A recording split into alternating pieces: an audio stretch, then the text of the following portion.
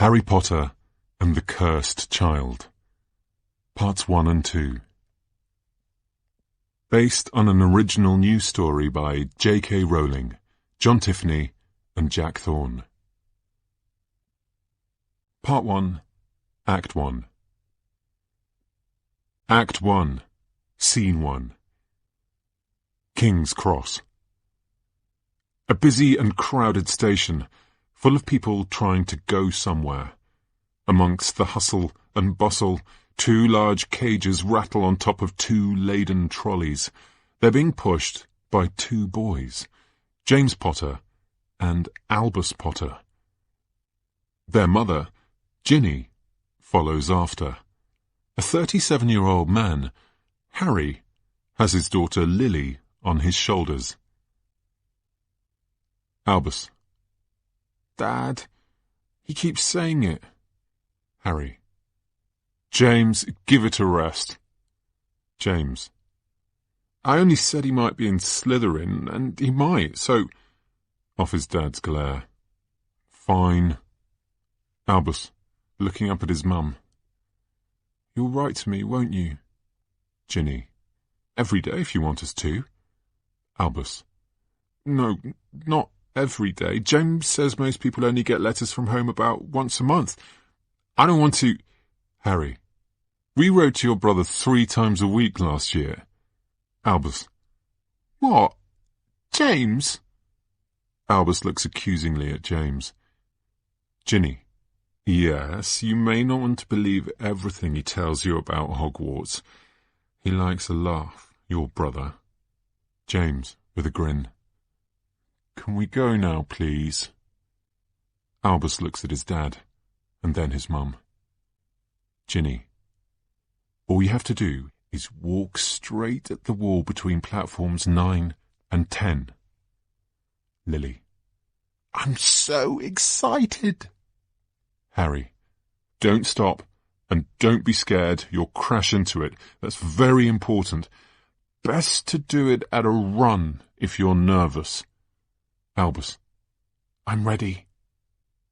Harry and Lily put their hands on Albus's trolley. Ginny joins James's trolley, and together, the family run hard into the barrier. Act 1, Scene 2. Platform 9 3/4, which is covered in thick white steam pouring from the Hogwarts Express, and which is also busy, but instead of people in sharp suits going about their day, it's now wizards and witches in robes, mostly trying to work out how to say goodbye to their beloved progeny. Albus. This is it. Lily. Wow. Albus. Platform 9 3/4. Lily. Where are they? Are they here? Maybe they didn't come. Harry points out Ron, Hermione, and their daughter Rose. Lily runs hard up to them. Uncle Ron! Uncle Ron! Ron turns towards them as Lily goes barreling up to him.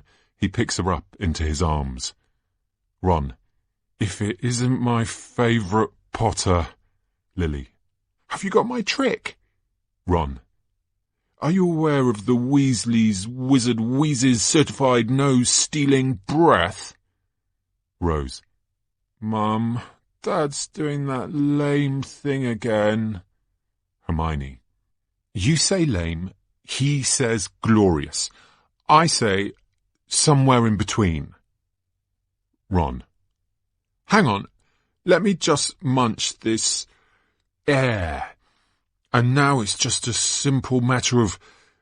Excuse me if I smell slightly of garlic. He breathes on her face. Lily giggles. Lily. You smell of porridge. Ron. Bing, bang, boing! Young lady, get ready to not being able to smell at all. He lifts her nose off. Lily. Where's my nose? Ron. Ta-da! His hand is empty. It's a lame trick. Everyone enjoys its lameness. Lily. You are silly. Albus. Everyone's staring at us again. Ron. Because of me. I'm extremely famous. My nose experiments are legendary. Hermione. They're certainly something. Harry. Parked all right then? Ron.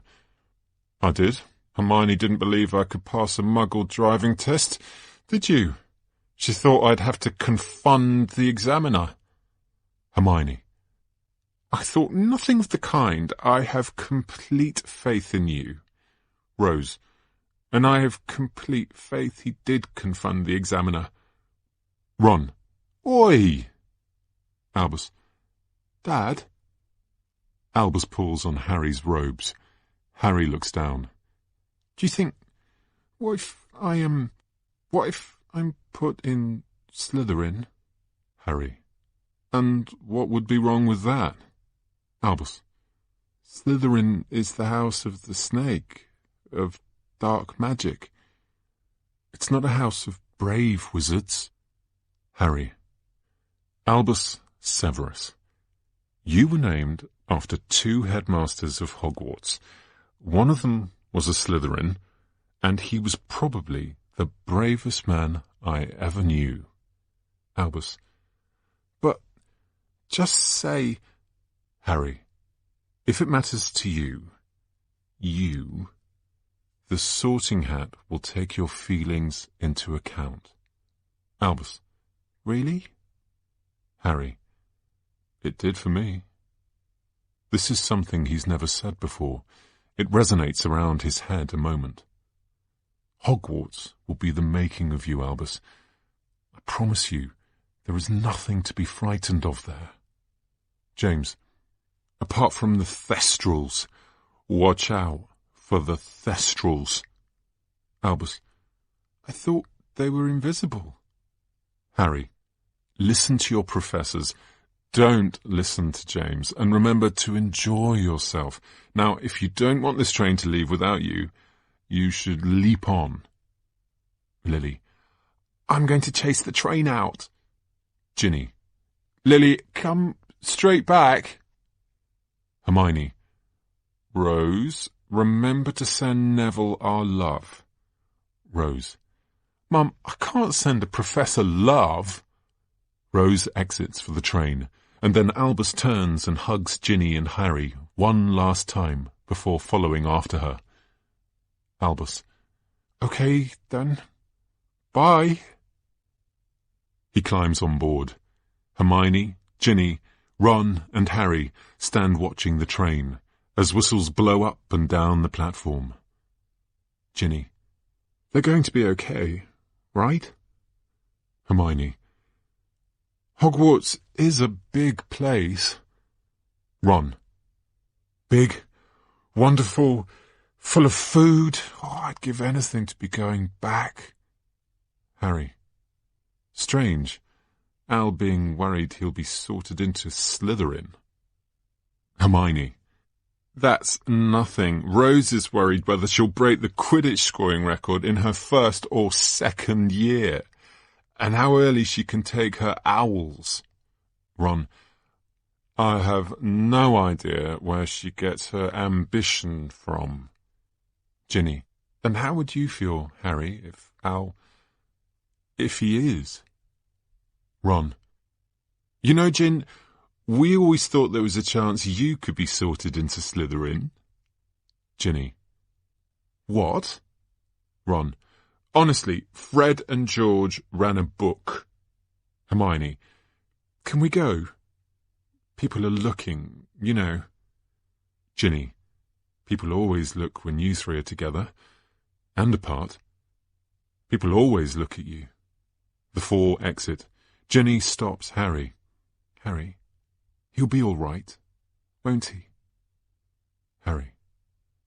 Of course he will. Act 1, Scene 3. The Hogwarts Express. Albus and Rose walk along the carriage of the train. The trolley witch approaches, pushing her trolley. Trolley witch. Anything from the trolley, dears? Pumpkin pasty? chocolate frog, cauldron cake. Rose, spotting Albus's loving look at the chocolate frogs. We need to concentrate. Albus, concentrate on what? Rose, on who we choose to be friends with. My mum and dad met your dad on their first Hogwarts Express, you know. Albus, so we need to choose now who to be friends with for life. That's quite scary. Rose, on the contrary, it's exciting. I'm a Granger Weasley. You're a Potter. Everyone will want to be friends with us. We've got the pick of anyone we want. Albus, so how do we decide which compartment to go in? Rose, we rate them all, and then we make a decision. Albus opens a compartment door to look in on a lonely blonde kid, Scorpius, in an otherwise empty compartment. Albus smiles. Scorpius smiles back. Albus, hi, is this compartment? Scorpius, it's free. It's just me. Albus, great. So we might just come in for a bit, if that's okay. Scorpius, that's okay. Hi. Albus, my name is Albus. Scorpius, hi, Scorpius. I'm Scorpius. You're Albus. I'm Scorpius. And you must be... Rose's face is growing colder by the minute. Rose. Scorpius. Hi, Rose. Would you like some of my fizzing whiz-bees? Rose. I've just had breakfast. Thanks. Scorpius. I've also got some chock, pepper imps, and some jelly slugs. Mum's idea, she says. Sings. Sweets, they always help you make friends. He realizes that singing was a mistake. Stupid idea, probably. Albus. I'll have some. Mum doesn't let me have sweets. Which one would you start with? Rose hits Albus, out of sight of Scorpius. Scorpius. Easy. I've always regarded the pepper imp as the king of the confectionery bag. They're peppermint sweets that make you smoke at the ears. Albus. Brilliant. Then that's what I'll... Rose hits him again. Rose, will you please stop hitting me? Rose. I'm not hitting you. Albus. You are hitting me, and it hurts. Scorpius's face falls. Scorpius. She's hitting you because of me. Albus. What? Scorpius. Listen, I know who you are, so it's probably only fair you know who I am. Albus. What do you mean, you know who I am? Scorpius. You're Albus Potter. She's Rose Granger Weasley, and I am Scorpius Malfoy. My parents are Astoria and Draco Malfoy. Our parents, they didn't get on. Rose. That's putting it mildly. Your mum and dad are Death Eaters. Scorpius, affronted. Dad was, but Mum wasn't. Rose looks away, and Scorpius knows why she does. I know what the rumour is, and it's a lie. Albus looks from an uncomfortable Rose to a desperate Scorpius. Albus. What is the rumour? Scorpius. The rumour is that my parents couldn't have children, that my father and my grandfather were so desperate for a powerful heir to prevent the end of the Malfoy line that they used a time-turner to send my mother back. Albus. To send her back where? Rose. The rumour is that he's Voldemort's son, Albus. A horrible, uncomfortable silence. It's probably rubbish. Look, you've got a nose. The tension is slightly broken. Scorpius laughs, pathetically grateful. Scorpius. And it's just like my father's. I got his nose, his hair, and his name. Not that that's a great thing either. I mean, father-son issues, I have them, but on the whole, I'd rather be a Malfoy than, the son of the Dark Lord. Scorpius and Albus look at each other, and something passes between them. Rose. Yes, well, we probably should sit somewhere else. Come on, Albus. Albus is thinking deeply. Albus. No. Off Rose's look. I'm okay. You go on. Rose. Albus. I won't wait. Albus. And I wouldn't expect you to. But I'm staying here. Rose looks at him a second, and then leaves the compartment. Rose. Fine. Scorpius and Albus are left, looking at each other, unsure. Scorpius. Thank you. Albus. No, I didn't stay for you. I stayed for your sweets. Scorpius. She's quite fierce. Albus. Yes. Sorry. Scorpius. No, I like it. Do you prefer Albus or Al? Scorpius grins and pops 2 sweets in his mouth. Albus thinks. Albus. Scorpius, as smoke comes out of his ears. Thank you for staying for my sweets, Albus. Albus, laughing. Wow. Act 1, Scene 4. Transition scene. And now we enter a never-world of time change, and this scene is all about magic. The changes are rapid as we leap between worlds. There are no individual scenes, but fragments, shards that show the constant progression of time.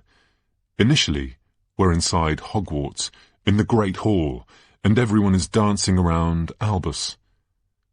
Polly Chapman. Albus Potter! Carl Jenkins. A Potter? In our year? Jan Fredericks. He's got his hair. He's got hair just like him. Rose. And he's my cousin. As they turn. Rose Granger Weasley. Nice to meet you. The Sorting Hat walks through the students, who spring into their houses.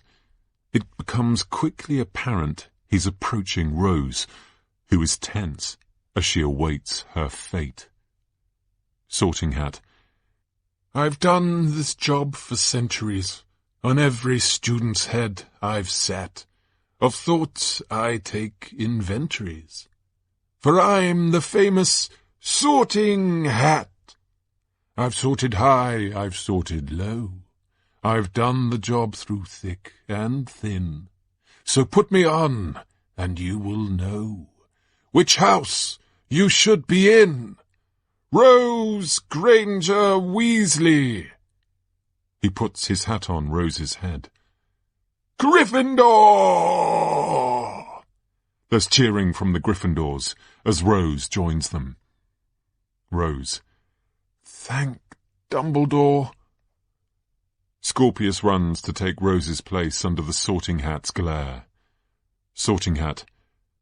Scorpius Malfoy.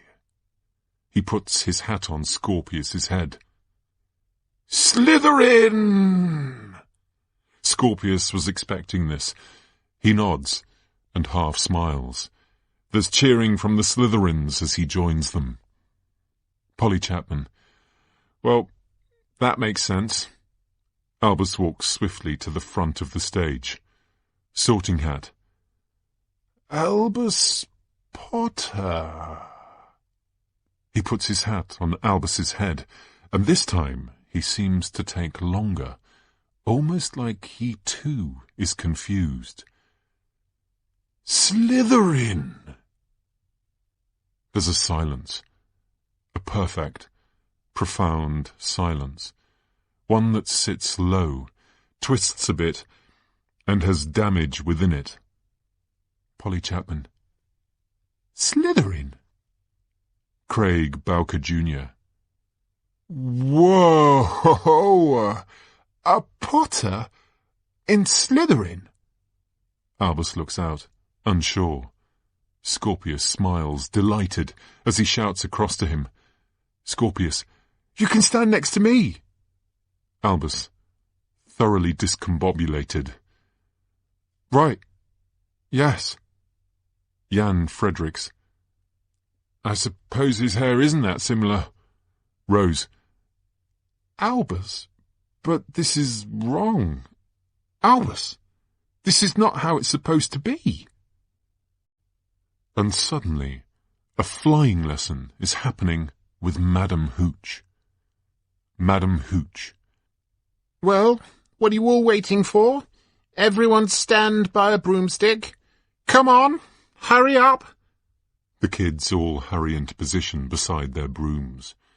Stick out your hands out over your broom and say up. Everyone. Up! Rose's and Jan's brooms sail into their hands. Rose and Jan. Yes! Madam Hooch. Come on now, I've no time for shirkers. Say up! Up, like you mean it.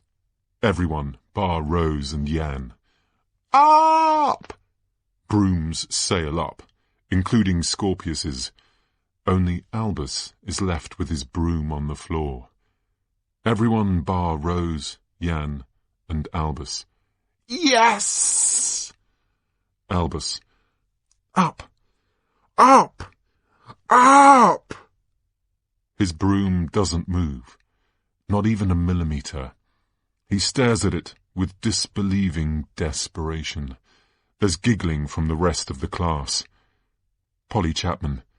Oh, Merlin's beard, how humiliating. He really isn't like his father at all, is he? Carl Jenkins. Albus Potter, the Slytherin squib. Madam Hooch. Okay, children, time to fly. And suddenly, Harry appears from nowhere, beside Albus, as steam expands all over the stage. We're back on platform 9 3/4, and time has ticked on, mercilessly. Albus is now a year older, as is Harry, but less noticeably. Albus. I'm just asking you, Dad, if you'll just stand a little away from me. Harry, amused. Second years don't like to be seen with their dads, is that it? An over-attentive wizard begins to circle them. Albus. No, it's just, you're you, and I'm me, and... Harry. It's just people looking, okay? People look, and they're looking at me, not you. The over-attentive wizard proffers something for Harry to sign. He signs it. Albus. At Harry Potter and his disappointing son. Harry. What does that mean? Albus. At Harry Potter and his Slytherin son. James rushes past them, carrying his bag. James. Slytherin, stop with your ditherin'. Time to get on to the train. Harry. Unnecessary, James. James. Long gone. See you at Christmas, Dad! Harry looks at Albus, concerned. Harry. Al? Albus. My name is Albus, not Al. Harry. Are the other kids being unkind? Is that it? Maybe if you tried making a few more friends. Without Hermione and Ron, I wouldn't have survived Hogwarts. I wouldn't have survived at all. Albus. But I don't need Ron and Hermione, I've got a friend, Scorpius, and I know you don't like him, but he's all I need. Harry, look, as long as you're happy, that's all that matters to me. Albus, you didn't need to bring me to the station, Dad. Albus picks up his case and makes hard away. Harry, but I wanted to be here. But Albus is gone. Draco Malfoy, his robes perfect, his blonde ponytail precisely placed, emerges from within the crowds to be beside Harry. Draco, I need a favor. Harry. Draco. Draco. These rumours about my son's parentage, they don't seem to be going away. The other Hogwarts students tease Scorpius about it relentlessly. If the Ministry could release a statement reaffirming that all time-turners were destroyed in the Battle of the Department of Mysteries, Harry, Draco, just let it blow over. They'll soon move on. Draco, my son is suffering and Astoria hasn't been well recently, so he needs all the support he can get. Harry, if you answer the gossip, you feed the gossip. There've been rumours Voldemort had a child for years. Scorpius is not the first to be accused. The Ministry, for your sake as well as ours, needs to steer well clear. Draco frowns, annoyed, as the stage clears and Rose and Albus stand ready with their cases. Albus, as soon as the train leaves, you don't have to talk to me. Rose, I know. We just need to keep the pretense up in front of the grown-ups. Scorpius runs on, with big hopes and an even bigger case. Scorpius, hopeful. Hi, Rose. Rose, definitive. Bye, Albus. Scorpius, still hopeful. She's melting. And suddenly we're in the Great Hall, and Professor McGonagall is standing at the front with a big smile on her face. Professor McGonagall. And I'm pleased to announce Gryffindor's newest member of the Quidditch team, our... She realizes she can't be partial. Your superb new chaser, Rose Granger Weasley. The hall erupts into cheers. Scorpius claps alongside them all. Albus. Are you clapping her too? We hate Quidditch, and she's playing for another house. Scorpius. She's your cousin, Albus. Albus. Do you think she'd clap for me? Scorpius. I think she's brilliant. The students circle Albus again, as suddenly a potions class begins. Polly Chapman. Albus Potter. An irrelevance. Even portraits turn the other way when he comes up the stairs. Albus hunches over a potion. Albus. And now we add... Is it Horn of Bicorn? Carl Jenkins. Leave him and Voldemort's child to it, I say. Albus. With just a little salamander blood? The potion explodes loudly. Scorpius. Okay, what's the counter-ingredient? What do we need to change? Albus. Everything.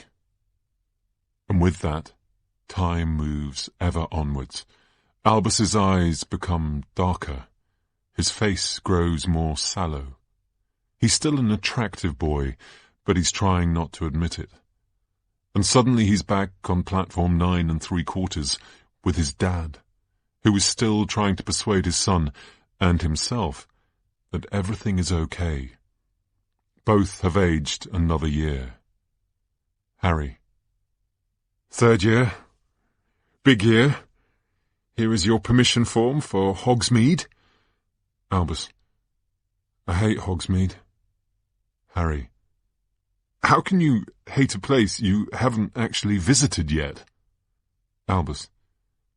Because I know it'll be full of Hogwarts students. Albus screws up the paper. Harry. Just give it a go, come on. This is your chance to go nuts in Honeydukes without your mum knowing. No, Albus, don't you dare. Albus, pointing his wand. Incendio! The ball of paper bursts into flame and ascends across the stage. Harry. Of all the stupid things! Albus. The ironic thing is, I didn't expect it to work. I'm terrible at that spell. Harry. Albus. I've been exchanging owls with Professor McGonagall.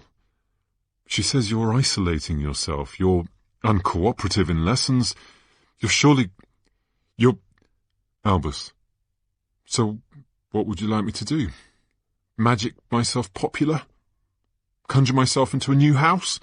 Transfigure myself into a better student? Just cast a spell, Dad, and change me into what you want me to be, okay? It'll work better for both of us. Got to go. Train to catch. Friend to find. Albus runs to Scorpius, who is sitting on his case, numb to the world. Delighted. Scorpius! Concerned. Scorpius? Are you okay? Scorpius says nothing. Albus tries to read his friend's eyes. Your mum. It's got worse. Scorpius. It's got the worst it can possibly get. Albus sits down beside Scorpius. Albus. I thought you'd send an owl. Scorpius. I couldn't work out what to say. Albus. And now I don't know what to say. Scorpius. Say nothing. Albus. Is there anything? Scorpius. Come to the funeral. Albus. Of course. Scorpius. And be my good friend.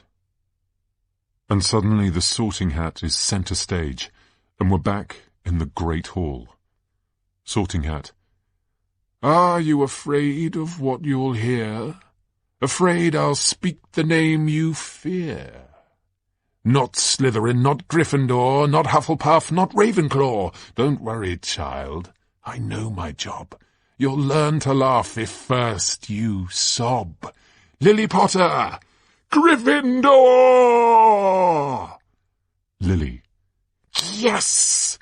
Albus. Great. Scorpius. Did you really think she'd come to us? Potters don't belong in Slytherin. Albus. This one does. As he tries to melt into the background, the other students laugh. He looks up at them all. I didn't choose. You know that. I didn't choose to be his son. Act 1, Scene 5. Ministry of Magic. Harry's office. Hermione sits with piles of paper in front of her in Harry's messy office. She is slowly sorting through it all. Harry enters in a rush. He is bleeding from a graze on his cheek.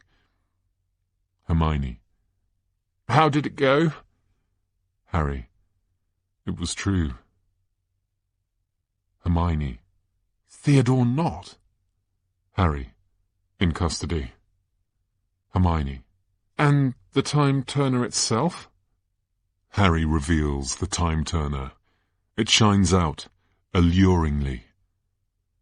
Is it genuine? Does it work? It's not just an hour reversal turner.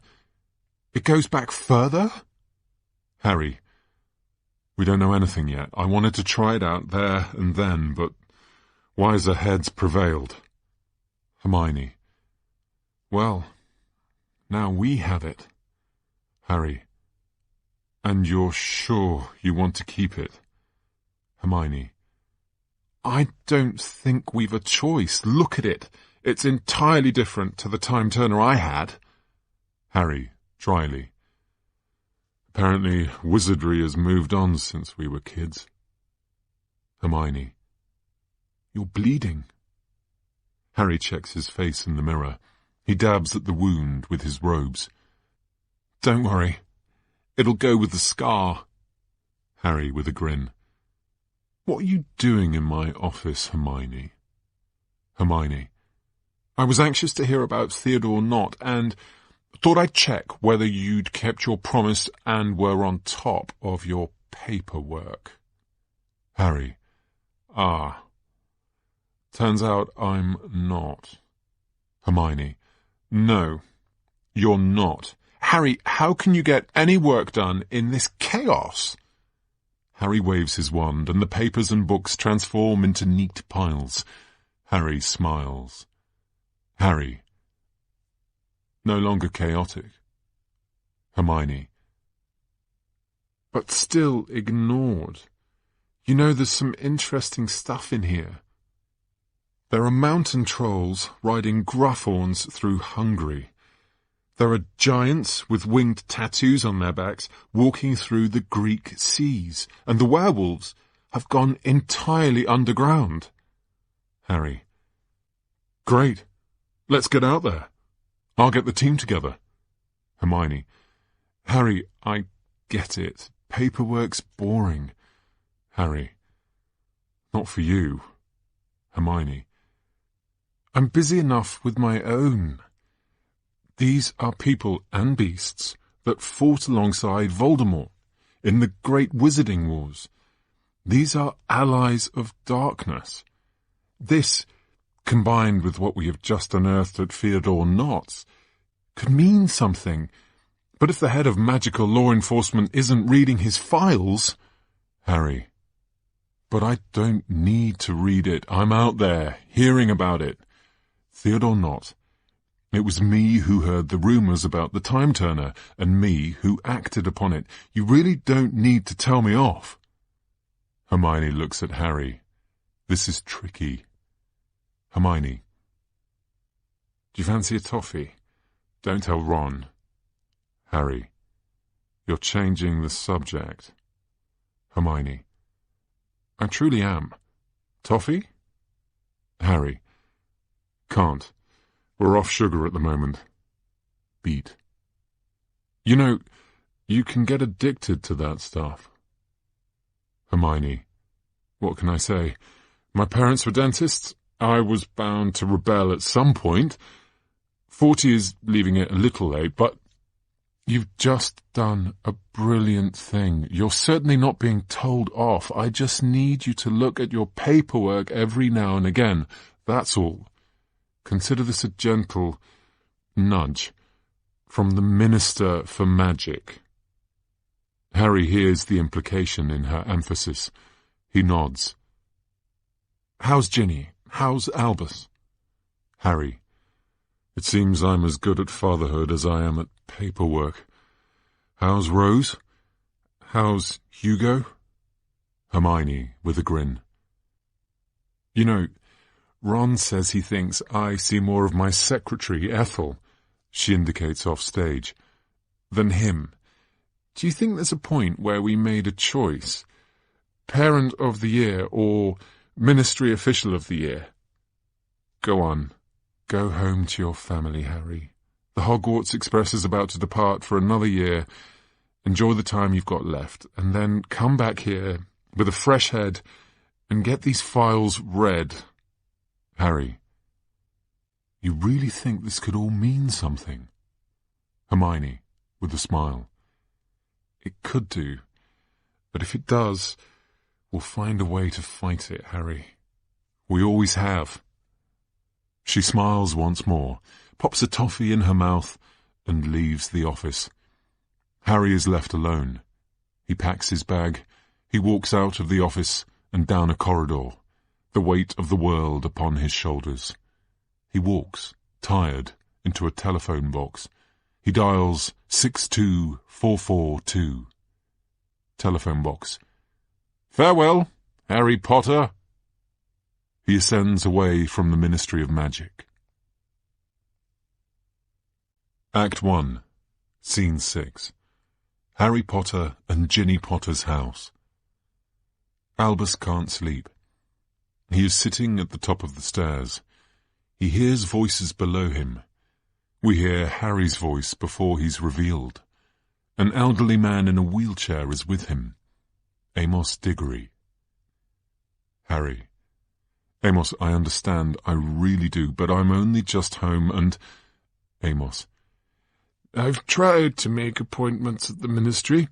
They say, Mr. Diggory, we have an appointment for you, let's see, in 2 months. I wait, very patiently. Harry. And coming to my house in the middle of the night, when my kids are just getting ready for their new year at school, it's not right. Amos. 2 months pass. I receive an owl. Mr. Diggory, I'm awfully sorry, but Mr. Potter is being called away on urgent business. We're going to have to shift things around a little. Are you available for an appointment in, let's see, 2 months' time? And then it repeats, again, and again. You're shutting me out. Harry.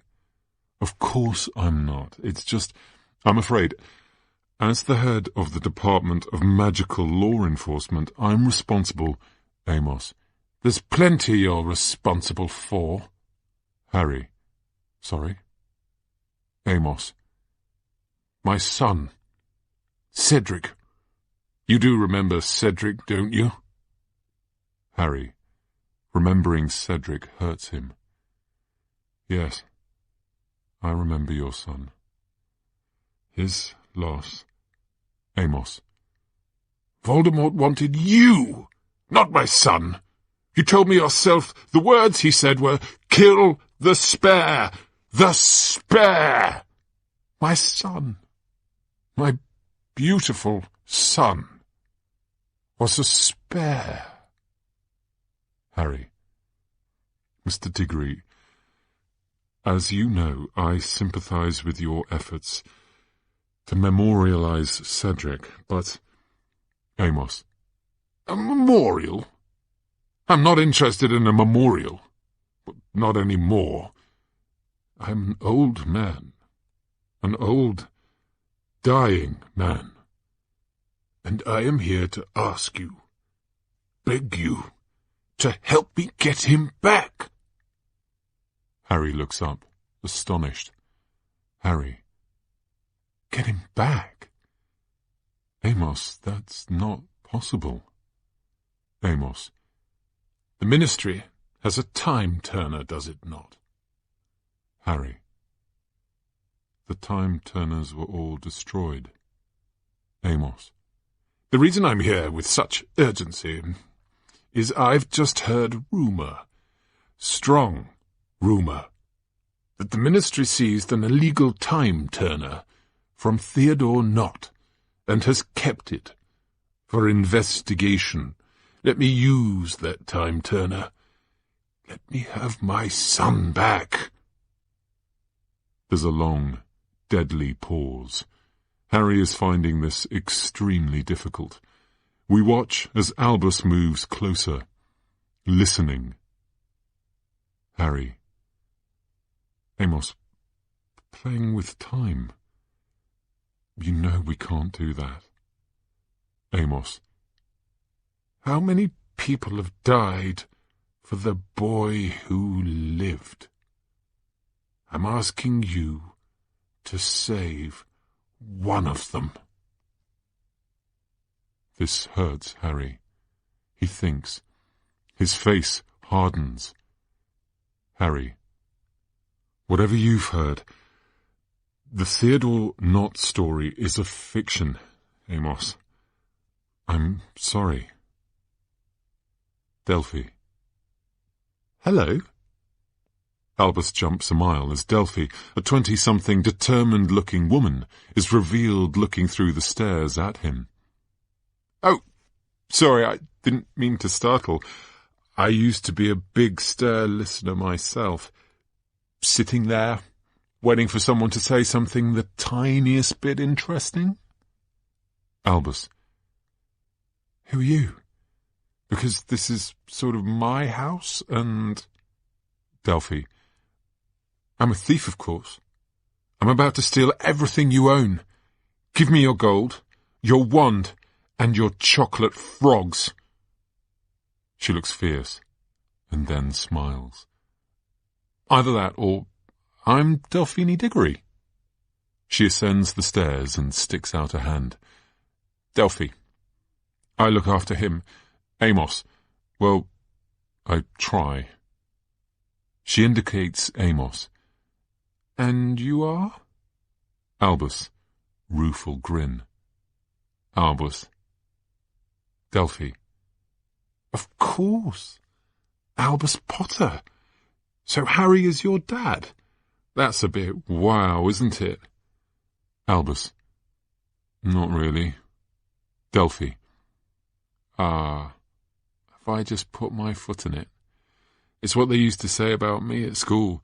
Delphine Diggory, there isn't a hole she couldn't dig herself into. Albus. They do all sorts with my name too.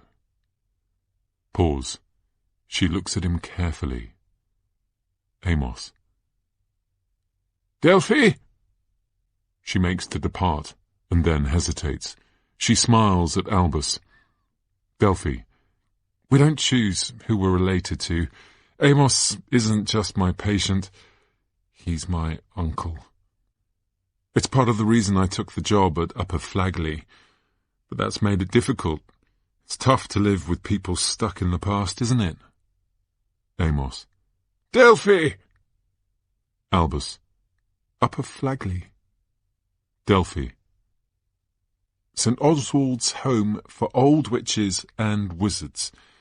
Come see us sometime if you like. Amos. Delphi! She smiles, and then trips as she travels down the stairs. She enters the room with Amos and Harry in it. Albus watches her. Delphi. Yes, Uncle? Amos. Meet the once great Harry Potter, now a stone-cold ministry man. I will leave you in peace, sir, if peace is the right word for it. Delphi, my chair. Delphi. Yes, Uncle. Amos is pushed out of the room. Harry is left, looking forlorn. Albus watches on, thinking, carefully. Act 1, Scene 7. Harry and Ginny Potter's house, Albus's room. Albus is sitting on the bed as the world goes on outside his door, still against the constant motion outside. We hear a roar from James, from off stage. Ginny. James, please ignore your hair and tidy that damn room. James. How can I ignore it? It's pink. I'm going to have to use my invisibility cloak. James appears at the door. He has pink hair. Ginny. That's not why your dad gave you that cloak. Lily. Who's seen my potions book? Ginny. Lily Potter, don't think you're wearing those to school tomorrow. Lily appears at Albus's door. She's wearing fairy wings that flutter. Lily. I love them. They're fluttery. She exits as Harry appears in Albus's doorway. He looks through. Harry. Hi. There's an awkward pause between them. Ginny appears in the doorway. She sees what's happening and stays a moment. Just delivering a pre-Hogwarts gift. Gifts. Ron sent this. Albus. Okay. A love potion? Okay. Harry. I think it's a joke about... I don't know what. Lily got farting gnomes, James got a comb that's made his hair turn a shade of pink. Ron... well, Ron's Ron, you know. Harry puts down Albus's love potion on his bed. I also... This is from me. He reveals a small blanket. Jenny looks at it.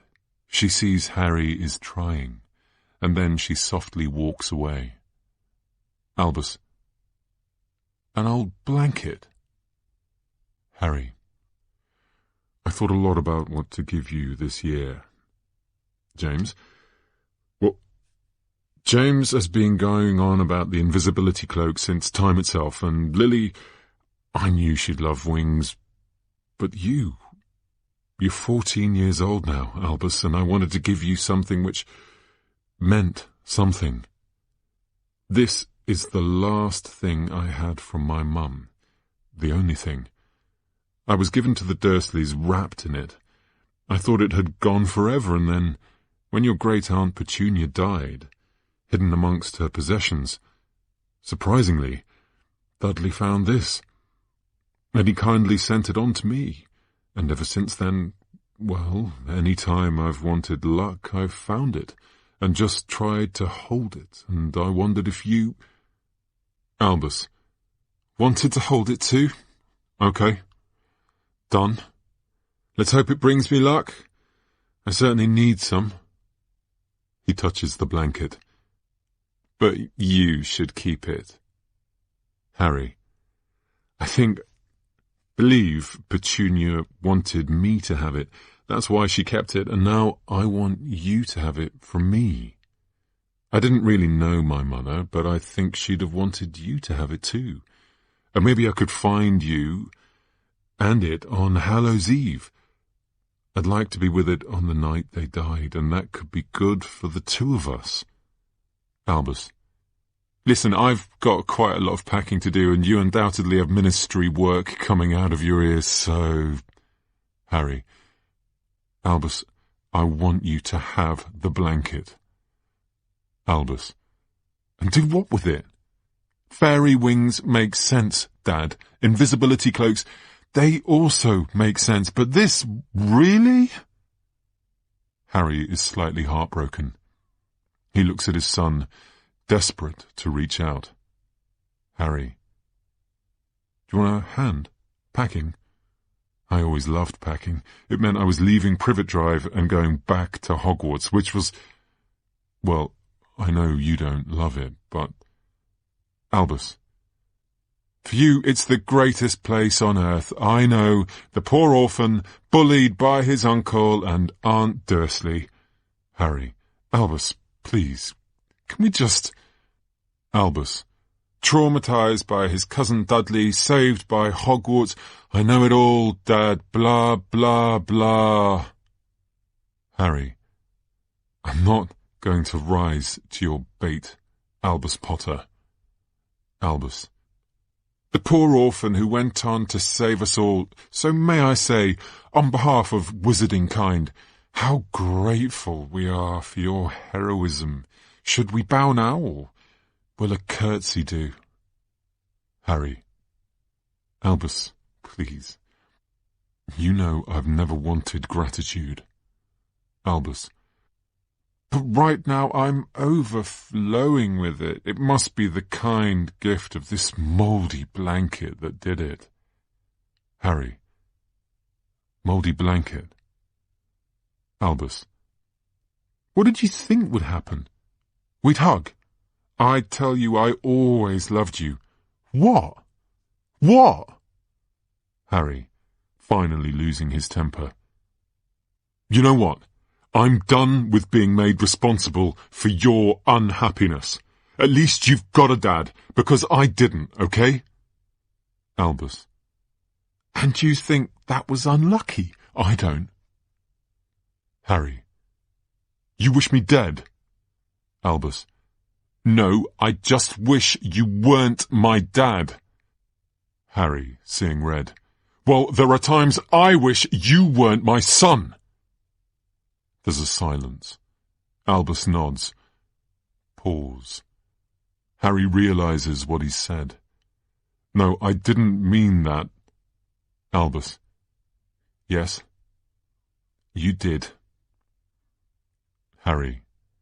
Albus, you just know how to get under my skin. Albus. You meant it, Dad. And, honestly, I don't blame you. There's a horrible pause. You should probably leave me alone now. Harry. Albus, please. Albus picks up the blanket and throws it. It collides with Ron's love potion, which spills all over the blanket and the bed, producing a small puff of smoke. Albus. No luck or love for me, then. Albus runs out of the room. Harry goes after him. Harry. Albus. Albus, please. Act 1, Scene 8. Dream. Hut on the rock. There's a large boom. Then there's a large crash. Dudley Dursley, Aunt Petunia, and Uncle Vernon are cowering behind a bed. Dudley Dursley. Mum, I don't like this. Aunt Petunia. I knew we made a mistake coming here. Vernon! Vernon! There's nowhere we can hide. Not even a lighthouse is far enough away. There's another large boom. Uncle Vernon. Hold on. Whatever it is, it's not coming in here. Aunt Petunia. We're cursed. He's cursed us. The boy has cursed us. Seeing young Harry. This is all your fault. Get back in your hole. Young Harry flinches as Uncle Vernon holds out his rifle. Uncle Vernon. Whoever's there, I should warn you. I'm armed. There's a massive smash, and the door falls off its hinges. Hagrid stands in the middle of the door. He looks at them all. Hagrid. Couldn't make us a cup of tea, could you? It's not been an easy journey. Dudley Dursley. Look at him. Uncle Vernon.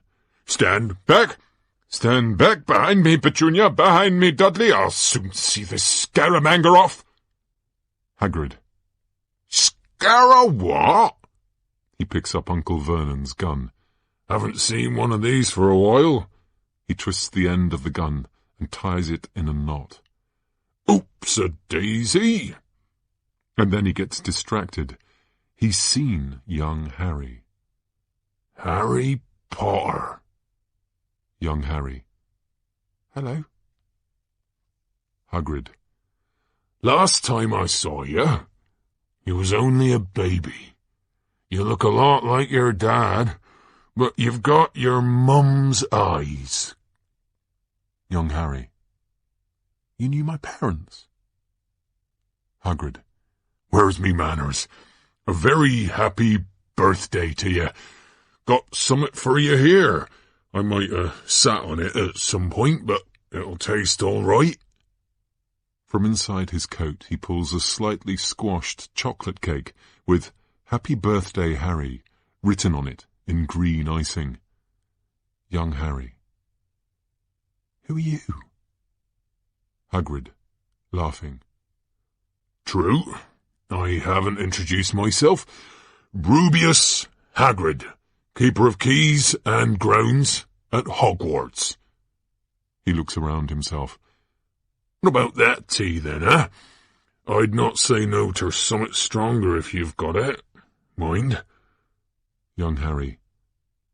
Hogwarts? Hagrid. Hogwarts. You know all about Hogwarts, of course. Young Harry. No. Sorry. Hagrid.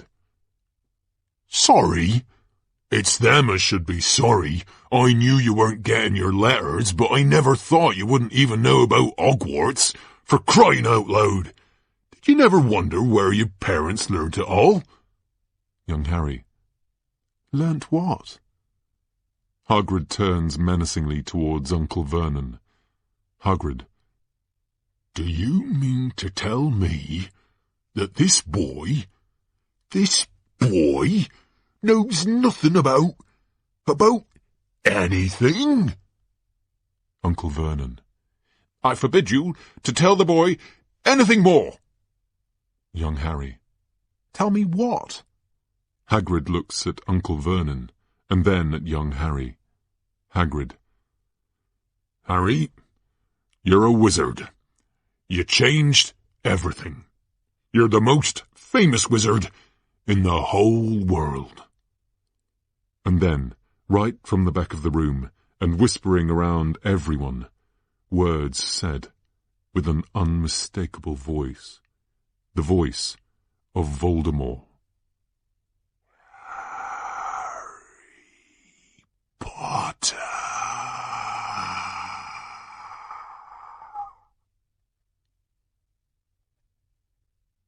Act 1, Scene 9.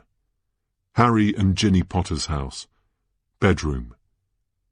Harry wakes suddenly, breathing deeply in the night. He waits a moment, calming himself, and then he feels intense pain in his forehead, in his scar. Around him, dark magic moves. Ginny. "Harry? Harry, it's fine. Go back to sleep." Ginny. "Lumos." The room is filled with light from her wand. Harry looks at her. "A nightmare?" Harry. "Yes." Ginny. "About what?" Harry. "The Dursleys. Well, it started there, then it became something else." Pause. Ginny looks at him, trying to work out where he is. Ginny. "Do you want a sleep draft?" Harry. "No, I'll be fine. Go back to sleep." Ginny. "You don't seem fine." Harry says nothing, seeing his agitation. "It can't have been easy with Amos Diggory." Harry.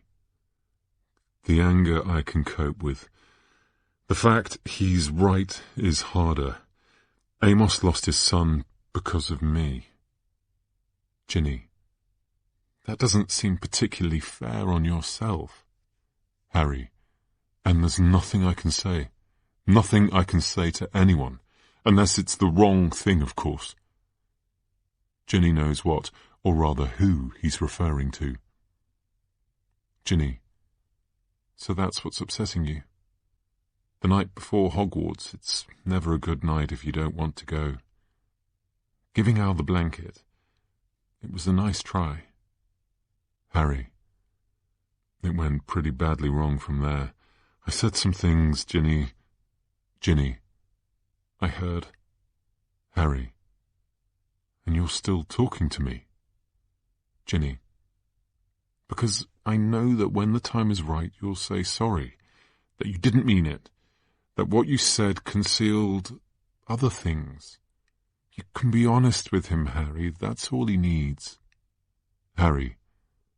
"I just wish he was more like James or Lily." Ginny, dryly. "Yeah, maybe don't be that honest." Harry. "No, I wouldn't change a thing about him. But I can understand them and—" Ginny. "Albus is different, and isn't that a good thing? And he can tell, you know, when you're putting on your Harry Potter front. He wants to see the real you." Harry. "The truth is a beautiful and terrible thing, and should therefore be treated with great caution." Ginny looks at him, surprised. "Dumbledore." Ginny. "Strange thing to say to a child." Harry. "Not when you believe that child will have to die to save the world."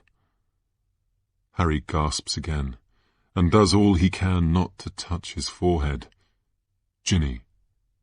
"Harry? What's wrong?" Harry.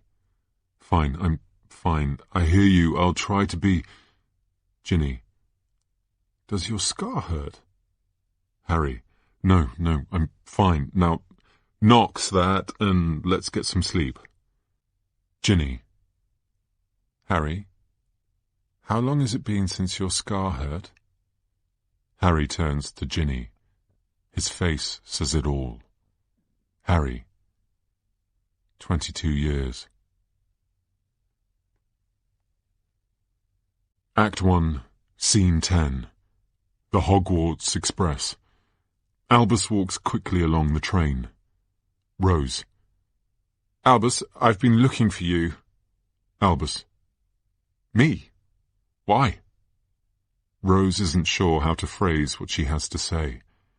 Rose. Albus, it's the start of the 4th year, and so the start of a new year for us. I want to be friends again. Albus. We never were friends. Rose. That's harsh. You were my best friend when I was 6. Albus. That was a long time ago. He makes to walk away. She pulls him into an empty compartment. Rose. Have you heard the rumours? Big ministry raid a few days ago. Your dad apparently was incredibly brave. Albus. How do you always know about these things and I don't? Rose. Apparently he, the wizard they raided, Theodore Knott, I think, had all sorts of artifacts that broke all sorts of laws, including, and this has got them all gooey, an illegal time turner, and quite a superior one at that. Albus looks at Rose, everything falling into place. Albus. A time turner? My dad found a time turner. Rose. Shh. Yes, I know. Great, right?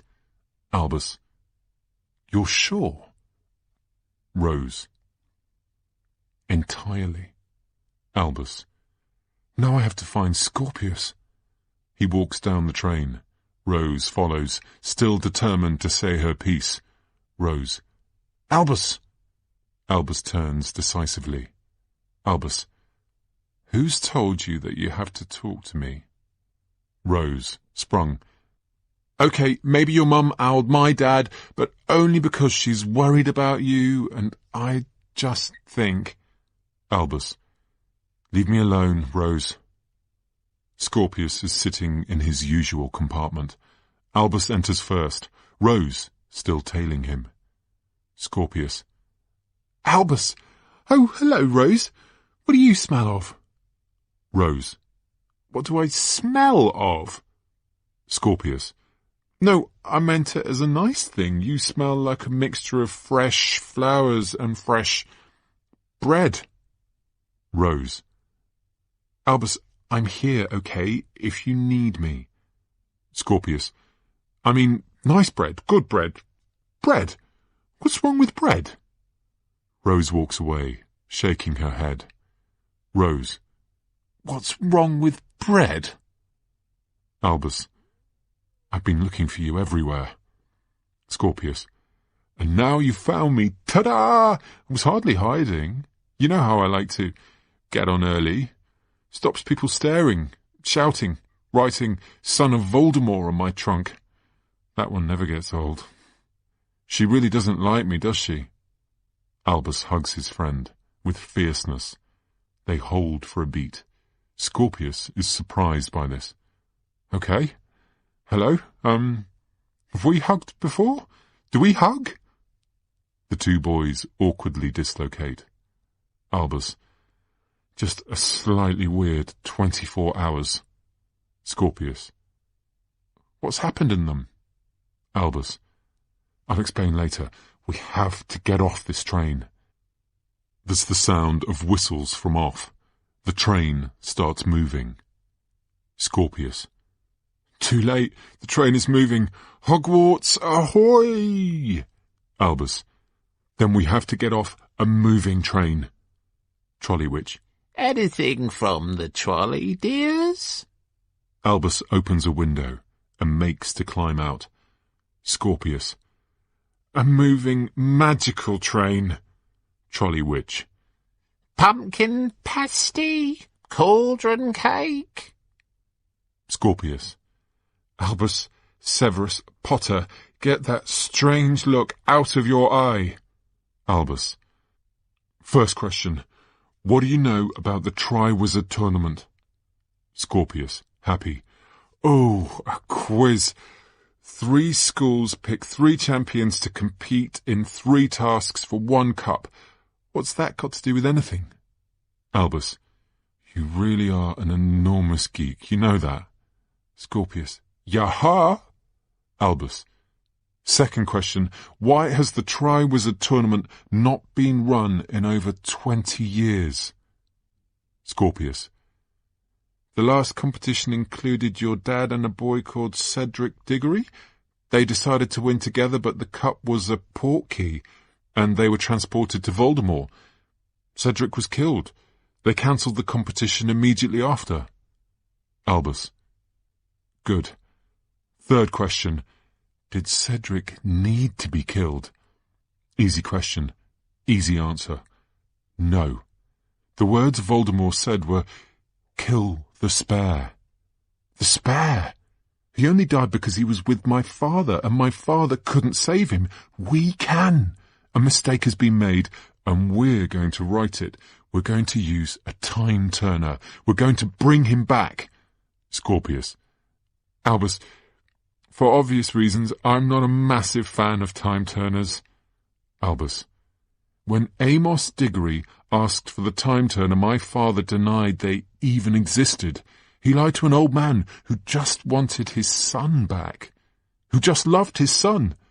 And he did it because he didn't care, because he doesn't care. Everyone talks about all the brave things Dad did, but he made some mistakes too. Some big mistakes, in fact. I want to set one of those mistakes right. I want us to save Cedric. Scorpius. Okay, whatever was holding your brain together seems to have snapped. Albus. I'm going to do this, Scorpius. I need to do this. And you know as well as I do, I'll entirely mess it up if you don't come with me. Come on. He grins, and then disappears ever up. Scorpius hesitates for a moment. He makes a face, and then hoists himself up, and disappears after Albus. Act 1, Scene 11. The Hogwarts Express, roof. The wind whistles from all angles, and it's a fierce wind at that. Scorpius. Okay, now we're on the roof of a train. It's fast, it's scary, this has been great, I feel like I've learnt a lot about me, something about you, but... Albus. As I calculate it, we should be approaching the viaduct soon, and then it'll be a short hike to St. Oswald's home for old witches and wizards. Scorpius. The what? The where? Look, I'm as excited as you are to be a rebel for the first time in my life. Yay! Train roof, fun. But now... Oh... Scorpius sees something he doesn't want to see. Albus. The water will be an extremely useful backup if our cushioning charm doesn't work. Scorpius. Albus, the trolley witch. Albus. You want a snack for the journey? Scorpius. No, Albus, the trolley witch is coming towards us. Albus. No, she can't be. We're on top of the train. Scorpius points Albus in the right direction, and now he can see the trolley witch, who approaches nonchalantly, pushing her trolley. Trolley witch. Anything from the trolley, dears? Pumpkin pasty, chocolate frog, cauldron cake? Albus. Oh... Trolley witch. People don't know much about me. They buy my cauldron cakes, but they never really notice me. I don't remember the last time someone asked my name. Albus. What is your name? Trolley witch. I've forgotten. All I can tell you is that when the Hogwarts Express first came to be, Otterline Gamble herself offered me this job. Scorpius. That's 190 years. You've been doing this job for 190 years. Trolley witch. These hands have made over 6 million pumpkin pasties. I've got quite good at them. But what people haven't noticed about my pumpkin pasties is how easily they transform into something else. She picks up a pumpkin pasty. She throws it like a grenade. It explodes. And you won't believe what I could do with my chocolate frogs. Never, never have I let anyone off this train before they reached their destination. Some have tried. Sirius Black and his cronies, Fred and George Weasley. All have failed because this train, it doesn't like people getting off it. The trolley witch's hands transfigure into very sharp spikes. She smiles. So please retake your seats for the remainder of the journey. Albus. You were right, Scorpius. This train is magical. Scorpius. At this precise moment in time, I take no pleasure in being right. Albus. But I was also right about the viaduct. That's water down there. Time to try the cushioning charm. Scorpius. Albus, this is a bad idea. Albus. Is it? He has a moment's hesitation. Then he realizes the time for hesitation has passed. Too late now. 3, 2, 1. Molière! He incants as he jumps. Scorpius. Albus! Albus! He looks down desperately after his friend. He looks at the approaching trolley witch, her hair wild, her spikes particularly spiky. Well, as fun as you clearly look, I have to go after my friend. He pinches his nose. He jumps after Albus, incanting as he goes. Molière! Act 1, Scene 12. Ministry of Magic, Grand Meeting Room. The stage is flooded with wizards and witches. They rattle and chatter like all true wizards and witches can. Amongst them, Ginny, Draco, and Ron. Above them, on stage, Hermione and Harry. Hermione. Order! Order! Do I have to conjure silence? She pulls silence from the crowd using her wand. Good. Welcome to this extraordinary general meeting. I'm so pleased so many of you could make it. The wizarding world has been living in peace now for many years. It's 22 years since we defeated Voldemort at the Battle of Hogwarts, and I'm delighted to say there is a new generation being brought up having known only the slightest conflict until now. Harry? Harry. Voldemort's allies have been showing movement for a few months now. We followed trolls making their way across Europe, giants starting to cross the seas, and the werewolves, well, I'm distressed to say we lost sight of them some weeks ago. We don't know where they're going, or who's encouraged them to move. We are aware they are moving, and we are concerned what it might mean. So we're asking, if anyone has seen anything, felt anything, if you could raise a wand.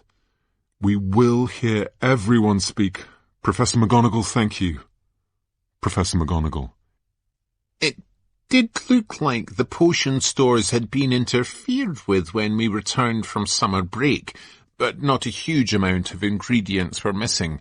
Some boomslang skin and lacewing flies. Nothing on the restricted register. We put it down to Peeves. Hermione. Thank you, Professor. We shall investigate. She looks around the room. Nobody else? Fine, and gravest of all, and this hasn't been the case since Voldemort, Harry's scar is hurting again. Draco. Voldemort is dead. Voldemort is gone. Hermione. Yes, Draco. Voldemort is dead, but these things all lead us to think that there is a possibility that Voldemort, or some trace of Voldemort, might be back. This gets a reaction. Harry. Now this is difficult, but we have to ask it to rule it out. Those of you with a dark mark, have you felt anything? Even a twinge? Draco. Back to being prejudiced against those with a dark mark, are we, Potter? Hermione. No, Draco. Harry is simply trying to... Draco. You know what this is about? Harry just wants his face back in the newspapers again. We've had rumours of Voldemort coming back from the Daily Prophet once a year, every year. Harry. None of those rumours came from me. Draco. Really? Doesn't your wife edit the Daily Prophet? Ginny steps towards him, outraged. Ginny. The sports pages? Hermione. Draco, Harry brought this matter to the attention of the Ministry, and I, as Minister for Magic... Draco. A vote you only won because you are his friend. Ron is held back by Ginny as he charges at Draco. Ron. Do you want a smack in the mouth? Draco. Face it, his celebrity impacts upon you all, and how better to get everyone whispering the Potter name again than with... He does an impression of Harry. My scar is hurting. My scar is hurting. And do you know what this all means? That the gossip mongers once again have an opportunity to defame my son with these ridiculous rumours about his parentage. Harry. Draco, no one is saying this has anything to do with Scorpius. Draco. Well, I, for one, think this meeting a sham, and I'm leaving. He walks out. Others start to disperse after him. Hermione. No, that's not the way. Come back. We need a strategy. Act 1, Scene 13. St. Oswald's home for old witches and wizards. This is chaos. This is magic. This is St. Oswald's home for old witches and wizards, and it is as wonderful as you might hope. Zimmer frames are conjured into life, knitting wool is enchanted into chaos, and male nurses are made to dance the tango. These are people relieved of the burden of having to do magic for a reason. Instead, these witches and wizards do magic for fun, and what fun they have. Albus and Scorpius enter, looking around themselves, amused, and, let's face it, slightly scared. Albus and Scorpius. Excuse me? Excuse me? Excuse me?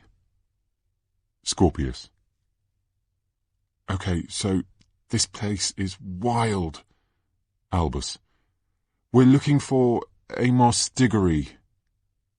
There is suddenly total silence. Everything is instantly still, and slightly depressed. Wool Woman. And what you boys want with that miserable old sod?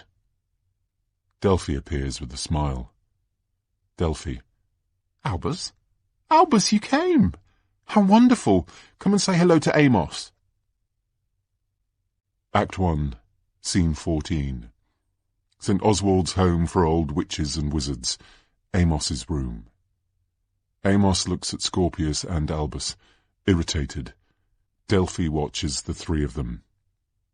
Amos. So let me get this straight. You overhear a conversation which was not meant for you to overhear. Then you decide, without prompting, in fact without leave, to interfere, and interfere hard, in someone else's business. Albus. My father lied to you. I know he did. They do have a time-turner. Amos. Of course they do. You can move along now. Albus. What? No, we're here to help. Amos. Help? What use could a pair of undersized teenagers be for me? Albus. My father proved you don't have to be grown up to change the wizarding world. Amos. So I should allow you to get involved because you're a Potter? Relying on your famous name, are you? Albus. No! Amos. A Potter who is in Slytherin House. Yes, I've read about you. And who brings a Malfoy with him to visit me. A Malfoy who may be a Voldemort. Who's to say you're not involved in dark magic? Albus. But... Amos. Your information was obvious, but the confirmation is useful. Your father did lie. Now leave, the pair of you, and stop wasting my time. Albus, with power and strength. No, you need to listen to me. You said it yourself. How much blood is on my father's hands? Let me help you change that. Let me help correct one of his mistakes. Trust me. Amos, his voice raised. Did you not hear me, boy? I see no reason to trust you. So go, now, before I make you leave. He raises his wand, ominously. Albus looks at the wand. He deflates. Amos has crushed him. Scorpius. Come on, mate, if there's one thing we're good at, it's knowing where we're not wanted. Albus is reluctant to leave. Scorpius pulls him by the arm. He turns and they walk away. Delphi. I can think of one reason why you should trust them, Uncle. They stop. They're the only ones volunteering to help. They're prepared to bravely put themselves at risk to return your son to your side.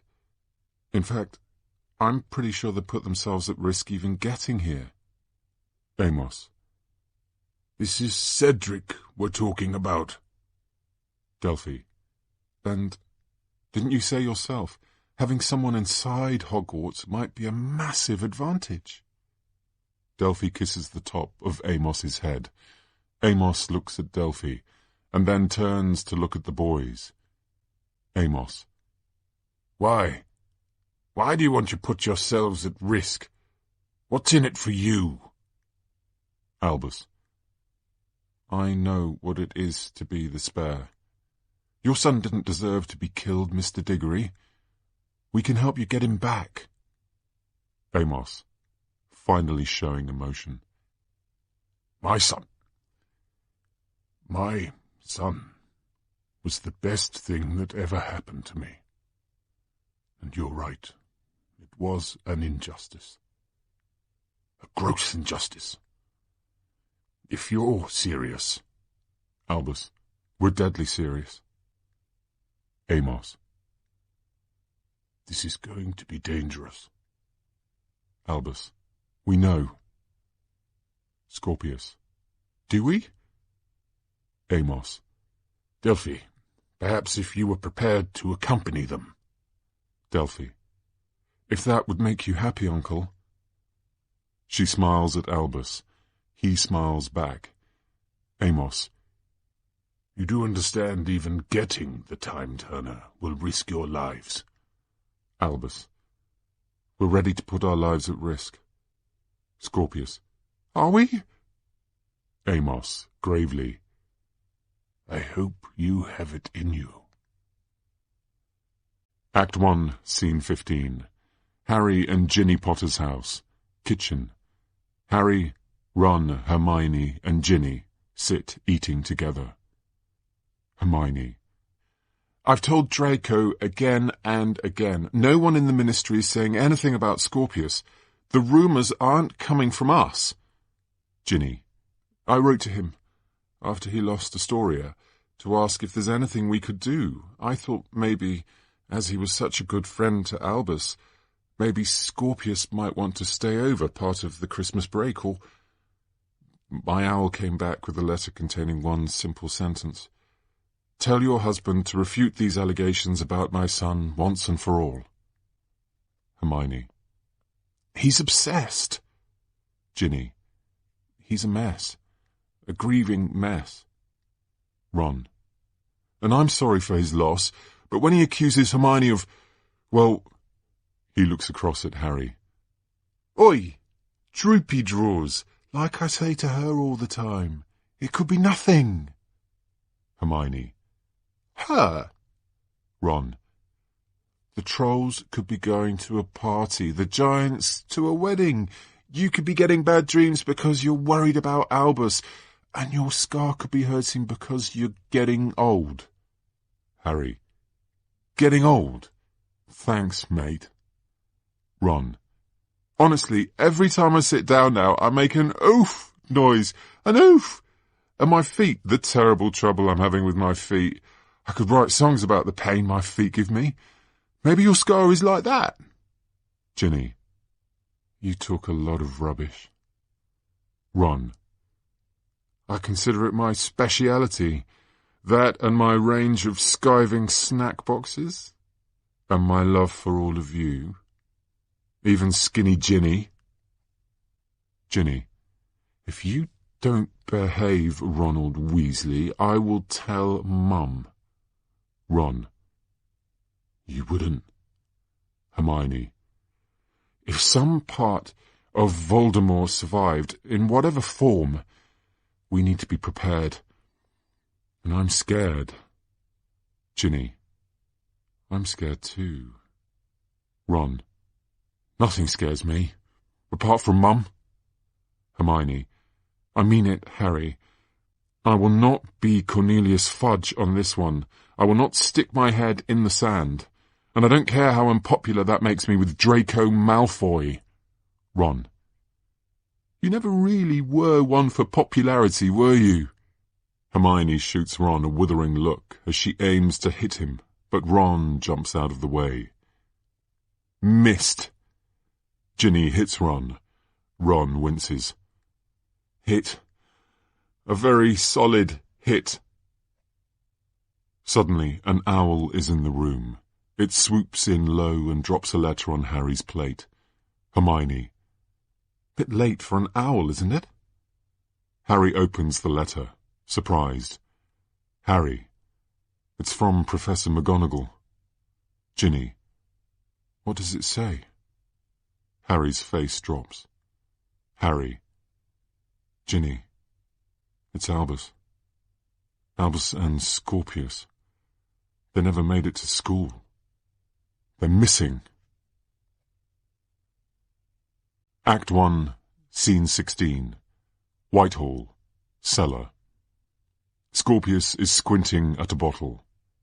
Scorpius. So we just take it? Albus. Scorpius, do I really need to explain to you, ubergeek and potions expert, what polyjuice does? Thanks to Delphi's brilliant preparation work, we're going to take this potion and be transformed.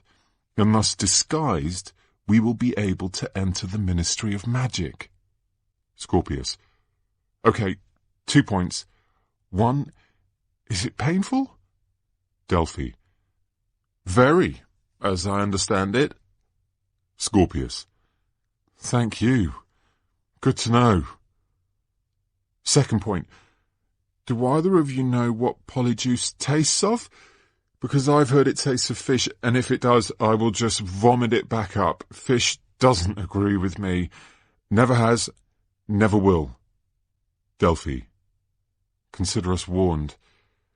She knocks back the potion. It doesn't taste of fish. She begins to transform. It's agonizing. Actually, it tastes quite pleasant. Yum! It is painful, but... She burps loudly. Take it back. She burps again and turns into Hermione. Slight, overpowering, fishy residue. Albus. Okay, that's... wow. Scorpius. Double wow. Delphi as Hermione. This really doesn't feel how I even sound like her. Triple wow. Albus. Right. Me next. Scorpius. No way, Jose. If we're doing this, we're doing it. He puts on a pair of familiar-looking glasses with a smile. Together. Albus. 3, 2, 1. They swallow. No, that's good. He's racked with pain. That's less good. They both start to transform, and it's agonizing. Albus turns into Ron, Scorpius into Harry. The two look at each other. There's a silence. Albus as Ron. This is going to be slightly weird, isn't it? Scorpius as Harry. Full of drama, he's really enjoying this. Go to your room. Go straight to your room. You've been an incredibly awful and bad son. Albus as Ron, with a laugh. Scorpius. Scorpius as Harry, tossing his cloak over his shoulder. It was your idea. I be him, and you be Ron. I just want to have a little fun before I... And then he burps loudly. Okay, so that's utterly horrible. Albus as Ron. You know, he hides it well, but Uncle Ron's got a bit of a gut growing. Delphi as Hermione. We should go, don't you think? They emerge onto the street. They enter a telephone box. They dial 62442. Telephone box. Welcome, Harry Potter. Welcome, Hermione Granger. Welcome, Ron Weasley. They smile as the telephone box disappears into the floor. Act 1, Scene 17. Ministry of Magic, Meeting Room. Harry, Hermione, Ginny and Draco pace around a small room. Draco. Have we searched thoroughly beside the tracks? Harry. My department have searched once and are searching again. Draco. And the trolley witch is not able to tell us anything useful? Hermione. The trolley witch is furious. She keeps talking about letting down Ottoline Gamble. She prides herself on her Hogwarts delivery record. Ginny. Have there been any instances of magic reported by the Muggles?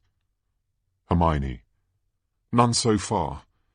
I've made the Muggle Prime Minister aware, and he is filing what is known as a misper. Sounds like a spell. It isn't. Draco. So now we're relying on Muggles to find our children? Have we told them about Harry's scar too? Hermione. We're merely asking the Muggles to help, and who knows how Harry's scar might be involved, but it's certainly a matter we're taking seriously. Our auras are currently investigating anyone involved in dark magic and... Draco. This is not Death Eater related. Hermione. I'm not sure I share your confidence. Draco. I'm not confident, I'm right. The sort of cretins pursuing dark magic now. My son is a Malfoy. They wouldn't dare. Harry. Unless there's something new out there. Something to... Ginny. I agree with Draco. If this is a kidnap, taking Albus I understand. Taking them both... Harry locks eyes with Ginny. It becomes clear what she wants him to say. Draco. And Scorpius is a follower, not a leader, despite everything I've tried to instill in him. So it's undoubtedly Albus who got him from that train. And my question is, where would he take him? Ginny. Harry, they've run away. You and I know it. Draco notices the couple staring at each other. Draco. Do you know it? What aren't you telling us? There's a silence. Whatever information you're concealing, I recommend you share it now. Harry. Albus and I had an argument. The day before last. Draco. And? Harry hesitates, and then makes brave eye contact with Draco. Harry. And I told him there were times when I wished he weren't my son.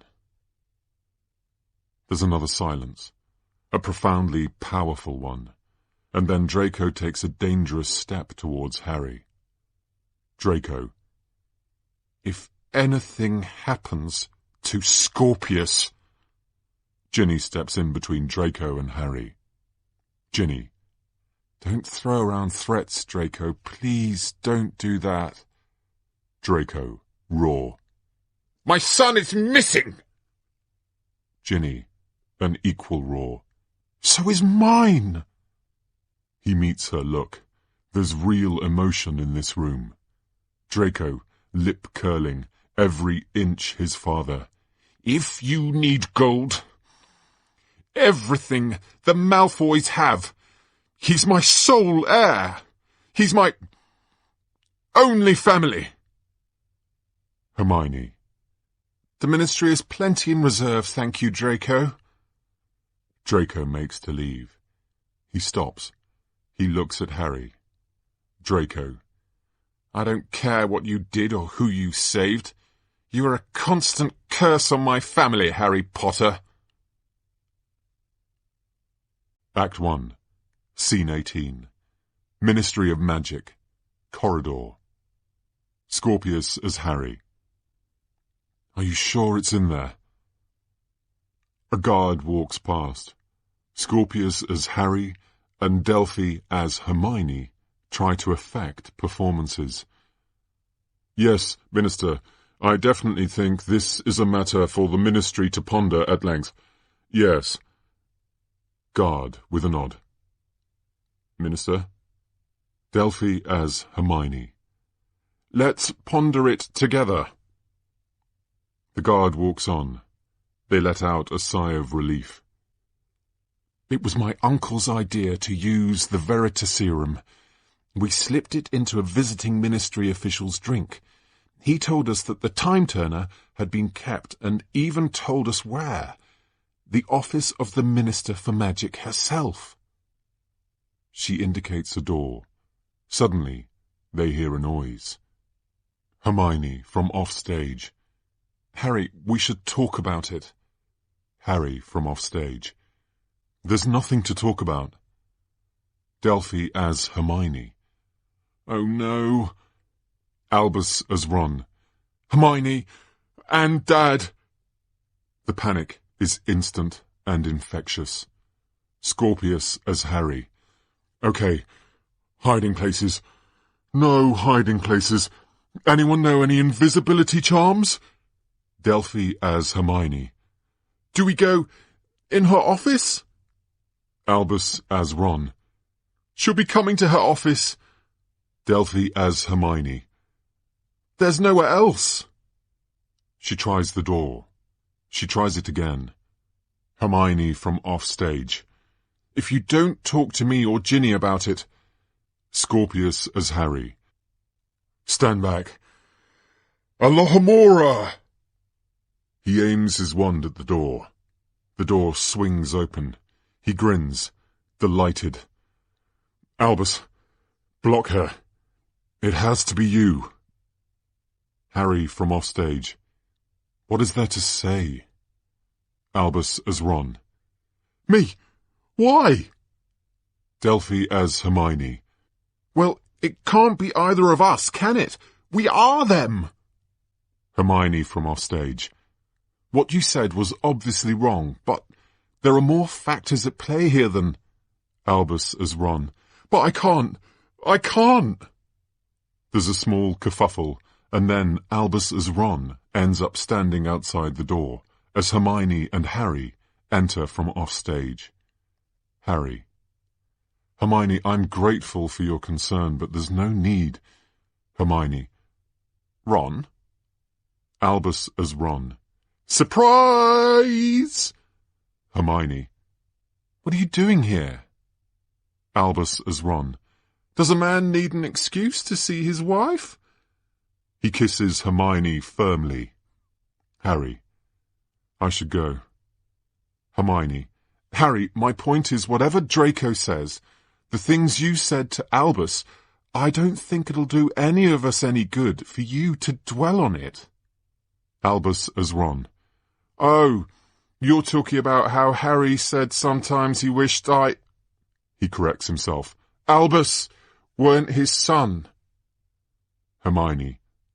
Ron. Albus as Ron. Better out than in, that's what I say. Hermione. He'll know. We all say stuff we don't mean. He knows that. Albus as Ron. But what if sometimes we say stuff we do mean? What then? Hermione. Ron, now is not the time, honestly. Albus as Ron. Of course it isn't. Bye, darling. Albus as Ron watches her go. Hopeful she'll walk past her office and away. But of course she doesn't.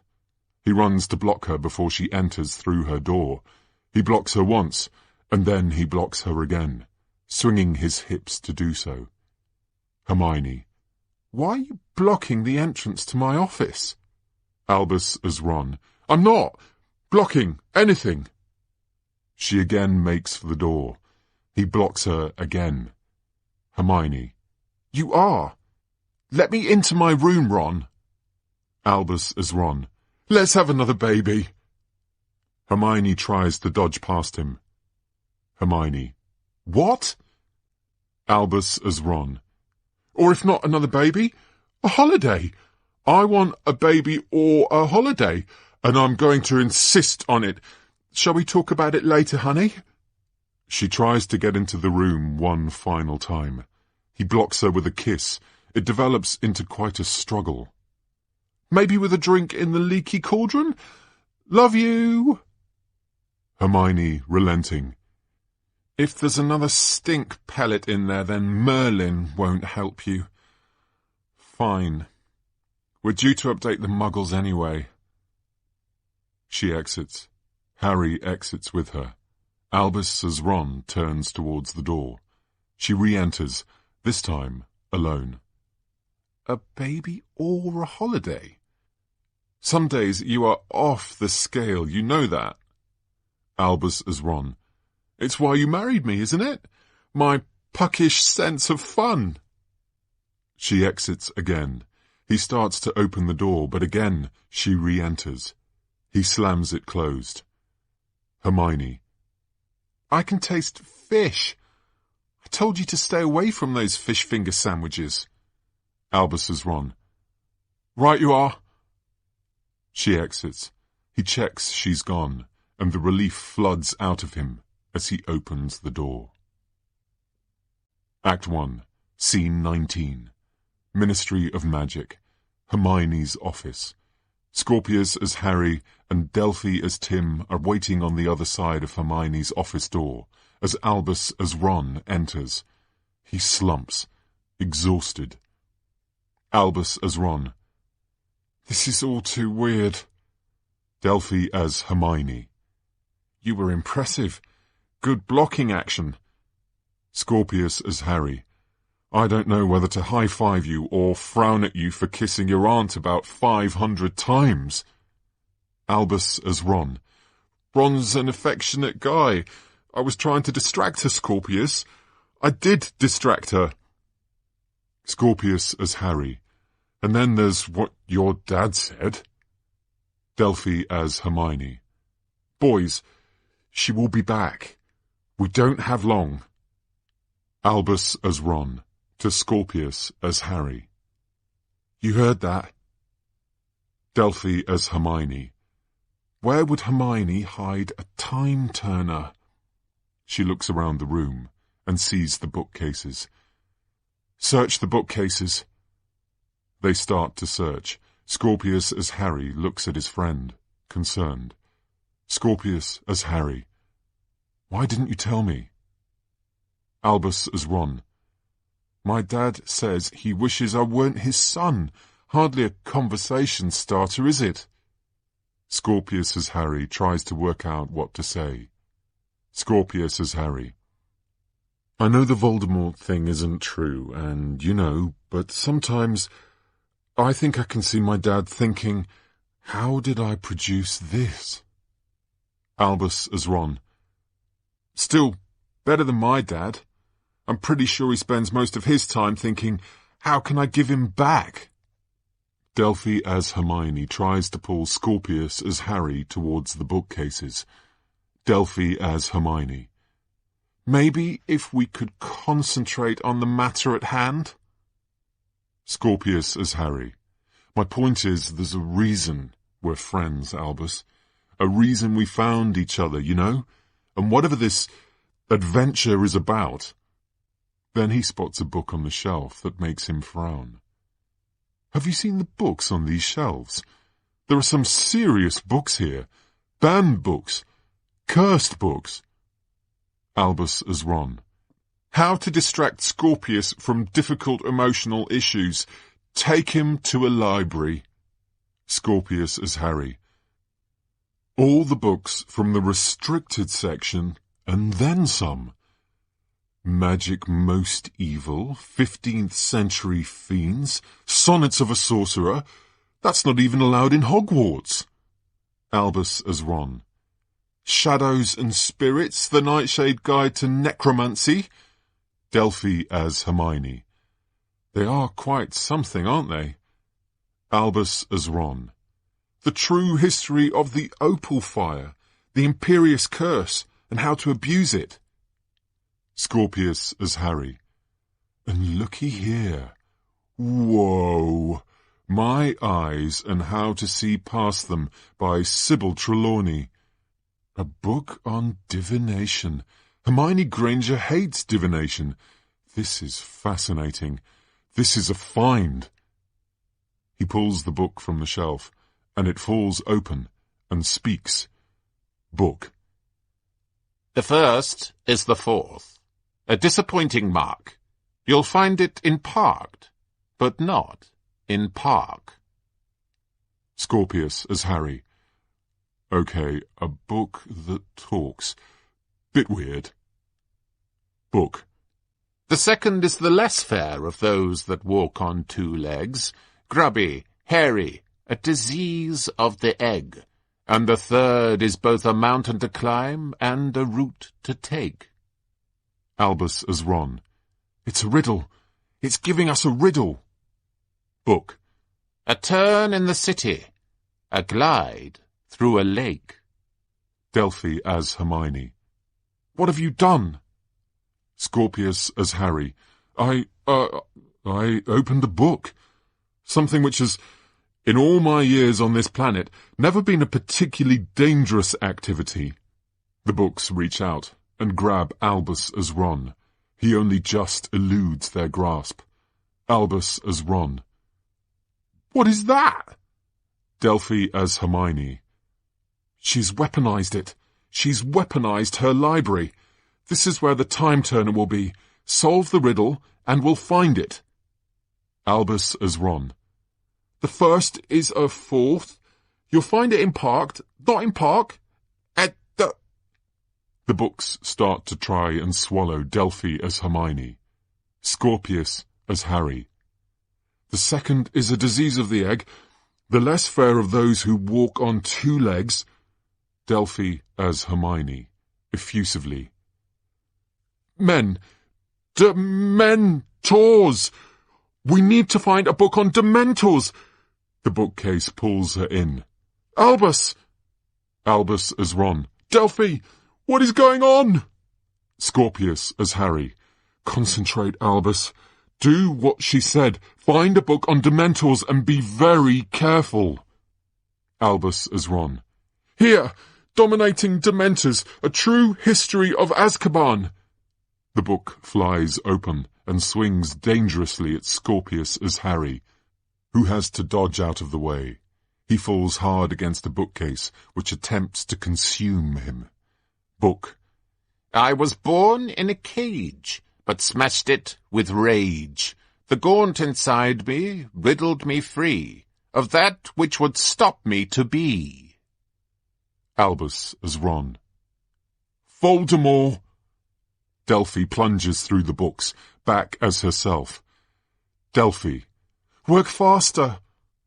She's pulled back in, screaming. Albus as Ron. Delphi! Delphi! He tries to grab her hand, but she's gone. Scorpius as Harry. She'd become herself again. Did you notice? Albus as Ron. No, because I was more worried about her being eaten by a bookcase. Find something, anything on him. He finds a book. The Heir of Slytherin. Do you think... He pulls the book from the shelf. It pulls back. Albus as Ron is consumed by the bookcase. Scorpius as Harry. Albus! Albus! But Albus as Ron is gone. Okay, not that. Voldemort, Voldemort, Voldemort. He scans the shelves. Marvolo, the truth. This must be... He pulls it open.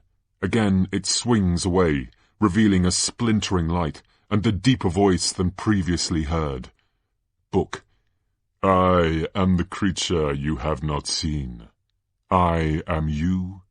I am me. The echo unforeseen. Sometimes in front, sometimes behind.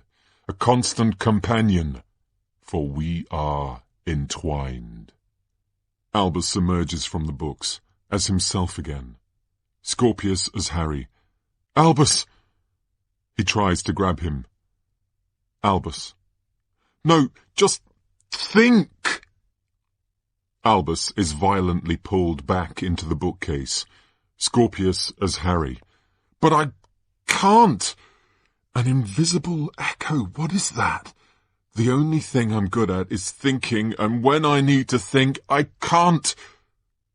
The books pull him inside them. He's powerless. This is terrifying. There's silence. Then bang!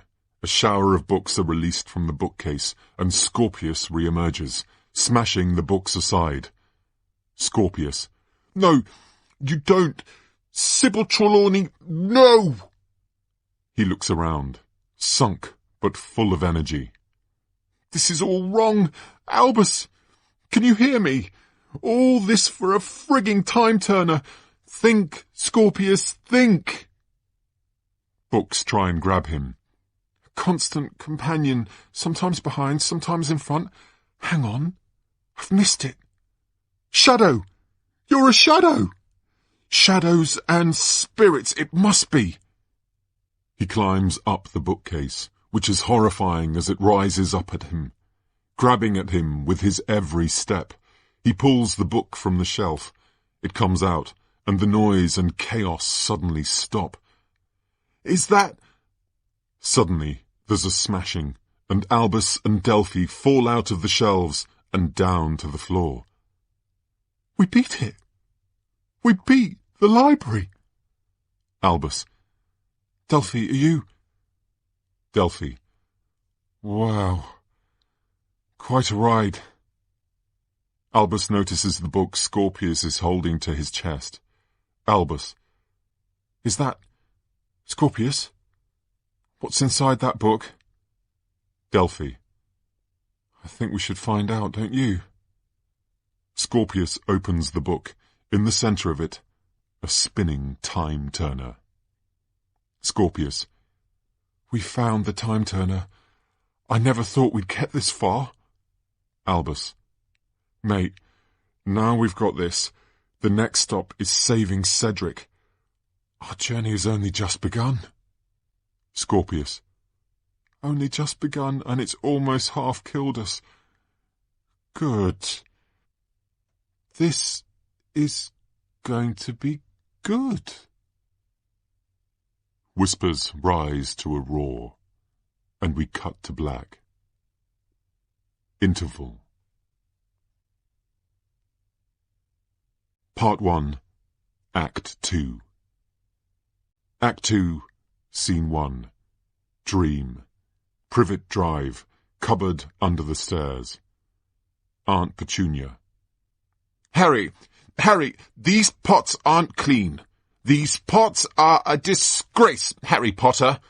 Wake up! Young Harry wakes to see Aunt Petunia bearing down on him. Young Harry. Aunt Petunia, what time is it? Aunt Petunia. Time enough. You know, when we agreed to take you in, we hoped we could improve you, build you, make you a decent human being. So I suppose it's only ourselves we've got to blame that you've turned out such a limp disappointment. Young Harry. I try. Aunt Petunia. Trying is not succeeding, though, is it? There are grease smears on the glasses. There are scuff marks on the pots. Now get up and go to the kitchen and get scrubbing. He gets out of bed. There's a wet smear down the back of his trousers. Oh, no. What have you done? You've wet the bed again. She pulls back the covers. This is very unacceptable. Young Harry. I'm sorry, I think I was having a nightmare. Aunt Petunia. You disgusting boy. Only animals wet themselves. Animals and disgusting little boys. Young Harry. It was about my mum and dad. I think I saw them. I think I saw them die. Aunt Petunia. And why would I have the slightest bit of interest in that? Young Harry. There was a man shouting, "Ad cava, ad something, acabra, ad," and the noise of a snake hissing. I could hear my mum scream. Aunt Petunia takes a moment to reset herself. Aunt Petunia. If you were really reliving their death, all you'd hear would be a screech of brakes and a horrific thud. Your parents died in a car accident. You know that. And don't think your mother had even time to scream. Lord spare you the details more than that. Now strip those sheets, get in the kitchen and get scrubbing. I don't want to have to tell you again. She exits with a bang, and young Harry is left holding the sheets. And the stage contorts and trees rise as the dream twists into something else entirely. Suddenly, Albus appears and stands looking at young Harry. And then, right from the back of the room, Parseltongue whispers around everyone. He's coming. He's coming.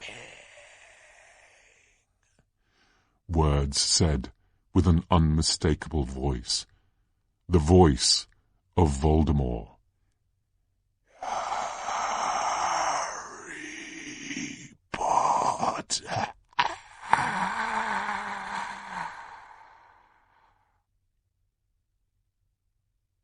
Act 2, Scene 2. Harry and Ginny Potter's house. Staircase. Harry wakes in the darkness, breathing deeply, his exhaustion palpable, his fear overwhelming. Harry. Lumos. Ginny enters, surprised by the light. Ginny. Okay. Harry. I was sleeping. Ginny. You were. Harry.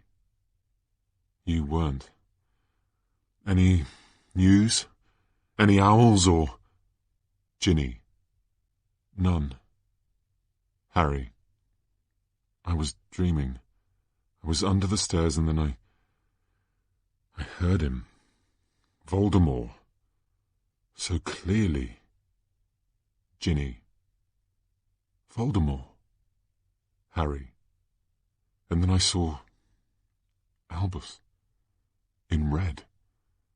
He was wearing Durmstrang robes. Ginny. Durmstrang robes. Harry thinks. Harry. Ginny, I think I know where he is. Act 2, Scene 3. Hogwarts Headmistress's office. Harry and Ginny stand in Professor McGonagall's office. Professor McGonagall. And we don't know where in the Forbidden Forest. Harry. I haven't had a dream like it for years, but Albus was there. I know he was. Ginny. We need to get searching as quickly as possible. Professor McGonagall. I can give you Professor Longbottom. His knowledge of plants might be useful, and... Suddenly there is a rumble in the chimney. Professor McGonagall looks at it concerned. Then Hermione tumbles out. Hermione. Is it true? Can I help? Professor McGonagall.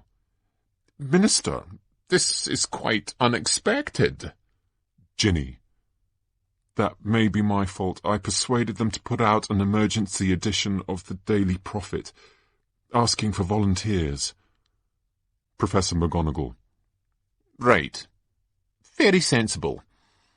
I expect there will be quite a few.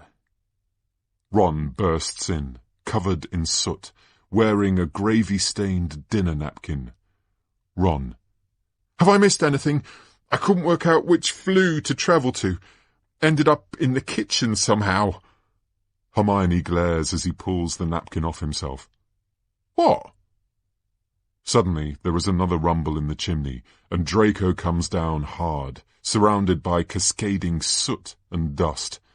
Everyone looks at him. Surprised, he stands and brushes the soot off himself. Draco. Sorry about your floor, Minerva. Professor McGonagall. I dare say it's my fault for owning a chimney. Harry. Quite a surprise to see you, Draco. I thought you didn't believe in my dreams. Draco. I don't, but I do trust your luck. Harry Potter is always where the action is at, and I need my son back with me, and safe. Ginny. Then let's get to the Forbidden Forest and find them both. Act 2, Scene 4. Edge of the Forbidden Forest. Albus and Delphi face each other, holding wands. Albus. Expelliarmus! Delphi's wand flies through the air. Delphi. You're getting it now. You're good at this. She takes a wand back from him, in a posh voice. You're a positively disarming young man. Albus. Expelliarmus! Her wand flies back again. Delphi. And we have a winner! The two high-five. Albus. I've never been good at spells. Scorpius appears at the back of the stage. He looks at his friend talking to a girl, and part of him likes it, and part of him doesn't. Delphi. I was rubbish, and then something clicked, and it will for you too. Not that I'm a super witch or anything, but I think you're becoming quite some wizard, Albus Potter. Albus. Then you should stick around. Teach me more. Delphi. Of course I'm sticking around. We're friends, aren't we? Albus. Yes. Yes, definitely friends. Definitely. Delphi. Great. Wizzo! Scorpius. What's Wizzo? Scorpius steps forward decisively. Albus. Crack the spell. I mean, it's pretty basic, but I cracked it. Scorpius, over-enthusiastic, trying to join in. And I find our way through to the school. Listen, are we sure this will work? Delphi. Yes. Albus. It's a brilliant plan. The secret to not getting Cedric killed is to stop him winning the Tri-Wizard tournament. If he doesn't win, he can't be killed. Scorpius. And I understand that, but... Albus. So we just need to mess up his chances supremely badly in task 1. The first task is getting a golden egg from a dragon. How did Cedric distract the dragon? Delphi puts her hand in the air. Albus grins and points at her. These two are getting on really well now. Delphi. By transfiguring a stone into a dog. Albus. Well, a little Expelliarmus, and he won't be able to do that. Scorpius isn't enjoying the Delphi-Albus double act. Scorpius. Okay, 2 points. First point, we're certain the dragon won't kill him. Delphi. It's always 2 points with him, isn't it? Of course it won't. This is Hogwarts. They won't let damage happen to any of the champions. Scorpius. Okay, second point, more significant point. We're going back without any knowledge of whether we can travel back afterwards, which is exciting. Maybe we should just try going back an hour, say, first, and then... Delphi. I'm sorry, Scorpius, we've no time to waste. Waiting here this close to the school is just too dangerous. I'm sure they'll be looking for you and... Albus. She's right. Delphi. Now, you're going to need to wear these. She pulls out 2 large paper bags. The boys pull out robes from them. Albus. But these are Durmstrang robes. Delphi. My uncle's idea. If you're in Hogwarts robes, people will expect to know who you are. But there are 2 other schools competing at the Triwizard Tournament, and if you're in Durmstrang robes, well, you can fade into the background, can't you? Albus. Good thinking. Hang on, where are your robes? Delphi. Albus, I'm flattered, but I don't think I can pretend to be a student, do you? I'll just keep in the background and pretend to be... Ooh, maybe I could pretend to be a dragon tamer. You're doing all the spell stuff anyway. Scorpius looks at her, and then at Albus. Scorpius. You shouldn't come. Delphi. What? Scorpius. You're right. We don't need you for the spell, and if you can't wear student robes, you're too big a risk. Sorry, Delphi. You shouldn't come. Delphi. But I have to. He's my cousin, Albus. Albus. I think he's right. I'm sorry. Delphi. What? Albus. We won't mess up. Delphi. But without me, you won't be able to work the time turner. Scorpius. You taught us how to use the time turner. Delphi is really upset. Delphi. No. I won't let you do this. Albus. You told your uncle to trust us. Now it's your turn. The school is close now. We should leave you here. Delphi looks at them both and takes a deep breath. She nods to herself and smiles. Delphi. Then go. But just know this. Today you get an opportunity few are given. Today you get to change history, to change time itself. But more than all that, today you get the chance to give an old man his son back. She smiles. She looks at Albus. She leans down and gently kisses him on both cheeks. She walks away into the woodland. Albus stares after her. Scorpius. She didn't kiss me. Did you notice? He looks at his friend. Are you okay, Albus? You look a little pale. And red. Pale and red at the same time. Albus. Let's do this. Act 2, Scene 5. The Forbidden Forest.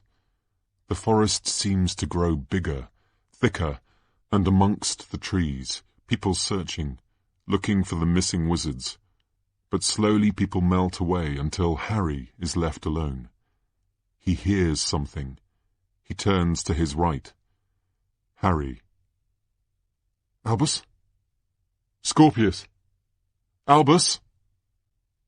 And then he hears the sound of hooves. Harry is startled. He looks around for where the noise is coming from. Suddenly, Bane steps forward into the light. He is a magnificent centaur. Bane. Harry Potter. Harry. Good. You still recognize me, Bane? Bane. You've grown older. Harry. I have? Bane. But not wiser, for you trespass on our land. I have always respected the Centaurs. We are not enemies. You fought bravely at the Battle of Hogwarts, and I fought beside you. Bane. I did my part, but for my herd and our honor, not for you. And after the battle, the forest was deemed Centaur land. And if you're on our land, without permission, then you are our enemy. Harry. My son is missing, Bane. I need help finding him. Bane. And he is here? In our forest? Harry. Yes. Bane. Then he is as stupid as you are. Harry. Can you help me, Bane? There's a pause. Bane looks down at Harry imperiously. Bane. I can only tell you what I know, but I tell you not for your benefit, but for the benefit of my herd. The Centaurs do not need another war. Harry. Neither do we. What do you know? Bane. I've seen your son, Harry Potter. Seen him in the movements of the stars. Harry. You've seen him in the stars? Bane. I can't tell you where he is. I can't tell you how you'll find him. Harry. But you've seen something. You've divined something. Bane. There is a black cloud around your son. A dangerous black cloud. Harry. Around Albus? Bane. A black cloud that may endanger us all. You'll find your son again, Harry Potter. But then you could lose him forever. He makes a sound like a horse's cry, and then makes hard away, leaving a bewildered Harry behind. Harry begins to search again, now with even more fervour. Harry. Albus! Albus! Act 2, Scene 6. Edge of the Forbidden Forest. Scorpius and Albus round a corner to be faced with a gap in the trees, a gap through which is visible a glorious light. Scorpius. And there it is. Albus. Hogwarts. Never seen this view of it before. Scorpius. Still get a tingle, don't you, when you see it? And revealed through the trees is Hogwarts, a splendid mass of bulbous buildings and towers. From the moment I first heard of it, I was desperate to go. I mean, Dad didn't much like it there, but even the way he described it. From the age of 10, I'd check the Daily Prophet first thing every morning, certain some sort of tragedy would have befallen it, certain I wouldn't get to go. Albus. And then you got there and it turned out to be terrible after all. Scorpius. Not for me. Albus looks at his friend, shocked. All I ever wanted to do was go to Hogwarts and have a mate to get up to mayhem with, just like Harry Potter. And I got his son. How crazily fortunate is that? Albus. But I'm nothing like my dad. Scorpius. You're better. You're my best friend, Albus. And this is mayhem to the nth degree, which is great. Thumbs up great.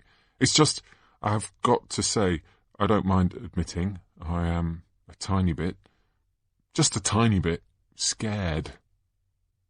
Albus looks at Scorpius and smiles. Albus. You're my best friend too. And don't worry, I have a good feeling about this.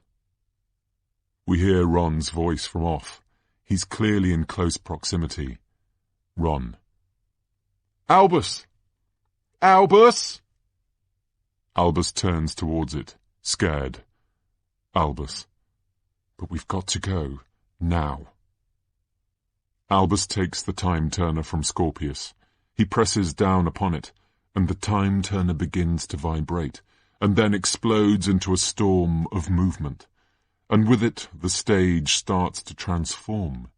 The two boys look at it, and there is a giant whoosh of light, a smash of noise, and time stops. And then it turns over, thinks a bit, and begins spooling backwards, slow at first, and then it speeds up. Act 2, Scene 7. Tri-Wizard Tournament, Edge of the Forbidden Forest, 1994. Suddenly, everything is a riot of noise, as a crowd consumes Albus and Scorpius. And suddenly, the greatest showman on earth, his words, not ours, is on stage, using sonorous to amplify his voice, and, well, he's having a ball. Ludo Bagman. Ladies and gentlemen, boys and girls, I give you the greatest, the fabulous, the one and the only Tri-Wizard Tournament! There's a loud cheer. If you're from Hogwarts, give me a cheer! There's a loud cheer. If you're from Durmstrang, give me a cheer! There's a loud cheer. And if you're from Beaubaton, give me a cheer!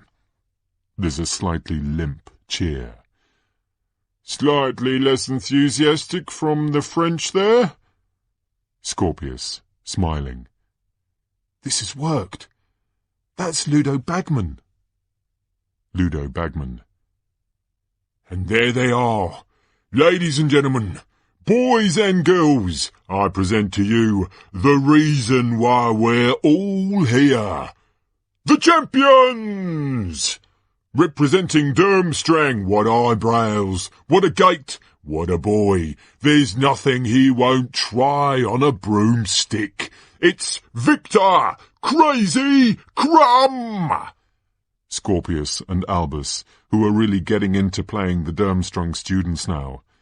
Go, go, Crazy Crumb! Go, go, Crazy Crumb! Ludo Bagman.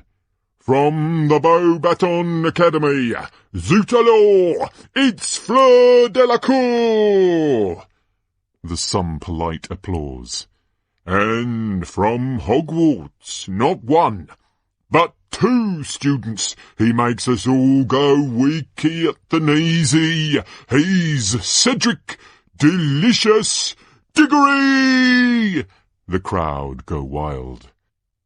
And then the other.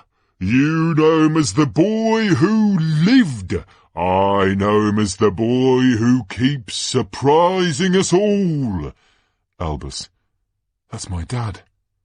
Ludo Bagman. Yes, it's Harry Plucky Potter! There's cheering, particularly from a nervous-looking girl at the edge of the crowd. This is young Hermione, played by the same actress as plays Rose. It is noticeable that the cheering for Harry is slightly less than that for Cedric. And now, silence please all. The first task. Retrieving a golden egg from a nest of, ladies and gentlemen, boys and girls, I give you dragons! And guiding the dragons, Charlie Weasley!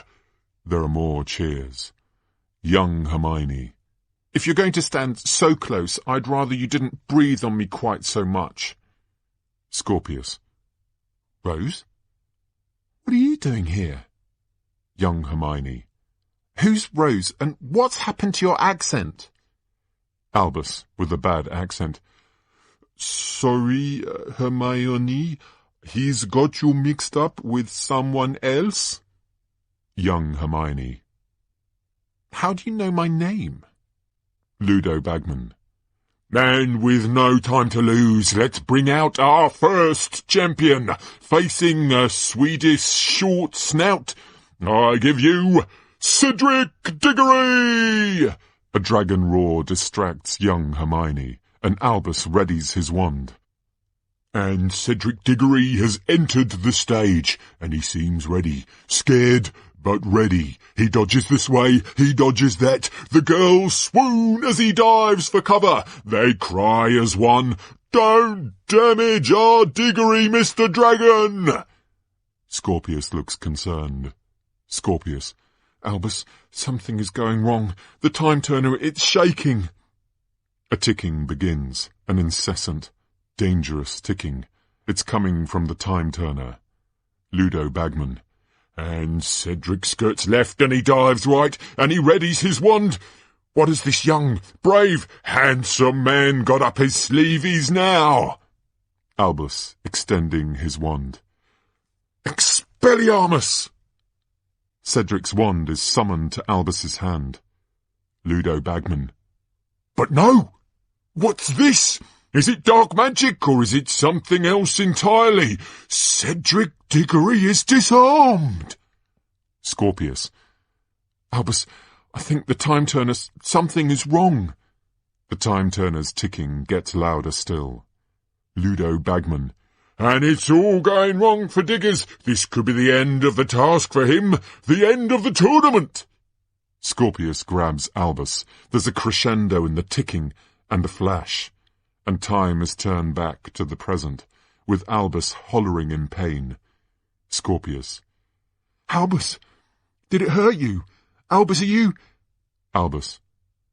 What happened? Scorpius. There must be some limit.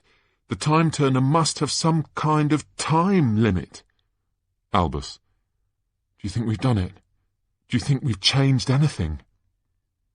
Suddenly, the stage is invaded from all sides by Harry, Ron, who now has a side parting and whose wardrobe choices have become rather more staid, Ginny and Draco. Scorpius looks at them all, and slips the time turner back into his pocket. Albus looks at them rather more blankly. He's in a lot of pain. Ron. I told you I saw them. Scorpius. I think we're about to find out. Albus. Hello, Dad. Is something wrong? Harry looks at his son disbelievingly. Harry. Yes, you could say that. Albus collapses onto the floor. Harry and Ginny rush to help. Act 2, Scene 8. Hogwarts Hospital Wing. Albus is asleep in a hospital bed. Harry sits, troubled, beside him. Above them is a picture of a concerned, kindly man. Harry rubs his eyes, stands and walks around the room, stretching his back. And then he meets eyes with the painting, which looks startled to be spotted, and Harry looks startled back. Harry. Professor Dumbledore. Dumbledore. Good evening, Harry. Harry. I've missed you. Whenever I've dropped in on the headmistress lately, your frame's been empty. Dumbledore. Ah, well, I do like to pop into my other portraits now and then. He looks at Albus. Will he be all right? Harry. He's been out for 24 hours, mostly in order so Madame Pomfrey could reset his arm. She said it was the strangest thing. It's like it was broken 20 years ago and allowed to set in the most contrary of directions. She says he'll be fine. Dumbledore. A difficult thing, I imagine, to watch your child in pain. Harry looks up at Dumbledore, and then down at Albus. Harry. I've never asked how you felt about me naming him after you, have I? Dumbledore. Candidly, Harry, it seemed a great weight to place upon the poor boy. Harry. I need your help. I need your advice. Bane says Albus is in danger. How do I protect my son, Dumbledore? Dumbledore. You ask me, of all people, how to protect a boy in terrible danger. We cannot protect the young from harm. Pain must and will come. Harry. So I'm supposed to stand and watch? Dumbledore. No. You're supposed to teach him how to meet life. Harry. How? He won't listen. Dumbledore. Perhaps he's waiting for you to see him clearly. Harry frowns as he tries to digest this, with sensitivity.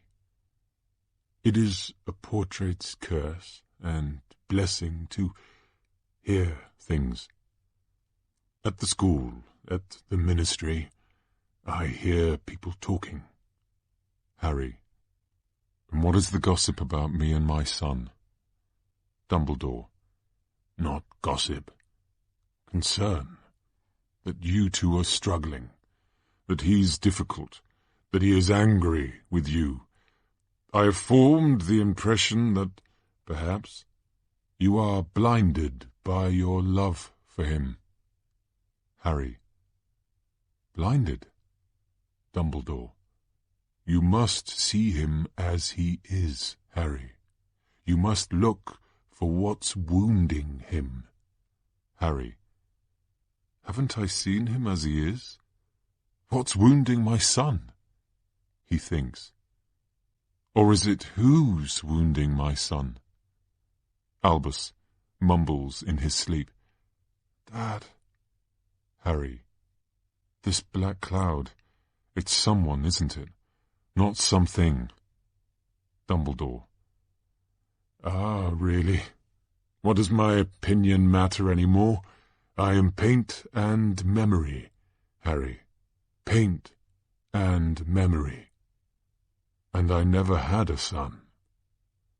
Harry. But I need your advice. Albus.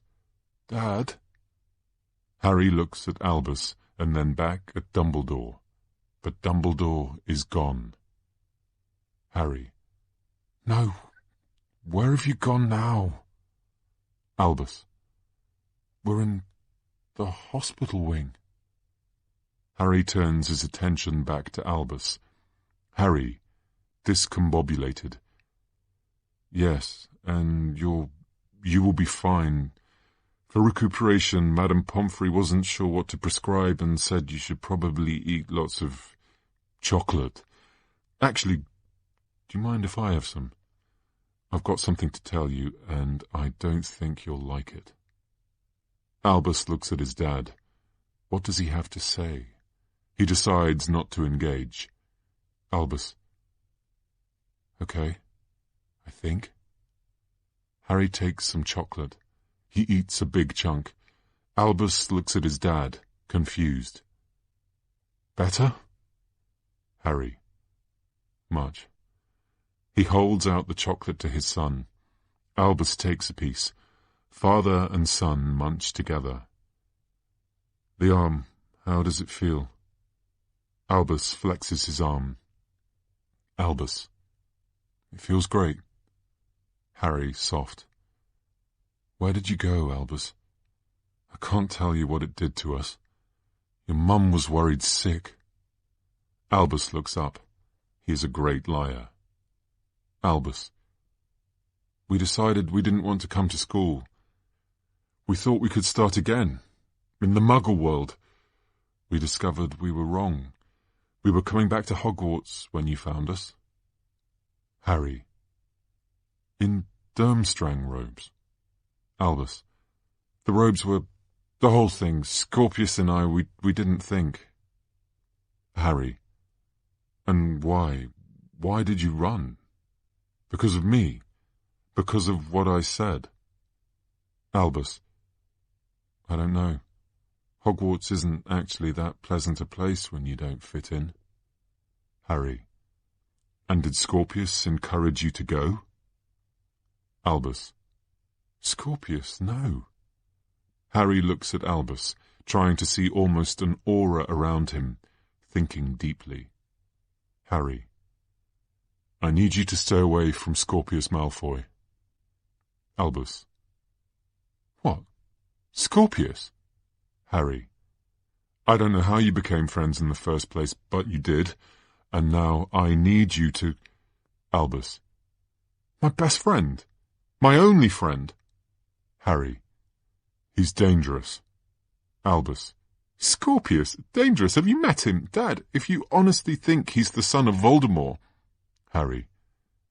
I don't know what he is. I just know you need to stay away from him. Bane told me... Albus. Who's Bane? Harry. A centaur with profound divination skills. He said there's a black cloud around you and... Albus. A black cloud? Harry. And I have very good reason to believe that dark magic is in a resurgence, and I need to keep you safe from it. Safe from him. Safe from Scorpius. Albus hesitates a moment, and then his face strengthens. Albus. Then if I won't, stay away from him? Harry looks at his son, thinking quickly. Harry. There's a map. It used to be used for those wanting to get up to no good. Now we're going to use it to keep an eye, a permanent eye, on you. Professor McGonagall will watch your every movement. Any time you are seen together, she'll come flying. Any time you attempt to leave Hogwarts, she'll fly. I expect you to go to your lessons, none of which you will now share with Scorpius, and between times you will stay in the Gryffindor common room. Albus. You can't make me go into Gryffindor. I'm Slytherin. Harry. Don't play games, Albus. You know what house you are. If she finds you with Scorpius, I will fix you with a spell, which will allow me eyes and ears into your every movement, your every conversation. In the meantime, investigations will begin in my department as to his true heritage. Albus, starting to cry. But, Dad, you can't. That's just not... Harry. I thought for a long time I wasn't a good enough dad for you because you didn't like me. It's only now I realize that I don't need you to like me. I need you to obey me because I'm your dad and I do know better. I'm sorry, Albus. It has to be this way. Act 2, Scene 9. Hogwarts. Staircases. Albus pursues Harry across the stage. Albus. What if I run? I'll run. Harry. Albus, get back in bed. Albus. I'll run away again. Harry. No, you won't. Albus. I will, and this time I'll make sure Ron can't find us. Ron. Do I hear my name? Ron enters on a staircase, his side parting now super aggressive, his robes just a little bit too short, his clothes now spectacularly staid. Albus. Uncle Ron, thank Dumbledore. If ever we needed one of your jokes, it's now. Ron frowns, confused. Ron. Jokes? I don't know any jokes. Albus. Of course you do. You run a joke shop. Ron, now supremely confused. A joke shop? Well now. Anyway, I'm pleased I caught you. I was going to bring some sweets for sort of a get well soon, but actually Padma, she thinks about things a lot more deeply than I do, and she thought it'd be nicer for you to get something useful for school. So we got you a set of quills. Yes. Look at these bad boys, top of the range. Albus. Who's Padma? Harry frowns at Albus. Harry. Your aunt. Albus. I have an Aunt Padma. Ron, to Harry. Taken a confundus charm to the head, has he? To Albus. My wife, Padma. You remember. Talks slightly too close to your face. Smells a bit minty. Leans in. Padma, mother of Panju. To Harry. That's why I'm here, of course. Panju, he's in trouble again. I wanted to just send a howler, but Padma insisted I come in person. I don't know why. He just laughs at me. Albus. But you're married to Hermione. Beat. Ron doesn't understand this at all. Ron. Hermione? No. No. Merlin's beard. Harry. Albus has also forgotten that he was sorted into Gryffindor, conveniently. Ron. Yes, well, sorry, old chap, but you're a Gryffindor. Albus. But how did I get sorted into Gryffindor? Ron. You persuaded the sorting hat, don't you remember? Panju bet you that you couldn't get into Gryffindor if your life depended on it, so you chose Gryffindor to spite him. I can't blame you. Dryly. We'd all like to wipe the smile off his face sometimes, wouldn't we? Terrified. Please don't tell Padma I said that. Albus. Who's Panju? Ron and Harry stare at Albus. Ron. Bloody hell, you're really not yourself, are you? Anyway, better go, before I'm sent to howler myself. He stumbles on, not even an inch of the man he was. Albus. But that doesn't make sense. Harry. Albus, whatever you're feigning, it isn't working. I will not change my mind. Albus. Dad, you have two choices. Either you take me to... Harry. No, you're the one with the choice, Albus. You do this, or you get in deeper, much deeper trouble. Do you understand? Scorpius. Albus? You're okay. That's fantastic. Harry. He's completely cured, and we've got to go. Albus looks up at Scorpius, and his heart breaks. He walks on. Scorpius. Are you mad at me? What's going on? Albus stops and turns to Scorpius. Albus. Did it work? Did any of it work? Scorpius. No, but Albus. Harry. Albus, whatever gibberish you're talking, you need to stop it now. This is your final warning. Albus looks torn between his dad and his friend. Albus. I can't, okay? Scorpius. You can't what? Albus. Just, we'll be better off without each other, okay? Scorpius is left looking up after him, heartbroken. Act 2, Scene 10. Hogwarts, Headmistress's office. Professor McGonagall is full of unhappiness. Harry is full of purpose. Ginny is not sure what she's supposed to be. Professor McGonagall. I'm not sure this is what the Marauder's map was intended for. Harry.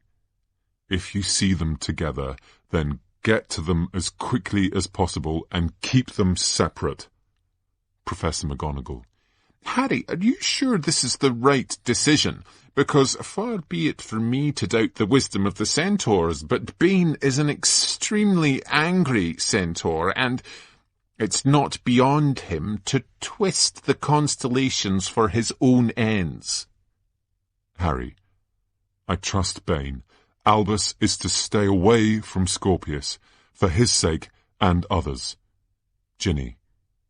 I think what Harry means is... Harry, with finality. The Professor knows what I mean.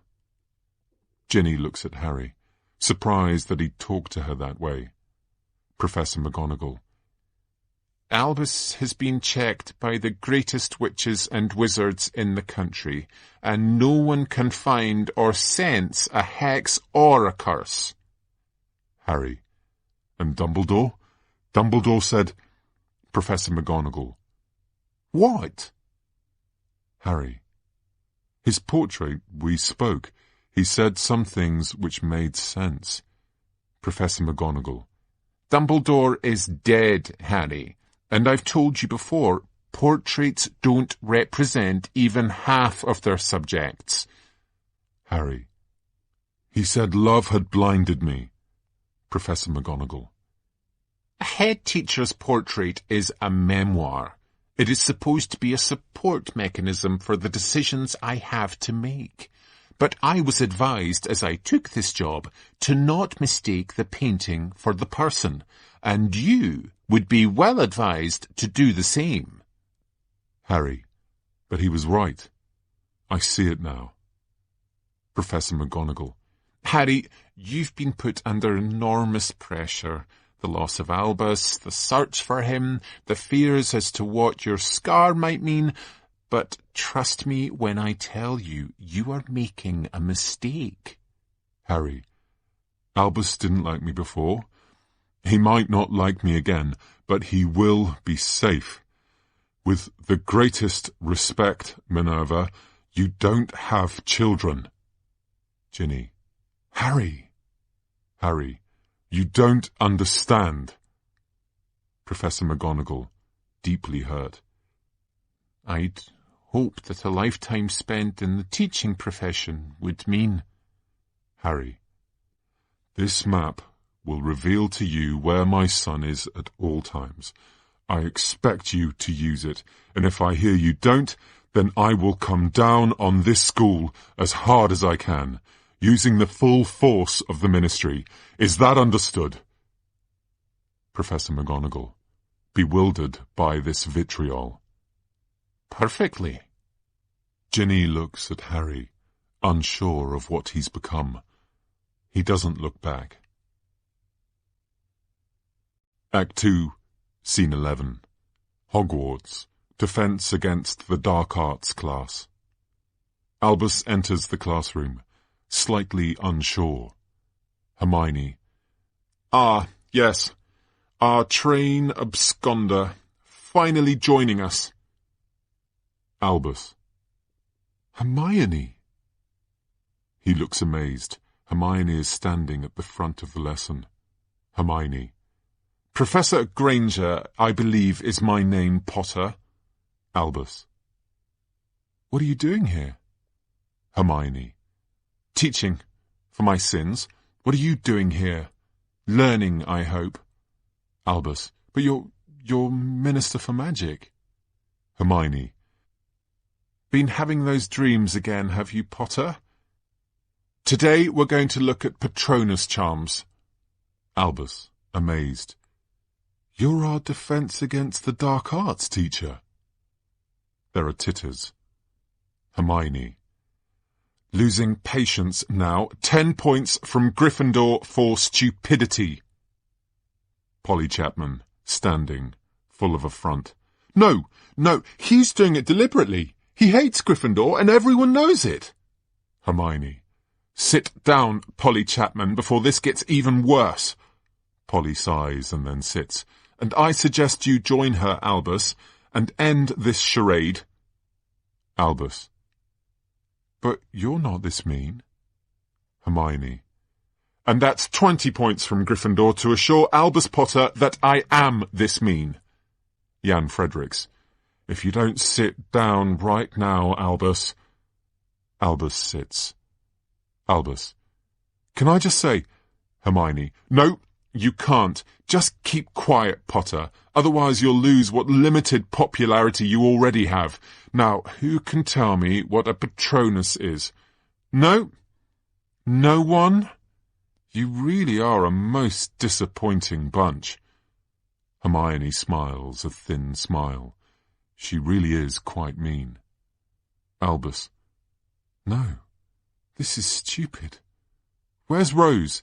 She'll tell you that you're being ridiculous. Hermione. Who's Rose? Your invisible friend? Albus. Rose Granger Weasley. Your daughter? He realizes. Of course. Because you and Ron aren't married, Rose. There's giggling. Hermione. How dare you! 50 points from Gryffindor, and I assure you, if anyone interrupts me again, it'll be 100 points. She stares around the room. No one moves a muscle. Good. A Patronus is a magical charm, a projection of all your most positive feelings, and takes the shape of the animal with whom you share the deepest affinity. It is a gift of light. If you can conjure a Patronus, you can protect yourself against the world, which, in some of our cases, seems like a necessity sooner rather than later. Act 2, Scene 12. Hogwarts staircases. Albus walks up a staircase, looking around as he does. He doesn't see anything. He exits. The staircases move in almost a dance. Scorpius enters behind him. He thinks he's seen Albus. He realizes he isn't there. He slumps down to the floor as the staircase sweeps around. Madame Hooch enters and walks up the staircase. At the top, she gestures for Scorpius to move. He does, and slopes off, his abject loneliness clear. Albus enters and walks up one staircase. Scorpius enters and walks up another. The staircases meet. The two boys look at each other, lost and hopeful, all at once. And then Albus looks away, and the moment is broken, and with it, possibly, the friendship. And now the staircases part. The two look at each other, one full of guilt, the other full of pain, both full of unhappiness. Act 2, Scene 13. Harry and Ginny Potter's house. Kitchen. Ginny and Harry watch each other warily. There is an argument due, and both of them know it. Harry.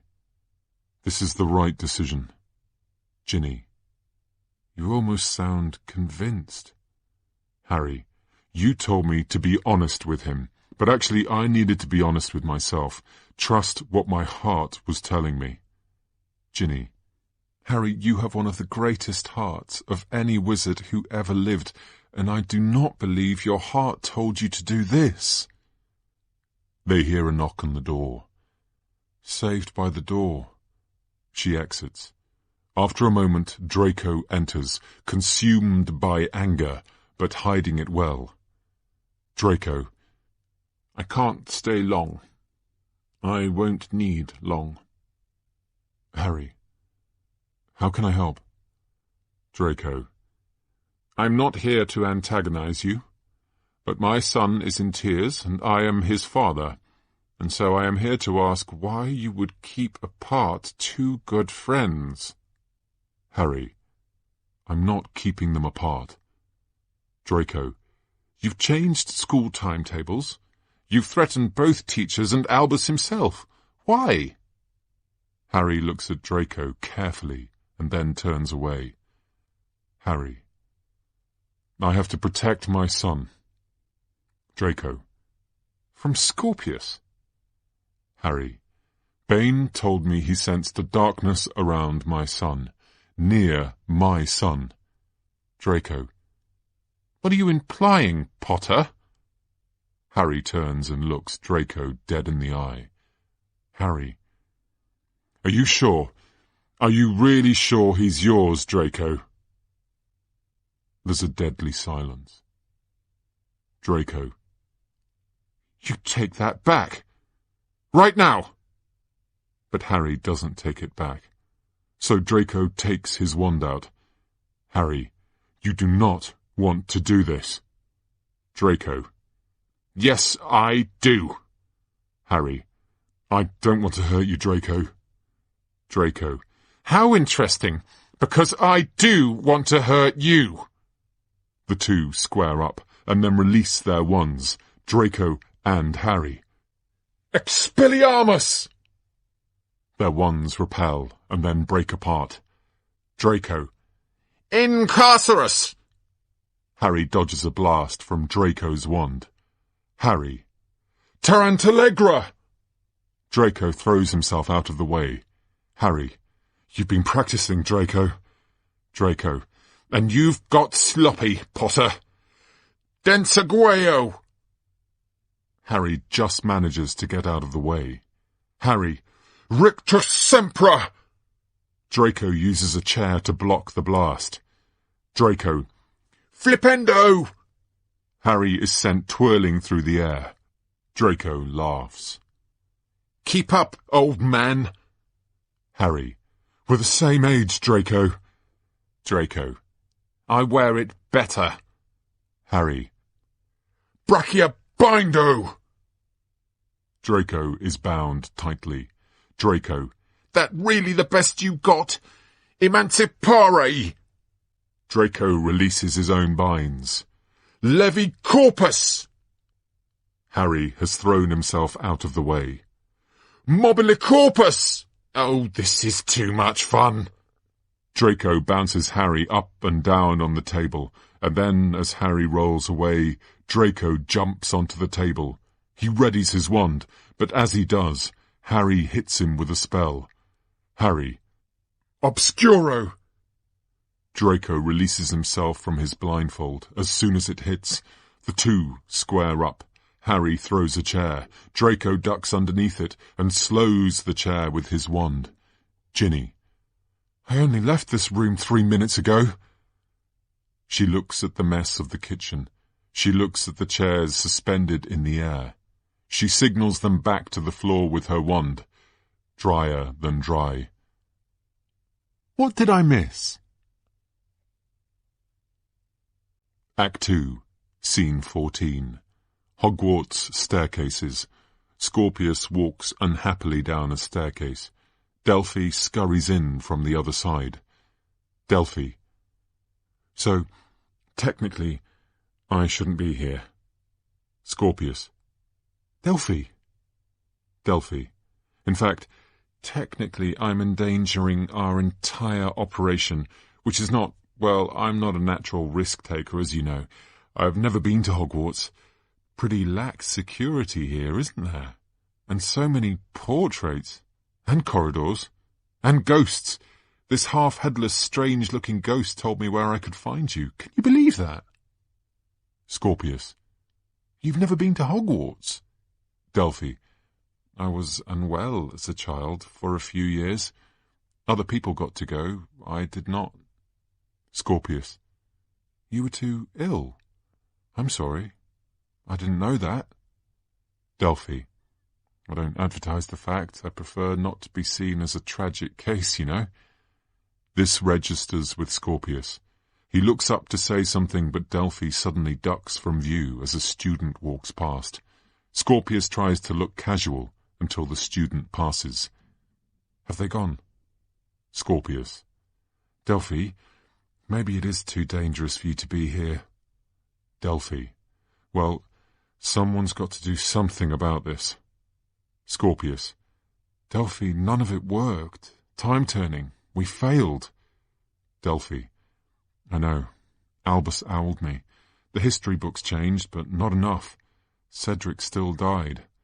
In fact, failing the first task only made him more determined to win the second. Scorpius. And Ron and Hermione have gone completely skew-whiff, and I still haven't figured out why.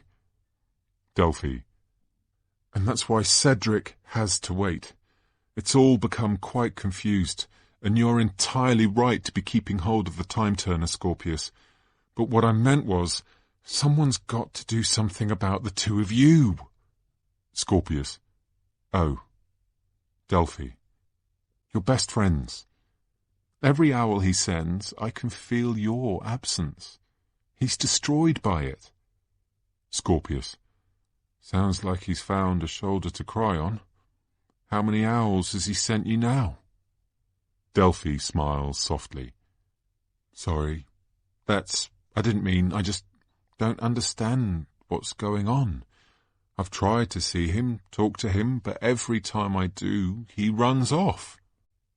Delphi. You know, I didn't have a best friend when I was your age.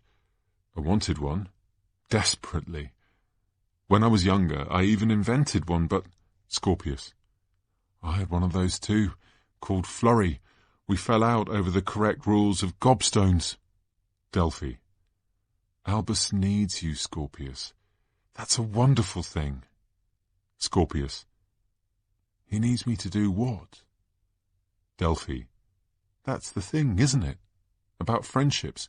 You don't know what he needs. You only know he needs it. Find him, Scorpius. You two, you belong together.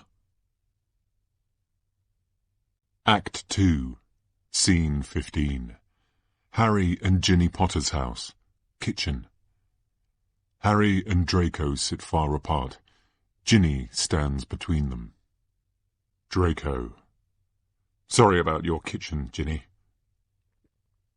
Ginny. Oh, it's not my kitchen. Harry does most of the cooking.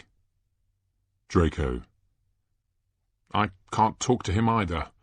Scorpius. Especially since Astoria has gone. I can't even talk about how losing her has affected him. As hard as I try. I can't reach him. You can't talk to Albus. I can't talk to Scorpius. That's what this is about. Not about my son being evil. Because as much as you might take the word of a haughty centaur, you know the power of friendship. Harry. Draco, whatever you may think. Draco. I always envied you them, you know. Weasley and Granger. I had... Ginny. Crabbe and Goyle. Draco. Two lunks who wouldn't know one end of a broomstick from another. You, the three of you, you shone, you know. You liked each other. You had fun. I envied you those friendships more than anything else.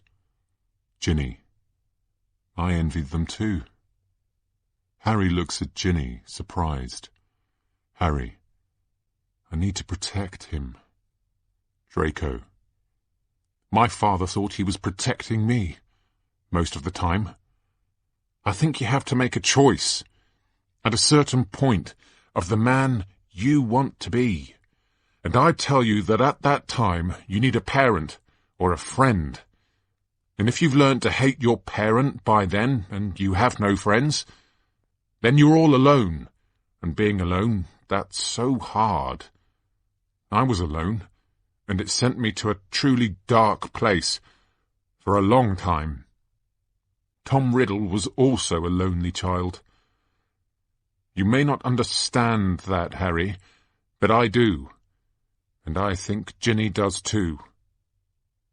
Ginny. He's right. Draco. Tom Riddle didn't emerge from his dark place, and so Tom Riddle became Lord Voldemort. Maybe the black cloud Bane saw was Albus's loneliness, his pain, his hatred. Don't lose the boy. You'll regret it, and so will he, because he needs you, and Scorpius, whether or not he now knows it. Harry looks at Draco. He thinks. He opens his mouth to speak. He thinks. Ginny. Harry, will you get the flu powder or shall I? Harry looks up at his wife. Act 2, Scene 16. Hogwarts Library. Scorpius arrives in the library. He looks left and right, and then he sees Albus, and Albus sees him. Scorpius. Hi. Albus. Scorpius, I can't. Scorpius. I know, you're in Gryffindor now. You don't want to see me now. But here I am anyway, talking to you. Albus. Well, I can't talk, so... Scorpius. You have to. You think you can just ignore everything that's happened. The world has gone crazy. Have you noticed? Albus. I know, okay? Ron's gone strange. Hermione's a professor. It's all wrong, but... Scorpius. And Rose doesn't exist? Albus. I know, look, I don't understand everything, but you can't be here. Scorpius. Because of what we did, Rose wasn't even born. Do you remember being told about the Triwizard Tournament Yule Ball? All the 4 Triwizard champions took a partner. Your dad took Parvati Patil, Victor Crumb took... Albus. Hermione, and Ron got jealous and behaved like a prat. Scorpius. Only he didn't. I found Rita Skeeter's book about them, and it's very different. Ron took Hermione to the ball. Albus. What? Polly Chapman. Shh! Scorpius looks at Polly and drops his volume. Scorpius. As friends. And they danced in a friendly way, and it was nice. And then he danced with Padma Patil, and that was nicer. And they started dating, and he changed a bit, and then they got married, and meanwhile Hermione became a... Albus. Psychopath. Scorpius. Hermione was supposed to go to that ball with Crumb. Do you know why she didn't? Because she had suspicions the 2 strange Durmstrang boys she met before the first task were somehow involved in the disappearance of Cedric's wand. She believed we, under Victor's orders, cost Cedric the first task. Albus. Wow. Scorpius. And without Crumb, Ron never got jealous, and that jealousy was all important, and so Ron and Hermione stayed very good friends, but never fell in love, never got married, never had Rose. Albus. So that's why Dad's so... Did he change too? Scorpius. I'm pretty sure your dad is exactly the same. Head of magical law enforcement, married to Ginny, 3 kids. Albus. So why is he being such a... A librarian enters at the back of the room. Scorpius. Have you heard me, Albus? This is bigger than you and your dad. Professor Croker's law. The furthest someone can go back in time without the possibility of serious harm to the traveller or time itself is 5 hours. And we went back years. The smallest moment, the smallest change, it creates ripples. And we've created really bad ripples. Rose was never born because of what we did. Rose! Librarian. Shh! Albus thinks quickly. Albus. Fine. Let's go back. Fix it. Get Cedric and Rose back. Scorpius. It's the wrong answer. Albus. You've still got the time turner, right? No one found it.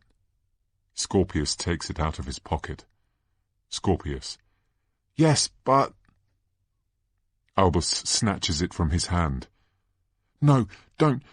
Albus, don't you understand how bad things could get? Scorpius grabs for the time turner. Albus pushes him back. They wrestle inexpertly. Albus. Things need fixing, Scorpius. Cedric still needs saving. Rose needs bringing back. We'll be more careful. Whatever Croker says, trust me. Trust us. We'll get it right this time. Scorpius. No, we won't. Give it back, Albus. Give it back. Albus. I can't. This is too important. Scorpius. Yes, it's too important for us. We're not good at this stuff. We'll get it wrong. Albus. Who's saying that we'll get it wrong? Scorpius. I say, because that's what we do. We mess things up. We lose. We're losers. True and total losers. Haven't you realised that yet? Albus finally gets the upper hand and pins Scorpius to the ground. Albus. Well, I wasn't a loser before I met you. Scorpius. Albus, whatever you've got to prove to your dad, this isn't the way. Albus. I don't have anything to prove to my dad. I've got to save Cedric, to save Rose, and maybe without you holding me back, I can make a proper go of it. Scorpius. Without me? Oh, poor Albus Potter, with his chip on his shoulder. Poor Albus Potter. So sad. Albus. What are you saying? Scorpius, exploding. Try my life! People look at you because your dad's the famous Harry Potter, saviour of the wizarding world. People look at me because they think my dad is Voldemort. Voldemort! Albus.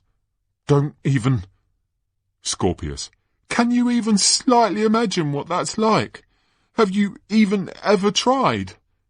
No, because you can't see beyond the end of your nose. Because you can't see beyond the end of your stupid thing with your dad. He will always be Harry Potter, you know that, right?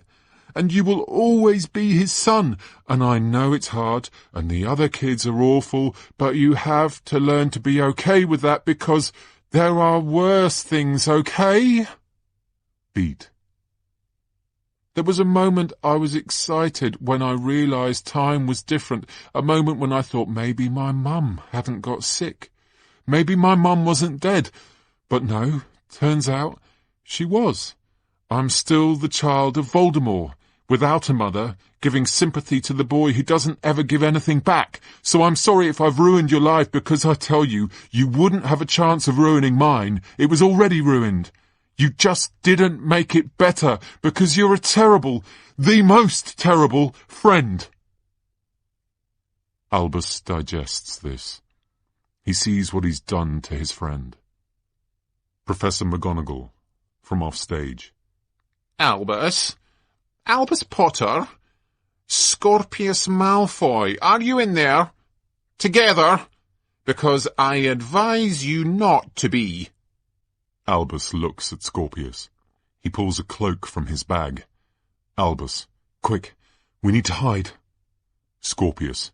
What? Albus. Scorpius, look at me. Scorpius.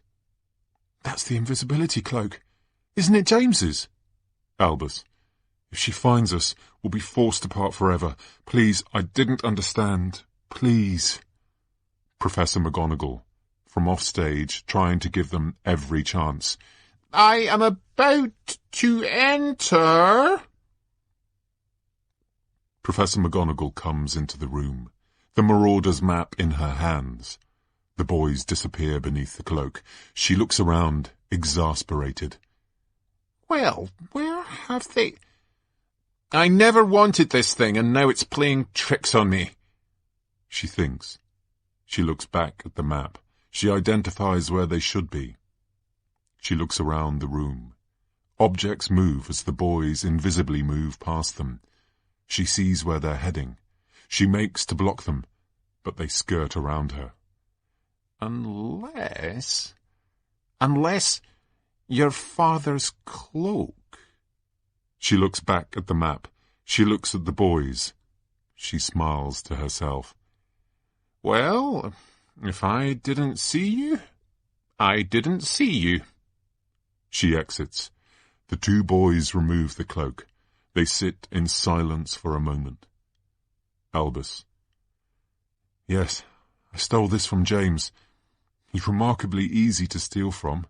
His trunk combination is the date he got his first broom. I found the cloak made avoiding bullies easier. Scorpius nods. I'm sorry. About your mum. I know we don't talk about her enough. But I hope you know I'm sorry. It's rubbish, what happened to her. To you. Scorpius. Thanks. Albus. My dad said that you were this dark cloud around me. My dad started to think, and I just knew I had to stay away, and if I didn't, Dad said he would... Scorpius. Your dad thinks the rumours are true. I'm the son of Voldemort. Albus nods. His department are currently investigating it. Scorpius. Good. Let them. Sometimes I find myself thinking, maybe they're true too. Albus. No, they're not true, and I'll tell you why. Because I don't think Voldemort is capable of having a kind son. And you're kind, Scorpius.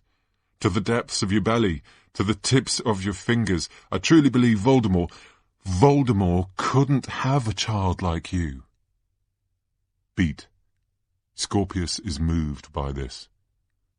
Scorpius. That's nice. That's a nice thing to say. Albus.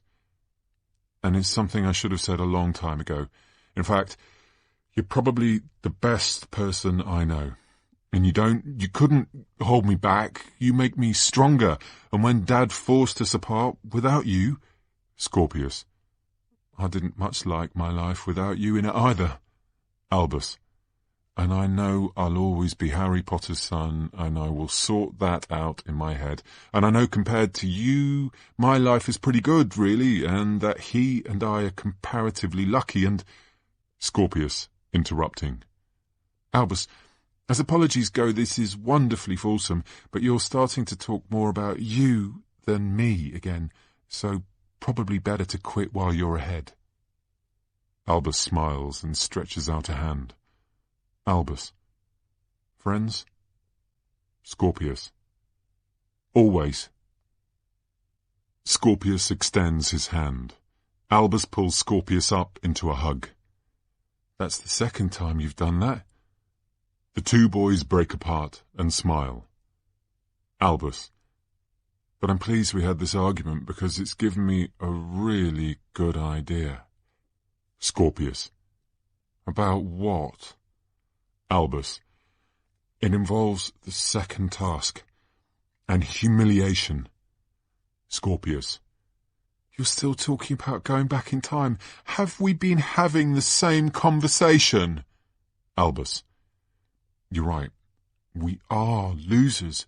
We're brilliant at losing, and so we should be using our own knowledge here, our own powers. Losers are taught to be losers, and there's only one way to teach a loser, and we know that better than anyone. Humiliation. We need to humiliate him. So in the second task, that's what we'll do.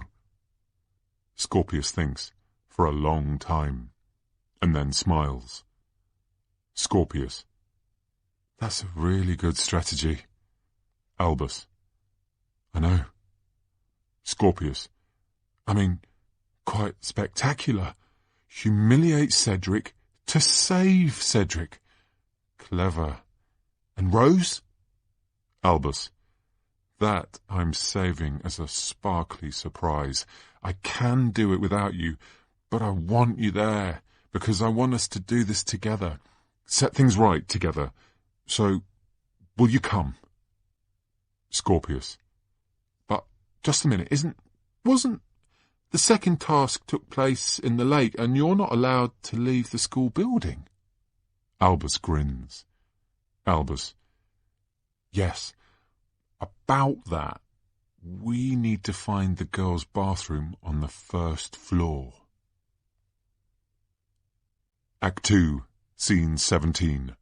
Hogwarts, staircases. Ron is walking down the staircase, consumed, and then he sees Hermione, and his expression changes entirely. Ron. Professor Granger! Hermione looks across. Her heart leaps a bit too, though she won't admit it. Hermione. Ron. What are you doing here? Ron. Pandju got in a little trouble in potions class, was showing off, of course, and put the wrong thing with the wrong thing, and now he has no eyebrows and a rather large moustache, apparently, which doesn't suit him. I didn't want to come, but Padma says that when it comes to facial growths, sons need their fathers. Have you done something with your hair?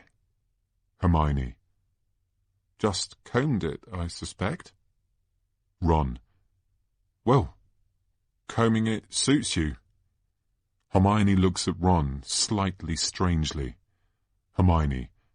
Ron, will you stop looking at me like that? Ron, summoning confidence. You know, Harry's boy Albus said to me the other day that he thought you and I were married. Ha ha ha ha! Ridiculous, I know. Hermione. Very ridiculous. Ron. He even thought we had a daughter. That'd be strange, wouldn't it? The two lock eyes. Hermione is the first to break away. Hermione. More than strange. Ron. Exactly. We're friends, and that's all. Hermione. Absolutely. Only friends. Ron. Only friends. Funny word, friends. Not that funny. Just a word, really. Friends. Friend. Funny friend. You, my funny friend, my Hermione. Not that. Not my Hermione, you understand. Not my Hermione. Not mine. You know, but... Hermione. I know. There's a pause. Neither of them moves the smallest inch. Everything feels too important for movement. Then Ron coughs. Ron. Well, must get on. Sort Panju out. Teach him the finer arts of moustache grooming. He walks on. He turns. Looks at Hermione. She looks back. He hurries on again. Your hair really does very much suit you. Act 2, Scene 18. Hogwarts Headmistress's office. Professor McGonagall is on stage on her own. She looks at the map. She frowns to herself. She taps it with her wand. She smiles to herself at a good decision made. Professor McGonagall. Mischief managed. There's a rattling. The whole stage seems to vibrate.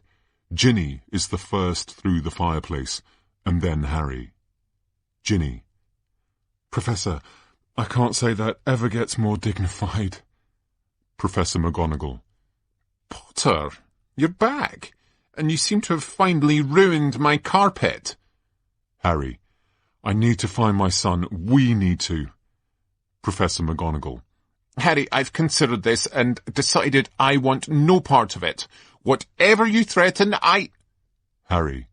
Minerva, I come here in peace, not war. I should have never spoken to you that way. Professor McGonagall. I just don't think I can interfere in friendships, and I believe... Harry. I need to say sorry to you and sorry to Albus. Will you give me that chance? Draco arrives behind them with a bang of soot. Professor McGonagall. Draco? Draco. He needs to see his son, and I need to see mine. Harry. Like I say, peace, not war. Professor McGonagall studies his face. She sees the sincerity she needs to see. She takes the map back out of her pocket.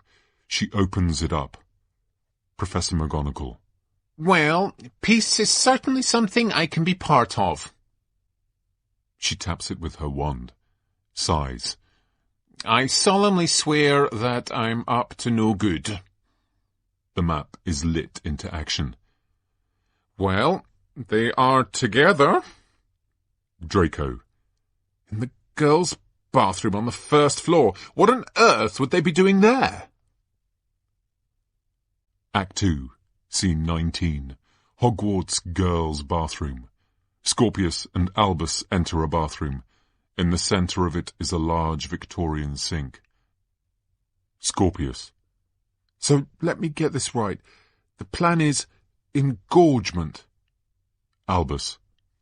Yes. Scorpius, that soap, if you may. Scorpius fishes a soap out of the sink. Engorgio! He fires a bolt from his wand across the room. The soap blows up to 4 times its size. Scorpius. Nice. Consider me engorge impressed. Albus. The second task was the lake task. They had to retrieve something which was stolen from them, which turned out to be... Scorpius. People they loved. Albus. Cedric used a bubblehead charm to swim through the lake. All we do is follow him in there and use engorgement to turn him into something rather larger. We know the time turner doesn't give us long, so we're going to be quick. Get to him and engorgio his head and watch him float out of the lake, away from the task, away from the competition. Scorpius. But you still haven't told me how we're going to actually get to the lake. And then, suddenly, a jet of water emerges from the sink, and after it ascends a very wet, moaning myrtle. Moaning myrtle. Whoa! That feels good. I never used to enjoy that. But when you get to my age, you take what you can. Scorpius. Of course. You're a genius. Moaning myrtle.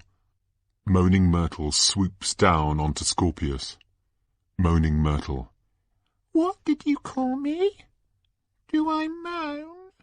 Am I moaning now? Am I? Scorpius. No, I didn't mean... Moaning myrtle. What's my name? Scorpius. Myrtle. Moaning myrtle. Exactly. Myrtle. Myrtle Elizabeth Warren. Pretty name. My name. No need for the moaning. Scorpius. Well...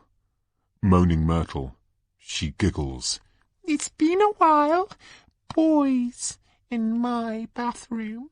In my girls' bathroom. Well, that's not right. But then again, I always did have a soft spot for the Potters. And I was moderately partial to a Malfoy too.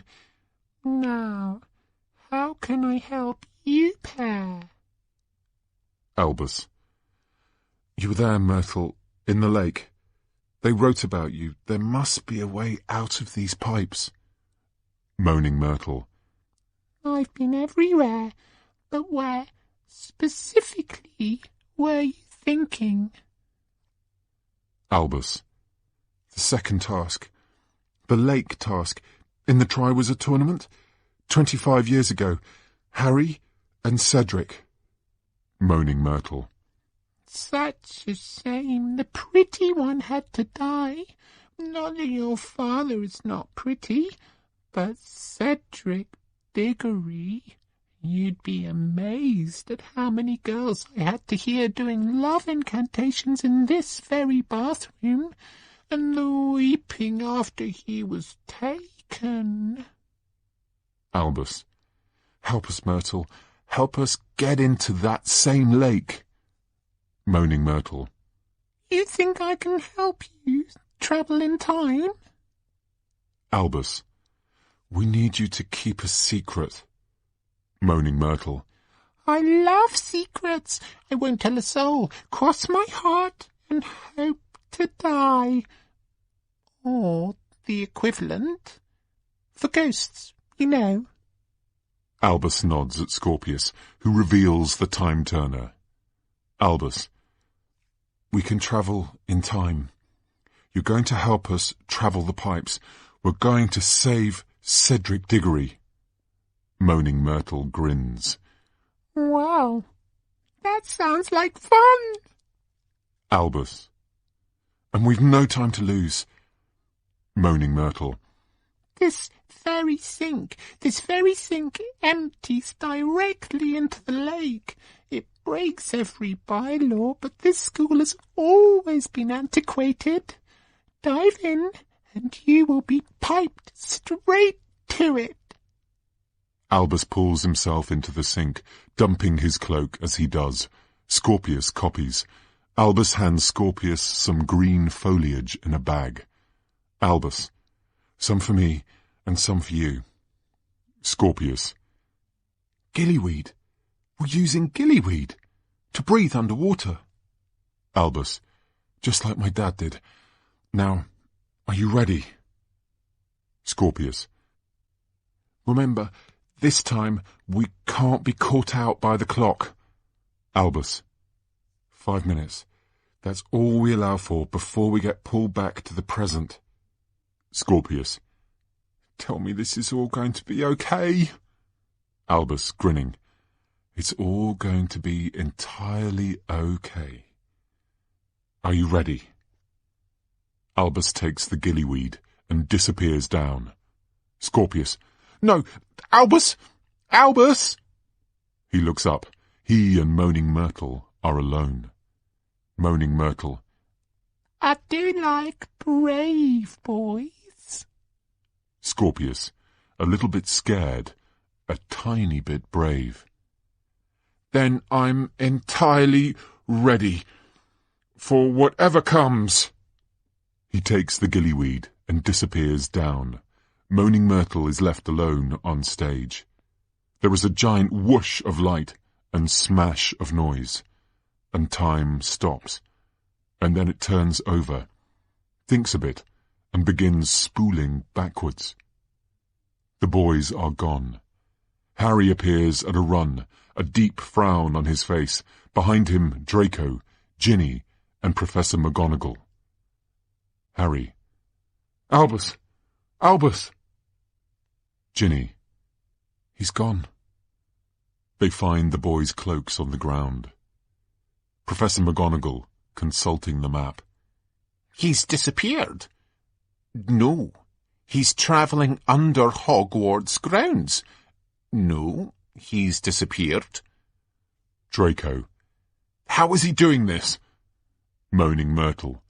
He's using a rather pretty trinket thingy. Harry. Myrtle. Moaning Myrtle. Oops, you caught me, and I was trying so hard to hide. Hello, Harry. Hello, Draco. Have you been bad boys again?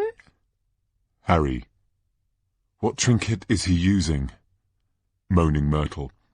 I think it was a secret, but I could never keep anything from you, Harry. How is it you've grown handsomer and handsomer as you've aged? And you're taller. Harry. My son is in danger. I need your help. What are they doing, Myrtle? Moaning Myrtle. He's after saving a dishy boy, a certain Cedric Diggory. Harry immediately realizes what's happened and is horrified. Professor McGonagall. But Cedric Diggory died years ago. Moaning Myrtle. He seemed quite confident he could get around that fact. He's very confident, Harry. Just like you. Harry. He heard me talking to Amos Diggory. Could he have... The Ministry's time turner. No, that's impossible. Professor McGonagall. The Ministry has a time turner? I thought they were destroyed. Moaning Myrtle. Isn't everyone so naughty? Draco. Can someone please explain what's going on? Harry. Albus and Scorpius are not disappearing and reappearing. They're travelling in time. Act 2, Scene 20. Tri-Wizard Tournament, Lake, 1995.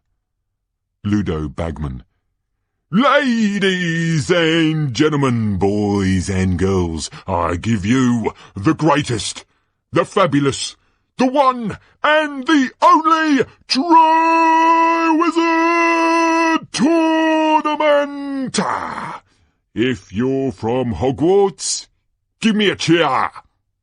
There's a loud cheer, and now Albus and Scorpius are swimming through the lake, descending through the water with graceful ease. If you're from Durmstrang, give me a cheer! There's a loud cheer.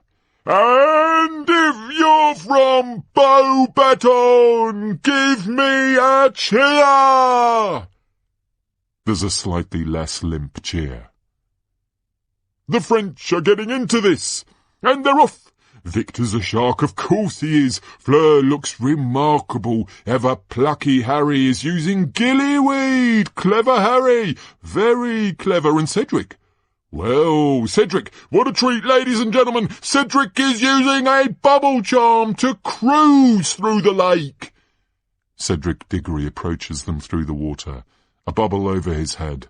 Albus and Scorpius raise their wands together and fire an engorgement charm through the water. He turns and looks at them, confused, and it hits him, and around him the water glows gold, and then Cedric starts to grow, and grow again, and grow some more. He looks around himself, entirely panicked, and the boys watch as Cedric ascends helplessly through the water. But no! What's this? Cedric Diggory is ascending out of the water and seemingly out of the competition. Oh, ladies and gentlemen, we don't have a winner, but we certainly have a loser. Cedric Diggory is turning into a balloon, and this balloon wants to fly. Fly, ladies and gentlemen, fly! Fly out of the task and out of the tournament, and oh my, it gets wilder still. Around Cedric, fireworks explode, declaiming, "Ron loves Hermione!"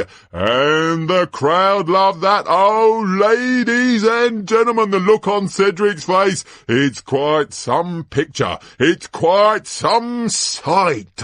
It's quite some tragedy. This is a humiliation. There's no other word for it. And Albus smiles widely and high-fives Scorpius in the water. And Albus points up and Scorpius nods, and they start to swim ever upward. And as Cedric ascends, people start to laugh, and everything changes. The world becomes darker. The world becomes almost black, in fact. And there's a flash, and a bang, and the time-turner ticks to a stop, and we're back in the present.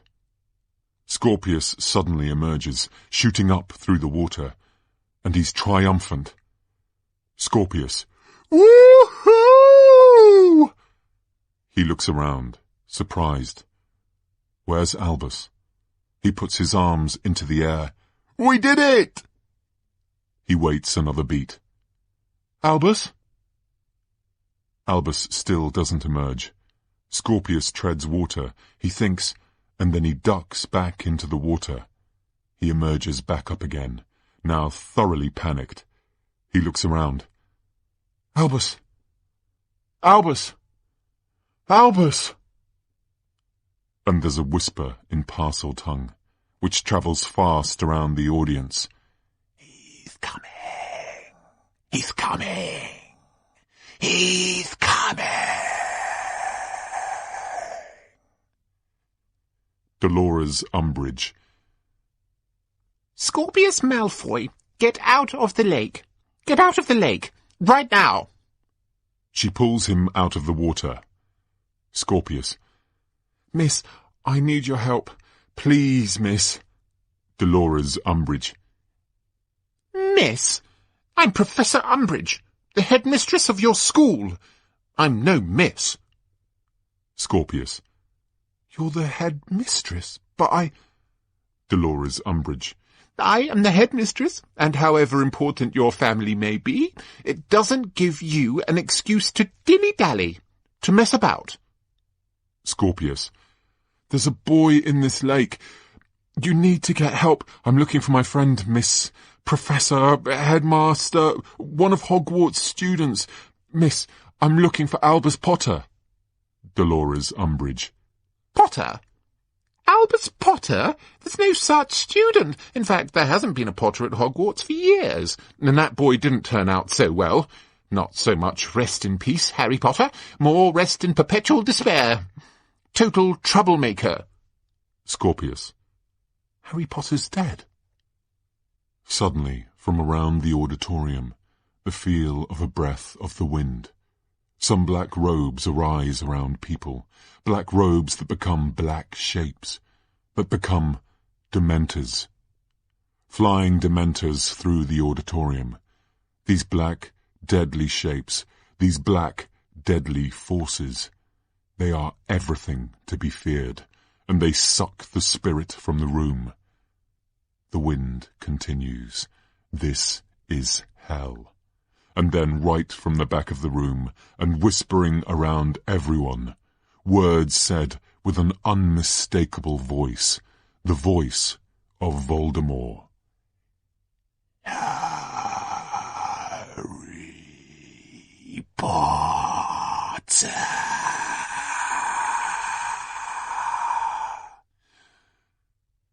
Harry's dream has come to life. Dolores Umbridge. Have you swallowed something funny in there? Become a mudblood without any of us noticing? Harry Potter died over 20 years ago as part of that failed coup on the school. He was one of those Dumbledore terrorists we bravely overthrew at the Battle of Hogwarts. Now, come along. I don't know what game you're playing, but you're upsetting the Dementors and entirely ruining Voldemort Day.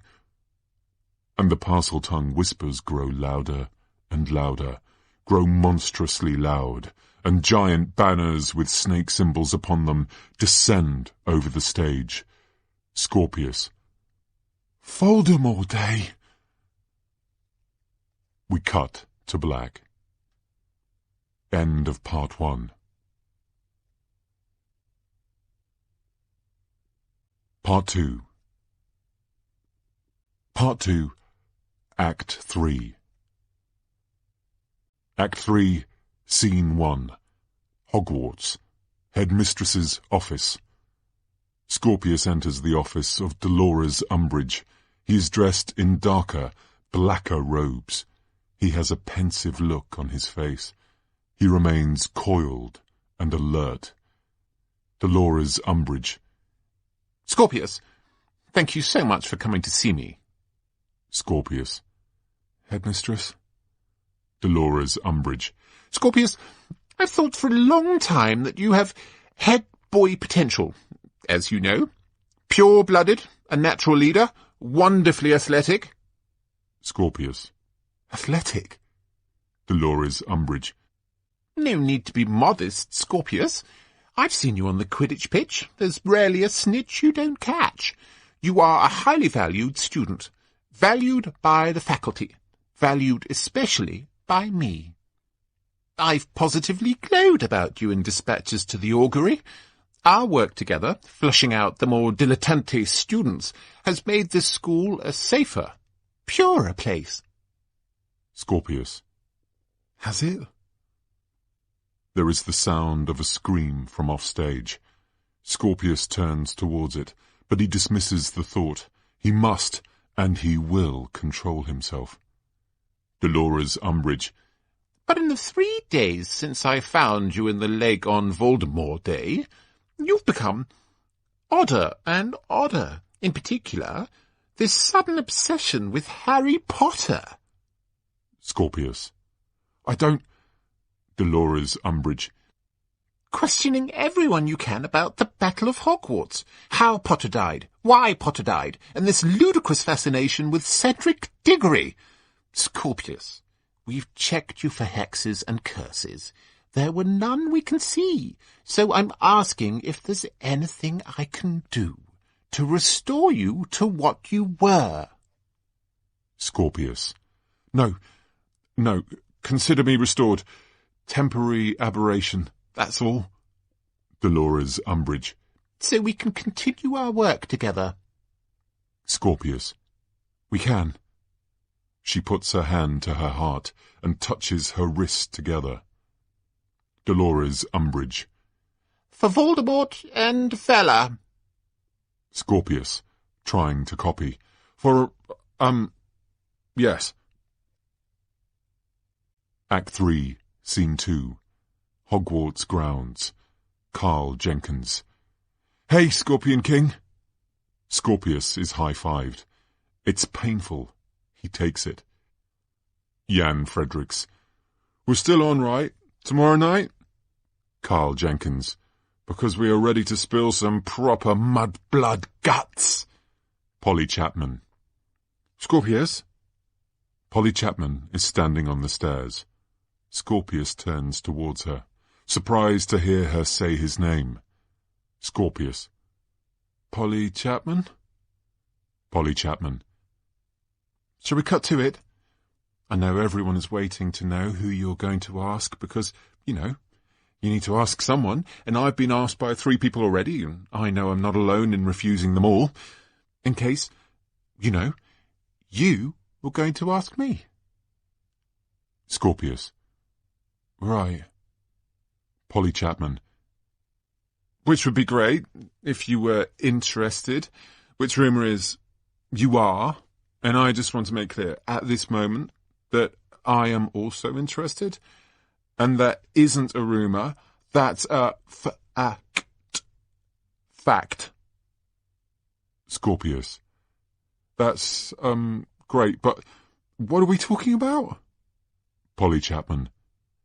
The Blood Bowl, of course, who you, the Scorpion King, are taking to the Blood Bowl. Scorpius. You, Polly Chapman, want me to take you to a ball? There is the sound of screaming behind him. What is that screaming? Polly Chapman. Mudbloods, of course, in the dungeons. Your idea, wasn't it? What's going on with you? Oh, Potter, I've got blood on my shoes again. She bends and carefully cleans the blood off her shoes. Like the augury insists, the future is ours to make. So here I am, making a future. With you. For Voldemort and Valor. Scorpius. For Voldemort it is. Polly walks on. Scorpius looks agonized after her. What is this world? And what is he within it? Act 3, Scene 3. Ministry of Magic, Office of the Head of Magical Law Enforcement. Draco is impressive in a way we haven't seen. He has the smell of power about him. Flying down either side of the room are augury flags, with the bird emblazoned in a fascistic manner. Draco. You are late. Scorpius. This is your office. Draco. You are late and unapologetic. Maybe you are determined to compound the problem. Scorpius. You're head of magical law enforcement. Draco. How dare you? How dare you embarrass me and keep me waiting, and then not apologize for it? Scorpius. Sorry. Draco. Sir? Scorpius. Sorry, sir. Draco. I did not bring you up to be sloppy, Scorpius. I did not bring you up to humiliate me at Hogwarts. Scorpius. Humiliate you, sir. Draco. Harry Potter. Asking questions about Harry Potter. Of all the embarrassing things, how dare you disgrace the Malfoy name? Scorpius. Oh, no. Are you responsible? No, you can't be. Draco. Scorpius? Scorpius. The Daily Prophet today.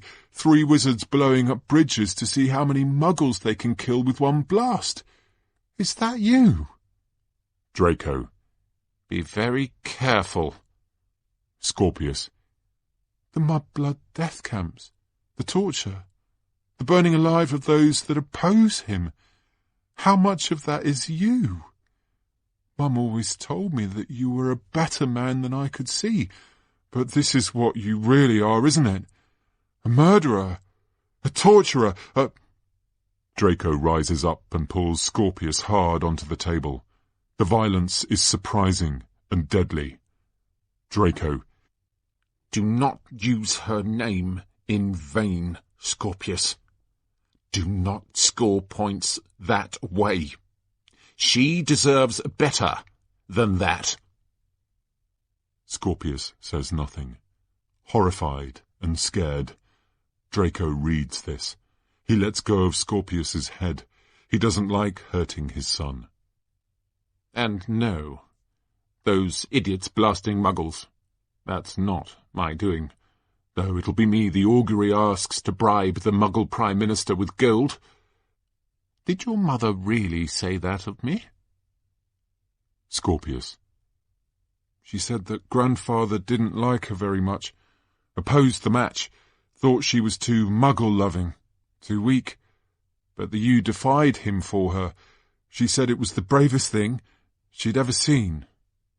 Draco. She made being brave very easy, your mother. Scorpius. But that was another you. He looks at his dad, who looks back with a frown. I've done bad things. You've done worse. What have we become, Dad? Draco. We haven't become anything.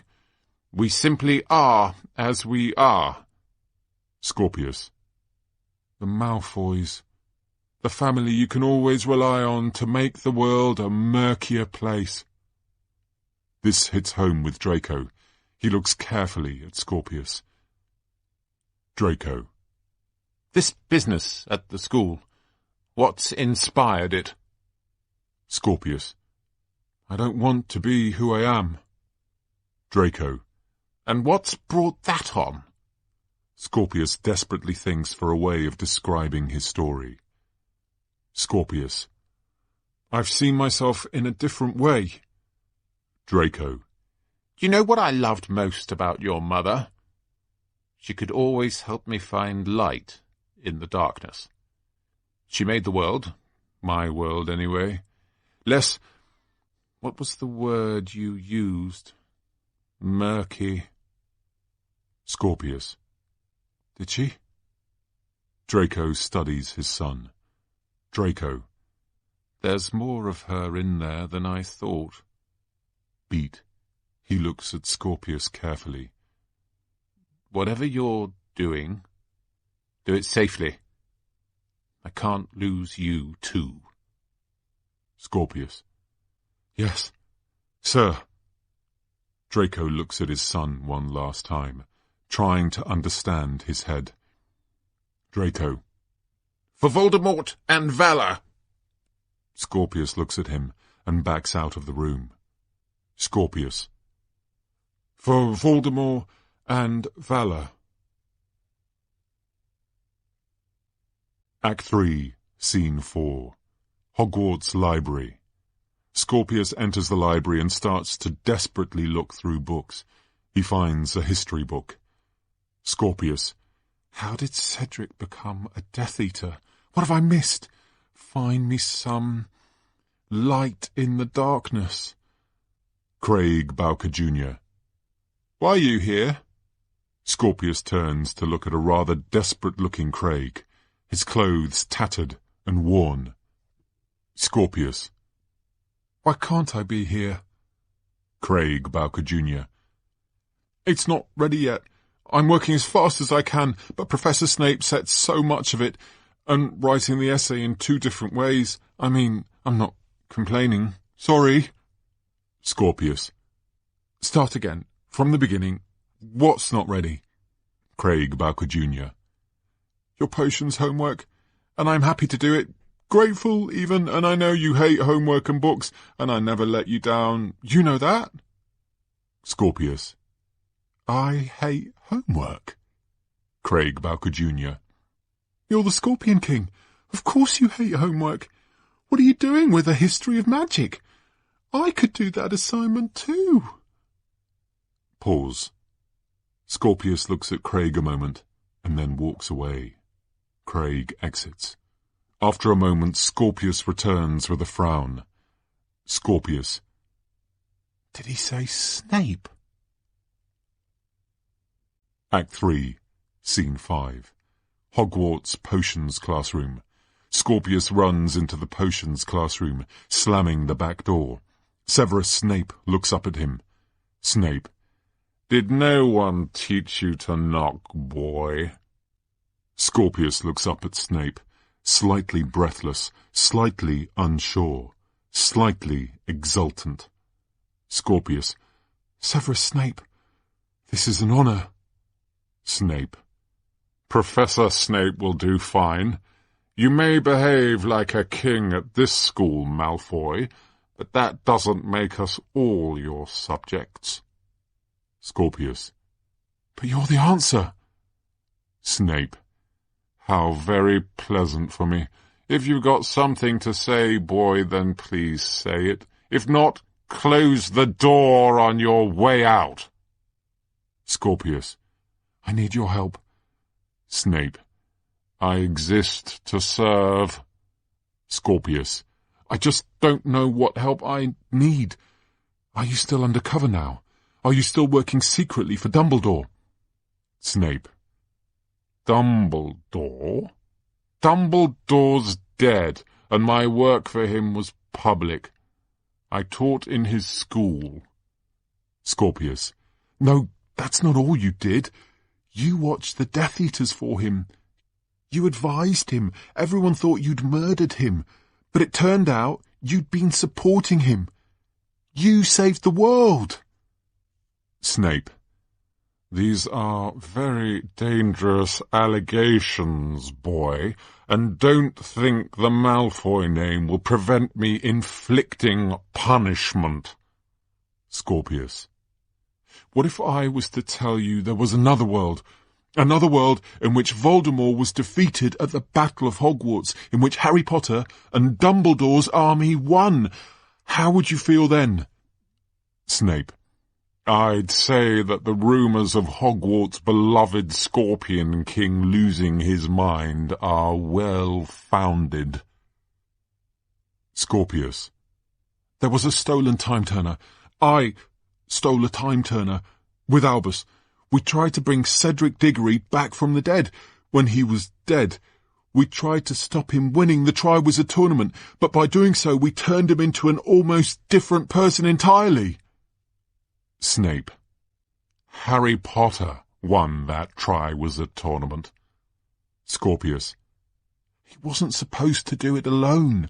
Cedric was supposed to win it with him, but we humiliated him out of the tournament, and as a result of that humiliation he became a Death Eater. I can't work out what he did in the Battle of Hogwarts, whether he killed someone or... but he did something, and it changed everything. Snape. Cedric Diggory killed only one wizard, and not a significant one. Neville Longbottom. Scorpius. Oh, of course that's it. Professor Longbottom was supposed to kill Nagini, Voldemort's snake. Nagini had to die before Voldemort could die. That's it. You've solved it. We destroyed Cedric. He killed Neville. Voldemort won the battle. Can you see? Can you see it? Snape. I can see this is a Malfoy game. Get out before I alert your father and plunge you into deep trouble. Scorpius thinks, and then plays his final, desperate card. Scorpius. You loved his mother. I don't remember everything. I know you loved his mother, Harry's mother, Lily. I know you spent years undercover. I know without you the war could never have been won. How would I know this if I hadn't seen the other world? Snape says nothing, overwhelmed. Only Dumbledore knew, am I right? And when you lost him, you must have felt so alone. I know you're a good man. Harry Potter told his son, you're a great man. Snape looks at Scorpius, unsure what's going on. Is this a trick? He is quite seriously at a loss. Snape. Harry Potter is dead. Scorpius. Not in my world. He said you were the bravest man he'd ever met. He knew, you see. He knew your secret, what you did for Dumbledore. And he admired you for it, greatly.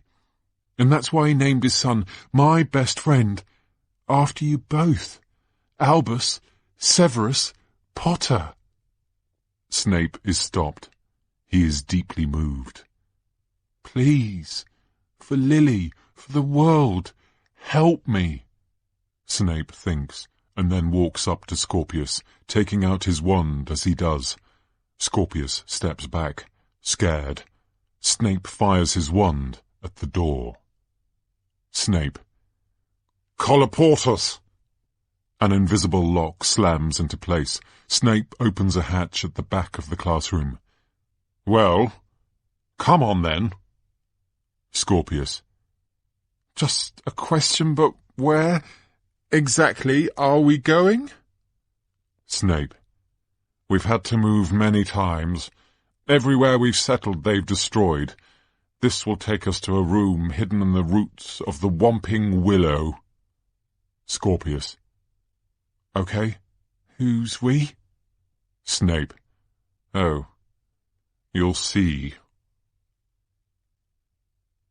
Act 3, Scene 6, Campaign Room.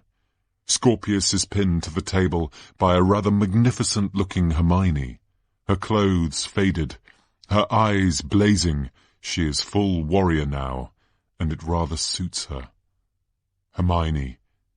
You make one more move, and your brain will be a frog, and your arms will be rubber. Snape. Safe. He's safe. Beat. You know, you never could listen. You're a terrible bore of a student, and you're a terrible bore of whatever you are. Hermione. I was an excellent student. Snape. You were moderate to average. He's on our side. Scorpius. I am, Hermione. Hermione looks at Scorpius, still very distrustful. Hermione. Most people know me as Granger, and I don't believe a word you say, Malfoy. Scorpius. It's all my fault. My fault. And Albus's. Hermione. Albus? Albus Dumbledore? What's Albus Dumbledore got to do with this? Snape. He doesn't mean Dumbledore. You may need to sit down. Ron runs in, his hair spiked, his clothes scruffy. He is slightly less good at the rebel look than Hermione is. Ron. Snape! A royal visit and... He sees Scorpius and is immediately alarmed. What's he doing here? He fumbles out his wand. I'm armed and entirely dangerous and seriously advise you. He realizes his wand is around the wrong way and turns it right. To be very careful. Snape. He's safe, Ron. Ron looks at Hermione, who nods. Ron. Thank Dumbledore for that. Act 3, Scene 7, Campaign Room. Hermione's sitting studying the time turner, as Ron tries to digest it all. Ron. So you're telling me that the whole of history relies on Neville Longbottom? This is pretty wild. Hermione.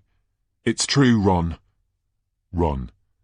Right, and you're sure because... Hermione. What he knows about Snape, about all of us. There's no way he could... Ron. Maybe he's a really good guesser. Scorpius. I'm not. Can you help? Ron. We're the only ones that can. Dumbledore's army has shrunk considerably since its peak. In fact, we're pretty much all that's left.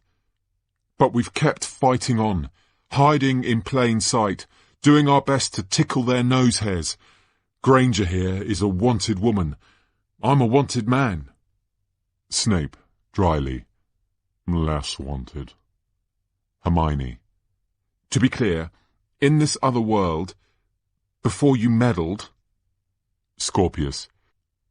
Voldemort is dead, killed in the Battle of Hogwarts. Harry is head of magical law enforcement. You're Minister for Magic. Hermione stops, surprised by this. She looks up with a smile. Hermione. I'm Minister for Magic. Ron, wanting to join the fun. Brilliant. What do I do? Scorpius. You run Weasley's Wizard Wheezes. Ron. Okay, so she's Minister for Magic and I run a joke shop. Scorpius looks at Ron's hurt face. Scorpius. You mostly focus on bringing up your kids. Ron. Great, I expect their mother is hot. Scorpius, blushing. Well, depends what you think of... The thing is, you two sort of have kids together, a daughter and a son. The two look up, astonished. Married. In love. Everything. He was shocked the other time too. When you were Defense Against the Dark Arts teacher and Ron was married to Padma, you're constantly surprised by it. Hermione and Ron both look at each other, and then look away. And then Ron looks back. Ron clears his throat repeatedly, with less conviction each time. Hermione. Close your mouth when you're looking at me, Weasley. Ron does so, though he remains discombobulated. And Snape? What does Snape do in this other world? Snape. I'm dead, presumably. He looks at Scorpius. Scorpius's face drops. Snape smiles thinly. You were a little too surprised to see me. How? Scorpius. Bravely. Snape. Who? Scorpius. Voldemort. Snape. How very irritating. There's a silence as Snape digests this. Still, there's glory in being taken down by the Dark Lord himself, I suppose. Hermione. I'm sorry, Severus. Snape looks at her, and then swallows the pain. He indicates Ron with a flick of his head. Snape. Well, at least I'm not married to him. Hermione. Which spells did you use? Scorpius. Expelliarmus in the first task and Engorgio in the second. Ron. Simple shield charms should set both of those right. Snape. And then you left. Scorpius. The time turner took us back, yes. That's the thing, the time turner. You only get 5 minutes in the past.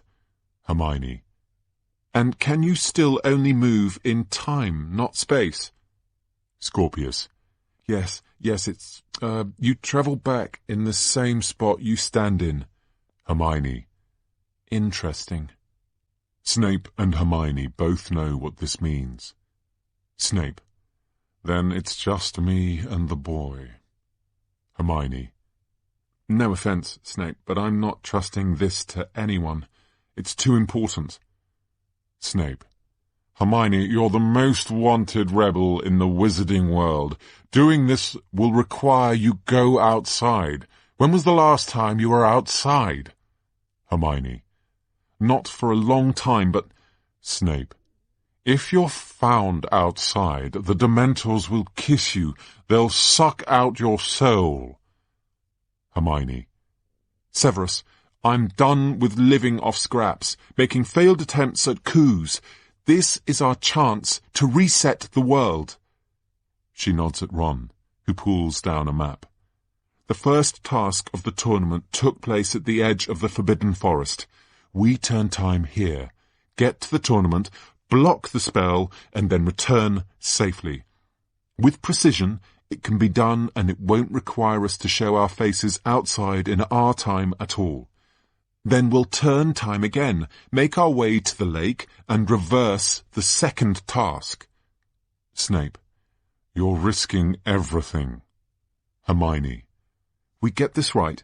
Harry's alive, Voldemort's dead, and the augury is gone. For that, no risk is too great, though I am sorry what it will cost you. Snape.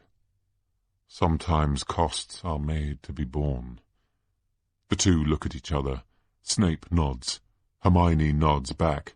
Snape's face crumbles slightly. I didn't just quote Dumbledore, did I? Hermione with a smile. No, I'm pretty sure that's pure Severus Snape. She turns to Scorpius. She indicates the time turner. Malfoy? Scorpius brings her the time turner. She smiles at it, excited to use a time turner again, excited to use it for this. Let's hope this works. She takes the time turner. It begins to vibrate, and then it explodes into a storm of movement, and there is a giant whoosh of light, a smash of noise, and time stops. And then it turns over, thinks a bit, and begins spooling backwards, slow at first. There is a bang and a flash, and our gang disappears. Act 3, Scene 8. Edge of the Forbidden Forest, 1994. And we watch our scene from Part 1 replayed, but at the back of the stage rather than the front. We pick out Albus and Scorpius in their Durmstrang robes, and through it all we hear the brilliant, his words again, Ludo Bagman. Scorpius, Hermione, Ron, and Snape watch out anxiously. Ludo Bagman. And Cedric Diggory has entered the stage, and he seems ready, scared, but ready. He dodges this way, he dodges that. The girls swoon as he dives for cover. They cry as one, "Don't damage our Diggory, Mr. Dragon!" And Cedric skirts left and he dives right, and he readies his wand. Snape.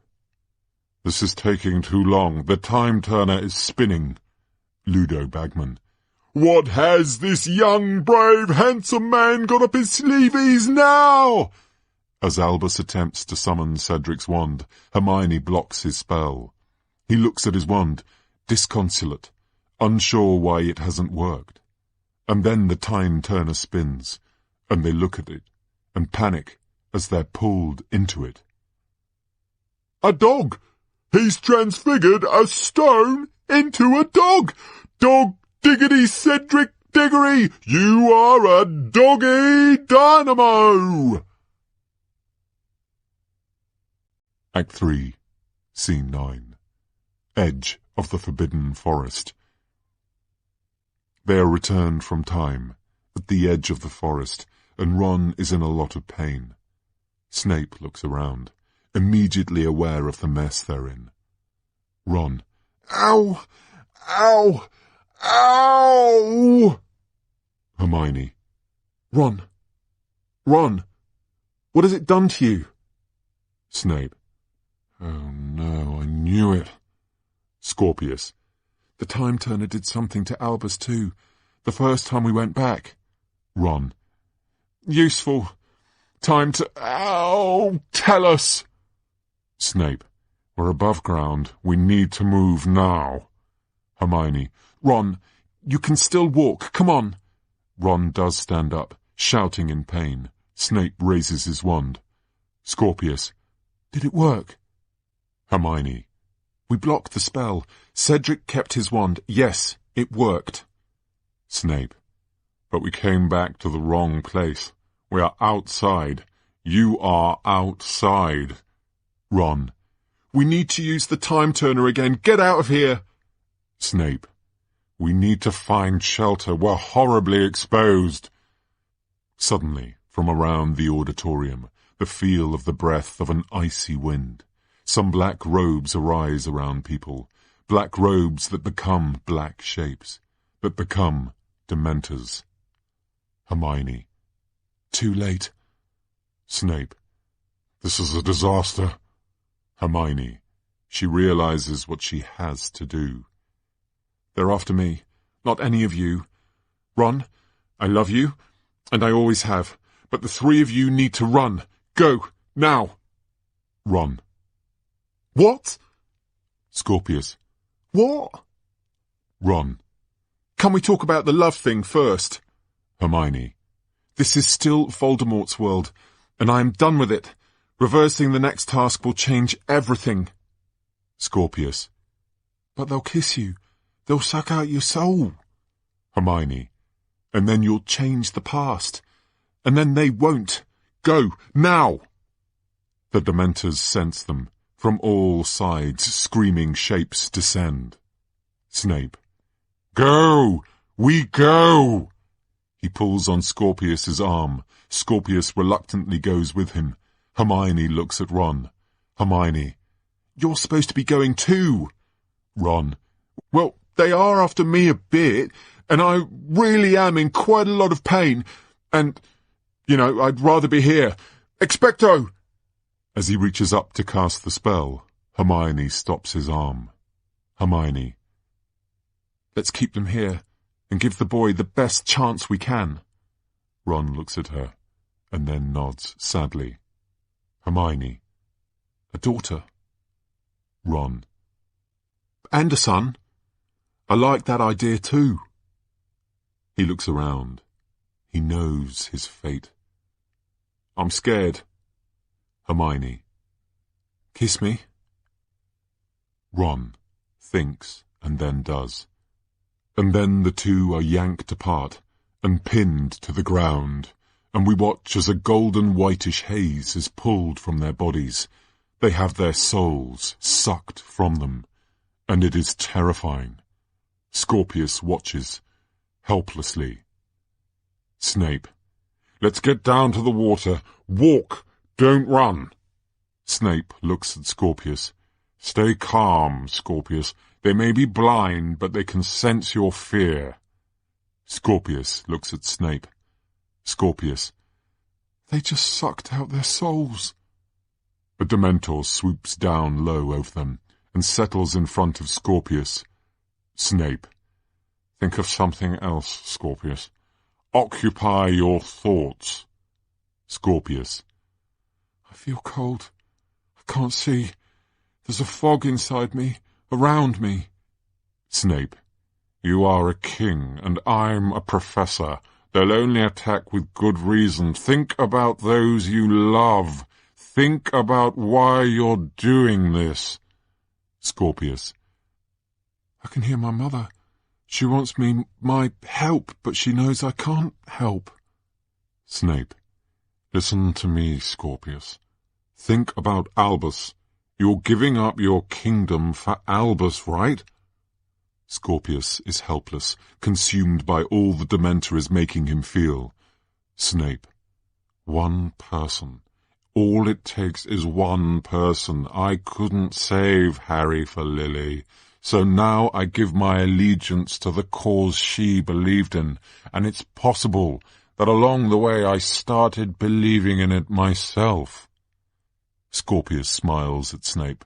He steps decisively away from the Dementor. Scorpius. The world changes, and we change with it. I'm better off in this world, but the world is not better, and I don't want that. Suddenly, Dolores Umbridge emerges in front of them. Dolores Umbridge. Professor Snape. Snape. Professor Umbridge. Dolores Umbridge. Have you heard the news? We've caught that traitorous mudblood Hermione Granger. She was just out here. Snape. That's fantastic. Dolores is staring at Snape. He looks back. Dolores Umbridge. With you. Granger was with you. Snape. With me? You're mistaken. Dolores Umbridge. With you and Scorpius Malfoy, a student I'm becoming increasingly concerned about. Scorpius. Well, Snape. Dolores, we're late for class, so if you'll excuse us. Dolores Umbridge. If you're late for class, why are you not heading back to the school? Why are you heading to the lake? There's a moment of pure silence, and then Snape does something hugely unusual. He smiles. Snape. How long have you suspected? Dolores Umbridge rises off the ground. She opens her arms wide, full of dark magic. She takes out her wand. Dolores Umbridge. Years, and I should have acted upon it far earlier. Snape is faster with his wand. Snape. Depulso! Dolores is propelled backwards through the air. She always was too grand for her own good. There's no turning back now. The sky turns even blacker still around them. Expecto Patronum! Snape sends forward a Patronus, and it's a beautiful white shape of a doe. Scorpius. A doe. Lily's Patronus. Snape. Strange, isn't it? What comes from within? Dementors start to appear all around them. Snape knows what this means. You need to run. I will keep them at bay for as long as I can. Scorpius. Thank you for being my light in the darkness. Snape looks at him, every inch a hero. He softly smiles. Snape. Tell Albus Severus, I'm proud he carries my name. Now go! Go! The doe looks back at Scorpius and then starts to run. Scorpius thinks and then runs after the doe, and around him the world gets scarier. A blood-curdling scream goes up at one side. He sees the lake and throws himself inside. Snape readies himself. Snape is pulled hard to the ground and then pushed high into the air as his soul is ripped from him, and the screams just seem to multiply. The doe turns to him with beautiful eyes and disappears. There is a bang and a flash, and then silence. And then there's more silence. It's so still, it's so peaceful, it's so perfectly tranquil. And then Scorpius ascends to the surface, breathing deeply. He looks around himself, breathing deep, panicked breaths. He looks up at the sky. The sky certainly seems bluer than before. And then Albus ascends after him. There's a silence. Scorpius just looks at Albus, disbelieving. Both boys breathe in and out. Albus. Whoa! Scorpius. Albus.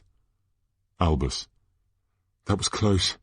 Did you see that merman? The guy with the... And then the thing with the... Whoa! Scorpius. It's you. Albus. It was weird, though. I thought I saw Cedric start to expand, but then he sort of started shrinking again, and I looked at you, and you had your wand out. Scorpius. You have no idea how good it is to see you again. Albus. You just saw me 2 minutes ago. Scorpius hugs Albus in the water. A difficult task. Scorpius. A lot has happened since then. Albus. Careful, you're drowning me. What are you wearing? Scorpius. What am I wearing? He pulls off his cloak. What are you wearing? Yes! You're in Slytherin! Albus. Did it work? Did we do anything? Scorpius. No, and it's brilliant. Albus looks at him, disbelieving. Albus. What? We failed. Scorpius. Yes, yes, and it's amazing. He splashes hard in the water. Albus pulls himself out to the bank. Albus. Scorpius, have you been eating too many sweets again? Scorpius. There you go, you see. All dry humour and Albusy. I love it. Albus. Now I'm starting to get worried. Harry enters and sprints to the side of the water, followed quickly by Draco, Ginny, and Professor McGonagall. Harry. Albus. Albus. Are you okay? Scorpius, overjoyed. Harry! It's Harry Potter, and Ginny, and Professor McGonagall, and Dad, my Dad. Hi, Dad. Draco. Hello, Scorpius. Albus. You're all here. Ginny. And Myrtle told us everything. Albus. What's going on? Professor McGonagall. You're the one who's just returned from time. Why don't you tell us? Scorpius immediately registers what they know. Scorpius. Oh no. Oh bother. Where is it? Albus. Just returned from where? Scorpius. I've lost it. I've lost the time turner. Albus looking at Scorpius, deeply annoyed. You've lost what? Harry. Time to cut the pretense, Albus. Professor McGonagall. I think you've got some explaining to do. Act 3, Scene 10. Hogwarts Headmistress's office. Draco, Ginny and Harry stand behind a contrite-looking Scorpius and Albus. Professor McGonagall is fuming. Professor McGonagall. So, to be clear, you illegally jumped off the Hogwarts Express, you invaded and stole from the Ministry of Magic, you took it upon yourself to change time, whereupon you disappeared 2 people. Albus. I agree, it doesn't sound good. Professor McGonagall. And your response to disappearing Hugo and Rose Granger Weasley was to go back in time again, and this time, instead of losing 2 people, you lost a huge number of people and killed your father. And in doing so, you resurrected the worst wizard the world has ever known and heralded in a new age of dark magic. Dry. You're correct, Mr. Potter. It doesn't sound good, does it? Are you aware how stupid you've been? Scorpius. Yes, Professor. Albus hesitates a moment. He looks at Harry. Albus. Yes. Harry. Professor, if I may. Professor McGonagall. You may not. What you choose to do as parents is your matter, but this is my school, and these are my students, and I will choose what punishment they will face. Draco. Seems fair? Harry looks at Ginny, who shakes her head. Professor McGonagall. I should expel you, but... With a look to Harry.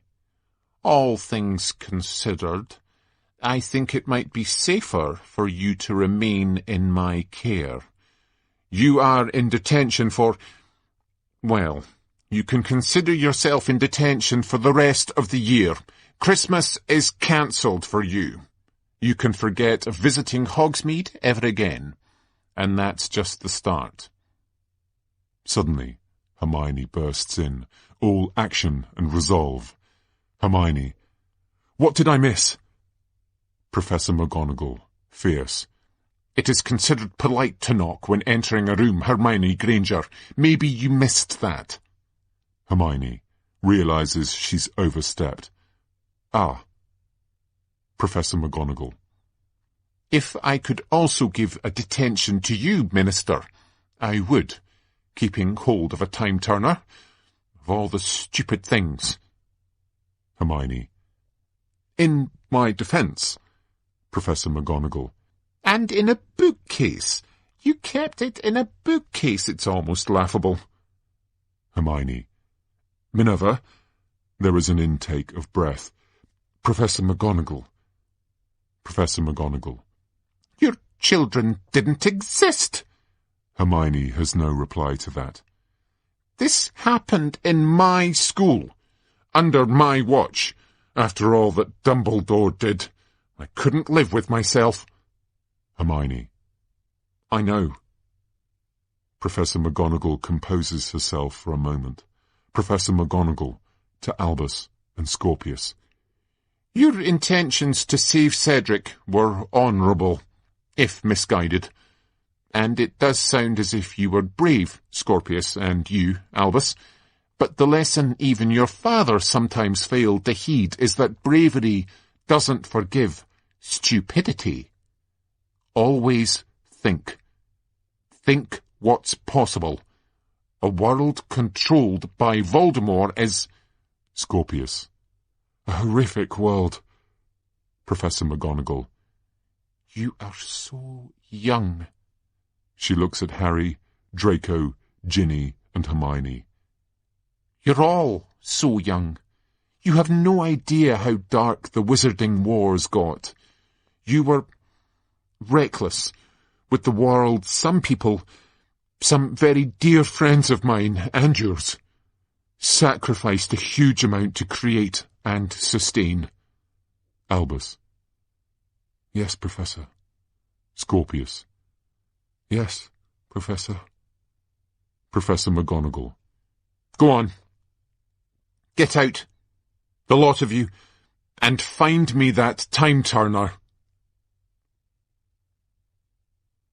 Act 3, Scene 11. Hogwarts Slytherin Dormitory.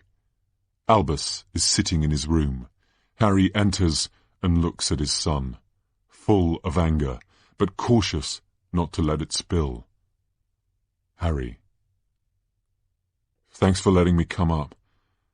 Albus turns. He nods at his dad. He's being cautious too. No luck as yet with the time-turner searching. They're negotiating with the mayor people to dredge the lake. He sits down, uncomfortably. This is a nice room. Albus. Green is a soothing colour, isn't it? I mean, Gryffindor rooms are all well and good, but the trouble with red is, it is said to send you a little mad. Not that I'm casting aspersions. Harry. Can you explain why you tried to do this? Albus. I thought I could change things. I thought Cedric... It's unfair. Harry. Of course it's unfair, Albus. Don't you think I know that? I was there. I saw him die. But to do this, to risk all this... Albus. I know. Harry, failing to contain his anger. If you were trying to do as I did, you went the wrong way about it. I didn't volunteer for adventure. I was forced into it. You did something really reckless, something really stupid and dangerous, something that could have destroyed everything. Albus. I know. Okay, I know. Pause. Albus wipes away a tear. Harry notices it and takes a breath. He pulls himself back from the brink. Harry. Well, I was wrong too. To think Scorpius was Voldemort's son. He wasn't a black cloud. Albus. No. Harry. And I've locked away the map. You won't see it again. Your mum left your room exactly as it was when you ran away. You know that. Wouldn't let me go in, wouldn't let anyone go in. You really scared her. And me. Albus. Really scared you? Harry. Yes. Albus. I thought Harry Potter wasn't afraid of anything. Harry. Is that how I make you feel? Albus looks at his dad, trying to figure him out. Albus. I don't think Scorpius said, but when we returned after failing to fix the first task, I was suddenly in Gryffindor House. Nothing was better between us then either. So the fact that I'm in Slytherin, that's not the reason for our problems. It's not just about that. Harry. No, I know. It's not just about that. Harry looks at Albus. Are you okay, Albus? Albus. No. Harry. No. Nor me. Act 3, Scene 12. Dream. Godric's Hollow. Graveyard. Young Harry stands looking at a gravestone, covered in bunches of flowers. He has a small bunch of flowers in his hand. Aunt Petunia. Go on then. Lay down your grotty little flowers and then let's go. I already hate this poxy little village. I don't know why I even had the thought. Godric's Hollow? Godless Hollow, more like. The place is clearly a hive of filth. Go on, chop chop. Young Harry approaches the grave. He stands a moment more. Now, Harry, I don't have time for this. Daddy has his cups tonight, and you know he hates to be late. Young Harry. Aunt Petunia? We're the last living relatives, right? Aunt Petunia. Yes. You and I? Yes. Young Harry. And they weren't popular. You said they didn't have any friends. Aunt Petunia. Lily tried, bless her. She tried.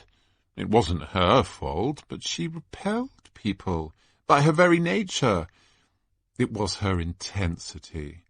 It was her manner. It was her way. And your father, obnoxious man, extraordinarily obnoxious. No friends, neither of them. Young Harry. So my question is, why are there so many flowers? Why are there flowers all over their grave? Aunt Petunia looks around. She sees all the flowers, as if for the first time, and it moves her hugely. She approaches and then sits by her sister's grave, trying hard to fight the emotions as they come to her, but succumbing all the same. Aunt Petunia. Oh, yes. Well, I suppose there are a few. Must have blown over from other graves. Or someone's playing a trick. Yes, I think that's most likely. Some young rapscallion with too much time on his hands has gone around collecting flowers from all the other graves and deposited them here. Young Harry. But they're all marked with their names. Lily and James, what you did, we will never forget. Lily and James, your sacrifice. Voldemort. I smell guilt. There is a stench of guilt in the air. Aunt Petunia to young Harry. Get away! Get away from there! She pulls him back. Voldemort's hand rises into the air above the Potter's gravestone. The rest of him rises after. We don't see his face, but his body provides a jagged, horrific shape. I knew it. This place is dangerous. The sooner we leave Godric's Hollow, the better. Young Harry is pulled from the stage, but turns to face Voldemort. Voldemort. Do you still see with my eyes, Harry Potter? Young Harry exits, disturbed, as Albus bursts from within Voldemort's cloak. He reaches out a desperate hand towards his dad. Albus. Dad! Dad! There's some words spoken in parcel tongue. He's coming. He's coming. He's coming.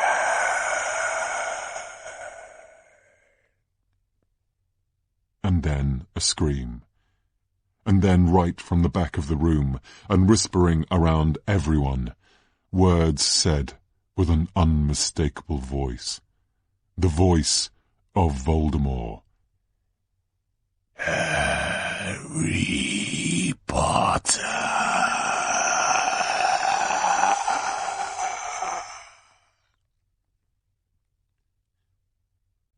Act 3, Scene 13. Harry and Ginny Potter's house. Kitchen. Harry is in a horrible state, petrified by what he thinks his dreams are telling him. Ginny. Harry.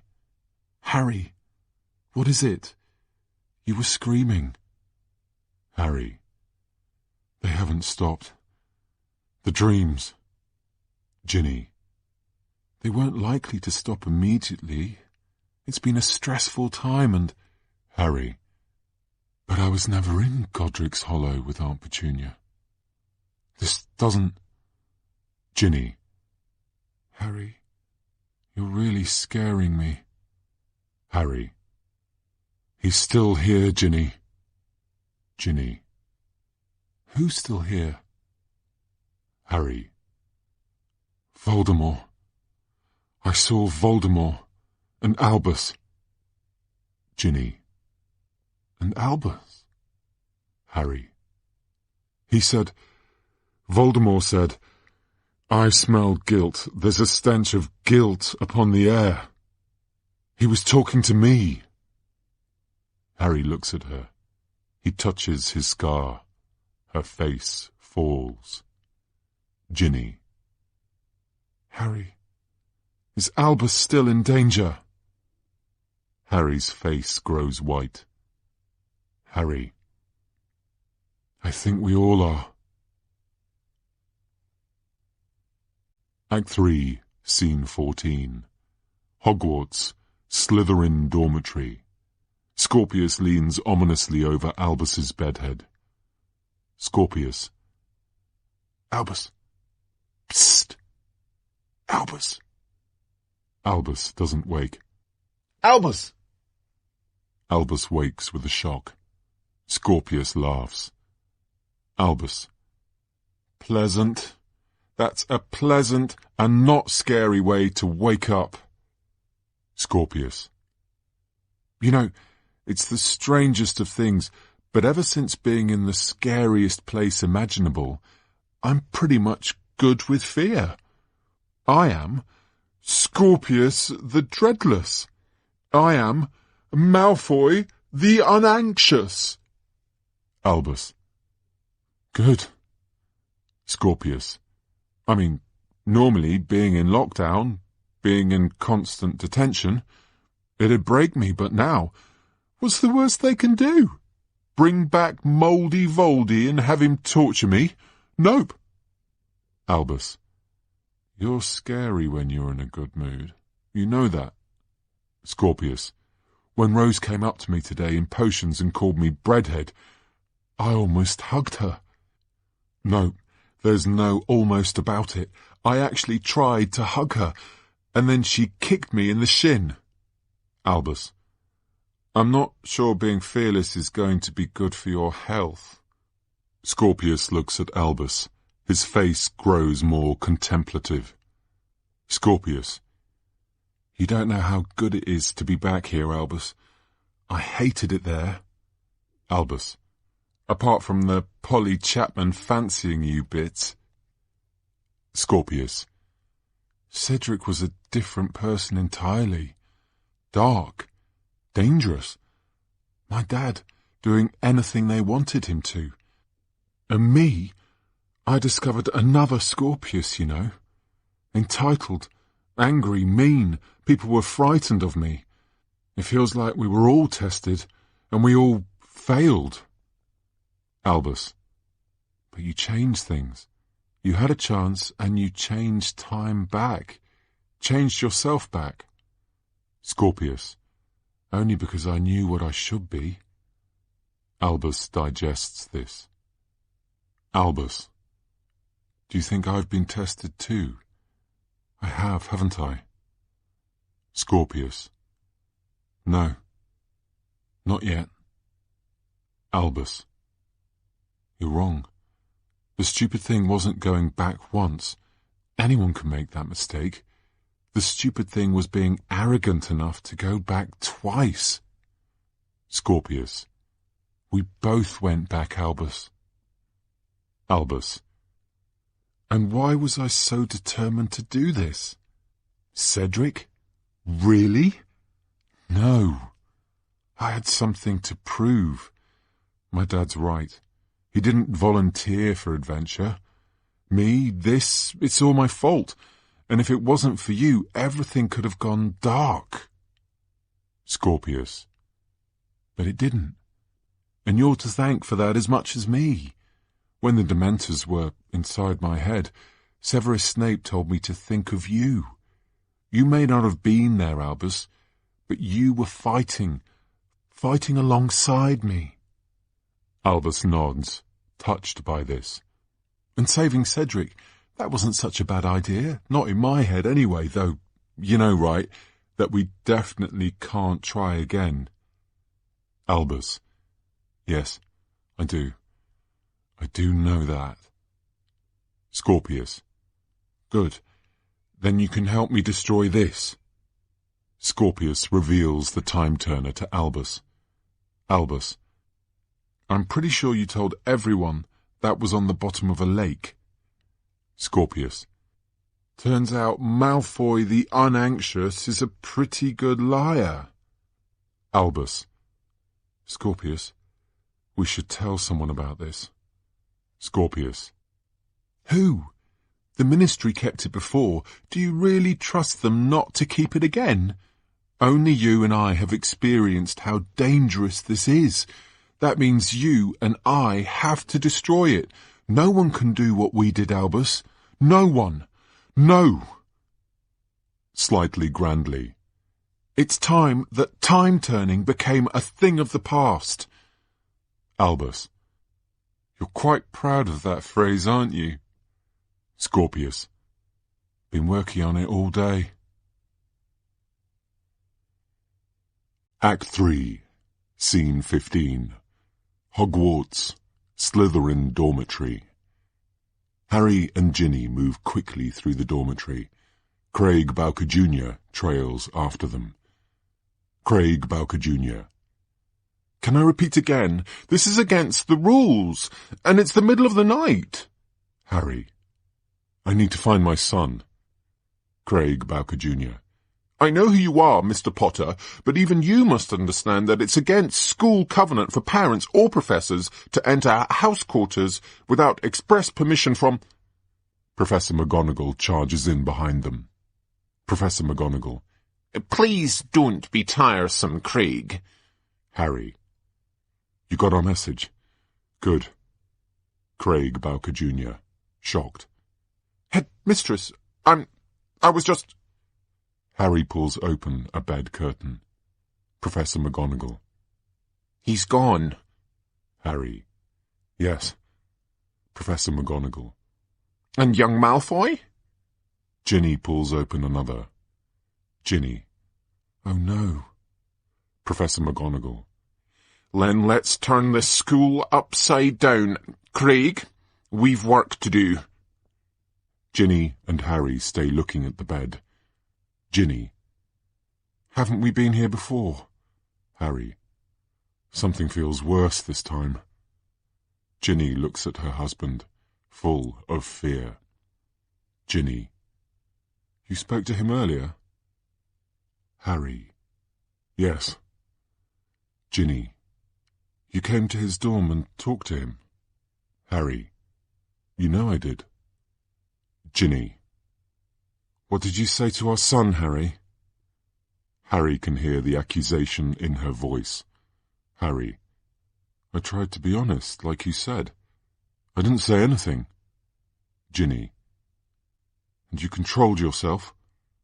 How heated did it get? Harry. I don't think You think I've scared him away again? Ginny. I can forgive you for one mistake, Harry, maybe even two. But the more mistakes you make, the harder to forgive you it becomes. Act 3, Scene 16. Hogwarts, Owlry. Scorpius and Albus emerge onto a roof bathed in silver light. There's soft hooting all around them. Scorpius. So, I think a simple confringo? Albus.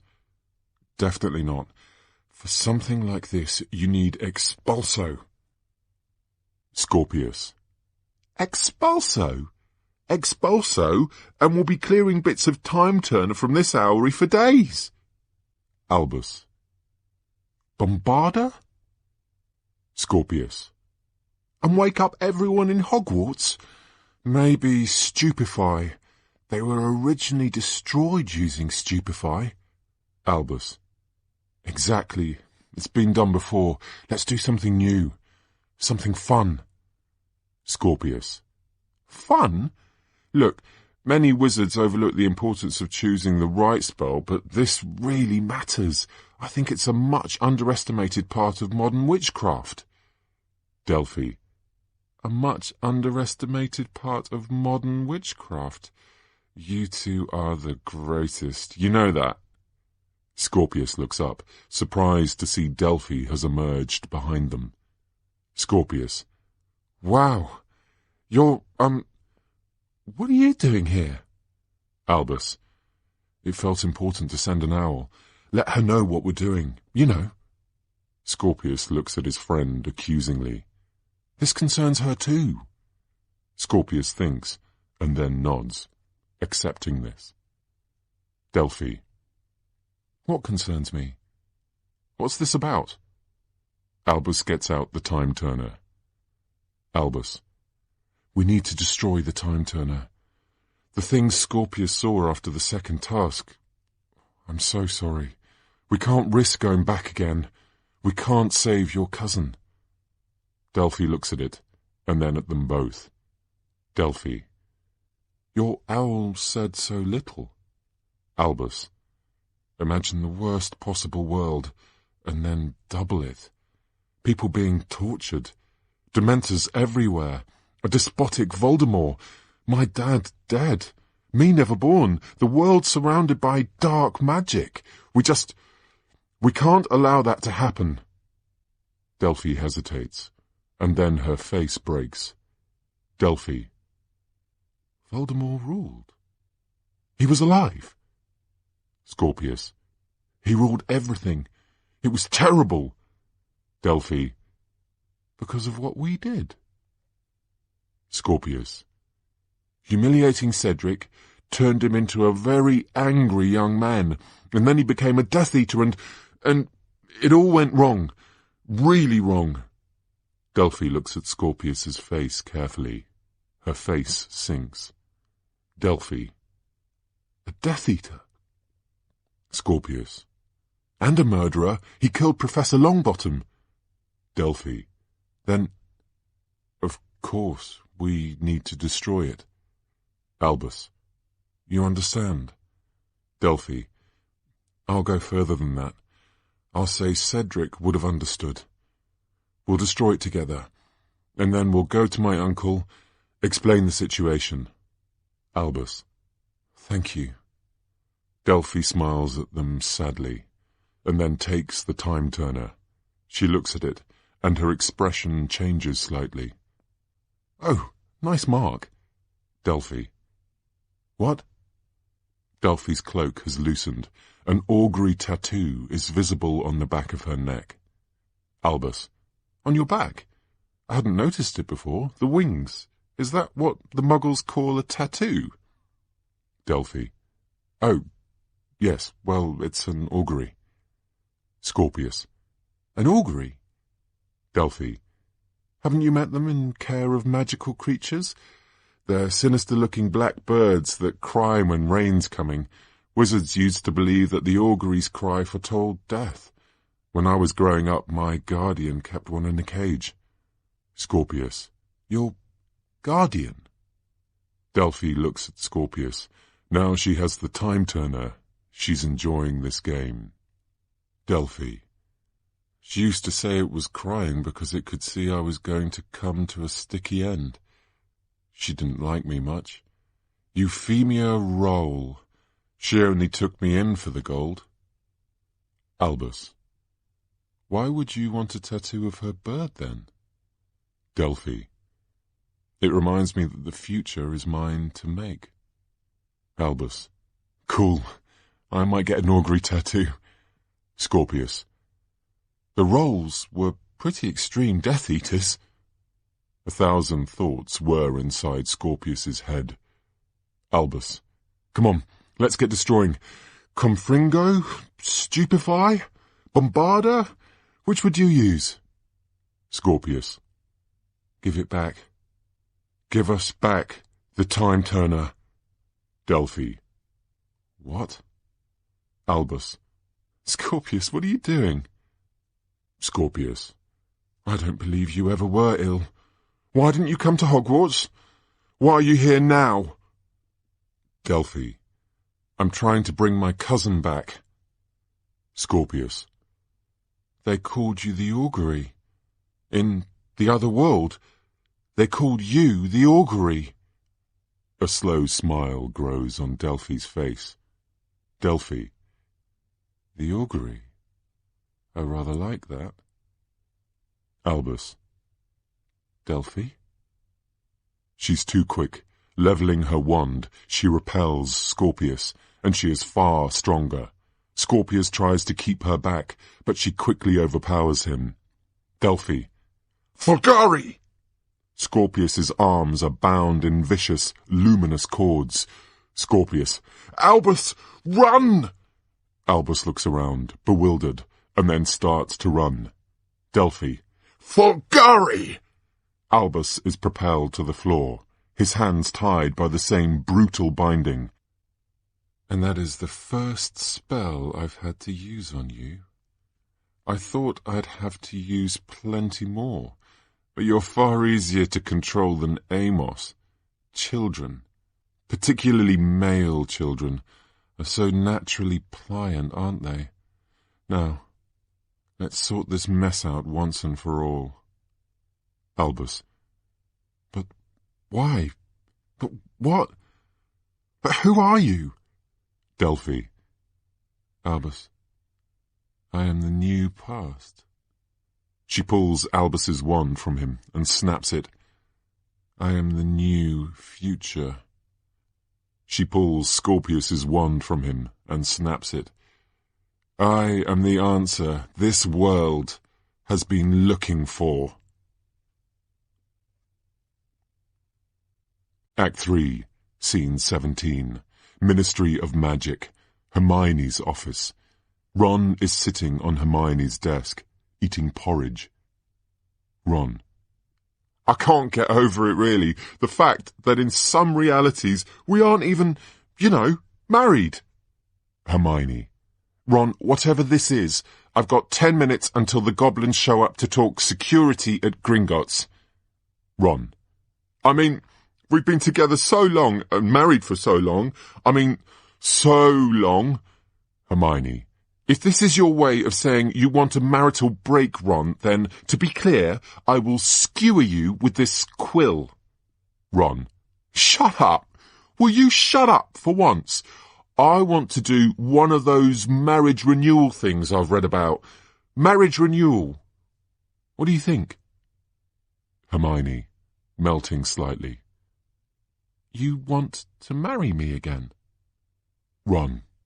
Well, we were only young when we did it the first time, and I got very drunk. Well, to be honest, I can't remember much of it, and the truth is, I love you, Hermione Granger. And whatever time says, I'd like the opportunity to say so in front of lots of other people. Again. Sober. She looks at him. She smiles. She pulls him to her. She kisses him. Hermione. You're sweet. Ron. A due taste of toffee. Hermione laughs. Harry, Ginny and Draco walk in on them as they move to kiss again. They spring apart. Hermione. Harry, Ginny and... Draco, how lovely to see you. Harry. The dreams, they've started again. Well, they haven't stopped. Ginny. And Albus is missing. Again. Draco. Scorpius too. We've had McGonagall check the entire school. They're gone. Hermione. I'll get the auras summoned immediately. Ron. No, you won't. It's all fine. Albus, I saw him last night. It's all good. Draco. Where? They all turn to look at Ron. He's briefly disconcerted, but batters on. Ron. I was having a couple of fire whiskies with Neville in Hogsmeade, as you do, setting the world to rights, as we do, and we were coming back, quite late, very late, and trying to work out which flue I could use, because when you've had a drink sometimes you don't want to use the tight ones, or the turny ones, or... Ginny. Ron, if you could get to the point before we all strangle you. Ron. He hasn't run away. He's having a quiet moment. He got himself an older girlfriend. Harry. An older girlfriend? Ron. And a cracking one at that. Gorgeous silver hair. Saw them on the roof together, near the owlery with Scorpius playing the gooseberry. Nice to see my love potion being used well, I thought. Harry has a thought. Harry. Her hair. Was it silver and blue? Ron. That's it. Silver, blue, yep. Harry. He's talking about Delphi Diggory, niece of Amos Diggory. Ginny. This is about Cedric again. Harry says nothing, thinking fast. Hermione looks around the room, concerned, and then shouts out of the door. Hermione. Ethel, cancel the goblins. Act 3, Scene 18. St. Oswald's home for old witches and wizards. Amos's room. Harry walks in, wand outstretched, with Draco. Harry. Where are they? Amos. Harry Potter. And what can I do for you, sir? And Draco Malfoy. I am blessed. Harry. I know how you've used my son. Amos. I've used your son? No. You, sir. You used my beautiful son. Draco. Tell us, now, where are Albus and Scorpius, or face the profoundest consequences? Amos. But why would I know where they are? Draco. Don't play the senility card with us, old man. We know you've been sending him owls. Amos. I've done nothing of the kind. Harry. Amos, you're not too old for Azkaban. They were last seen on the Hogwarts Tower with your niece when they disappeared. Amos. I have no idea what you're... He stops a beat, confused. My niece? Harry. There are no depths to which you won't sink, are there? Yes, your niece. Are you denying she was there under your express instructions? Amos. Yes, I am. I don't have a niece. This stops Harry. Draco. Yes, you do. A nurse. Works here. Your niece, Delphine Diggory. Amos. I know I don't have a niece because I never had any brothers and sisters, and nor did my wife. Draco. We need to find out who she is. Now! Act 3, Scene 19. Hogwarts, Quidditch pitch. We open on Delphi, enjoying every second of her changed identity. Where there was discomfort and insecurity, now there's just power. Albus. What are we doing on the Quidditch pitch? Delphi says nothing. Scorpius. The Triwizard Tournament. The third task. The maze. This is where the maze was. We're going back for Cedric. Delphi. Yes. It is time to spare the spare once and for all. We will go back for Cedric, and in doing so, we will resurrect the world you saw, Scorpius. Scorpius. Hell. You want to resurrect hell? Delphi. I want to return to pure and strong magic.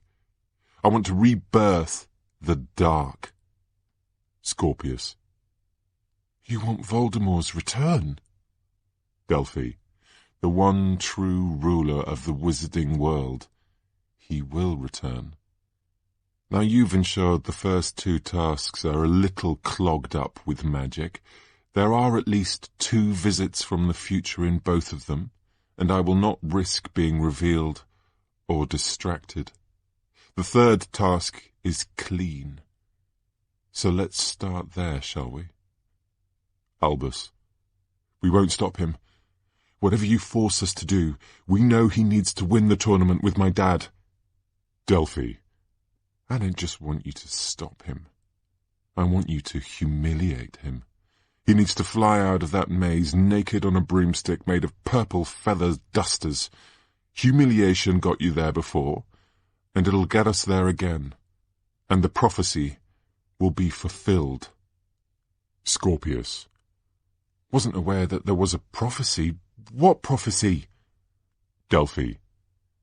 You have seen the world as it should be, Scorpius.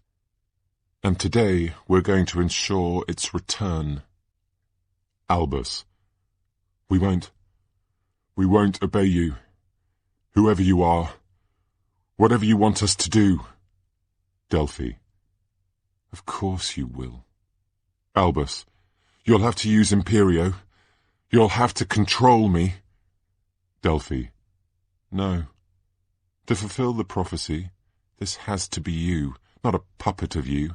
You have to be the one to humiliate Cedric, so Imperio just won't do. I'll have to force you by other means. She takes out her wand. She points it at Albus, who sticks his chin out. Albus, do your worst. Delphi looks at him, and then turns her wand on Scorpius. Delphi, I will. Albus, no! Delphi, yes, as I thought, this seems to frighten you more. Scorpius, Albus, whatever she does to me, we can't let her... Delphi, Crucio! Scorpius yells out in pain. Albus, I will... Delphi, laughing, what? What on earth do you think you can do? A wizard-wide disappointment, a sore on your family name, a spare. You want to stop me hurting your only friend. Then do what you're told. She looks at Albus. His eyes stay resistant. No? Crucio! Albus, stop, please. Craig runs in, full of energy. Craig Bowker Jr. Scorpius? Albus? Everyone's looking for you. Albus. Craig, get away! Get help! Craig Bowker Jr. What's happening? Delphi. Avada Kedavra! Delphi sends a blast of green light across the stage. Craig is propelled backwards by it, and is immediately killed. There's a silence that seems to last for a long time. Did you not understand? These are not childish games we are playing here. You are useful to me. Your friends are not. Albus and Scorpius look at Craig's body, their minds in hell. It took me a long time to discover your weakness, Albus Potter. I thought it was pride. I thought it was the need to impress your father. But then I realized your weakness was the same as your father's. Friendship. You will do exactly as you're told, otherwise Scorpius will die, just like that spare did. She looks at them both. Voldemort will return, and the augury will sit at his side, just as it was prophesied. When spares are spared, when time is turned, when unseen children murder their fathers, then will the Dark Lord return. She smiles. She pulls Scorpius viciously towards her. Cedric is the spare, and Albus. She pulls Albus viciously towards her. The unseen child who will kill his father by rewriting time, and so return the Dark Lord. The time turner starts rotating. She pulls their hands to it. Now! And there is a giant whoosh of light, a smash of noise, and time stops. And then it turns over, thinks a bit, and begins spooling backwards, slow at first, and then it speeds up, and then there's a sucking noise, and a bang. Act 3, Scene 20. Tri-Wizard Tournament, Maze, 1995. The maze is a spiral of hedges that don't stop moving. Delphi walks determined through it. Behind her she drags Albus and Scorpius, their arms bound, their legs reluctantly moving.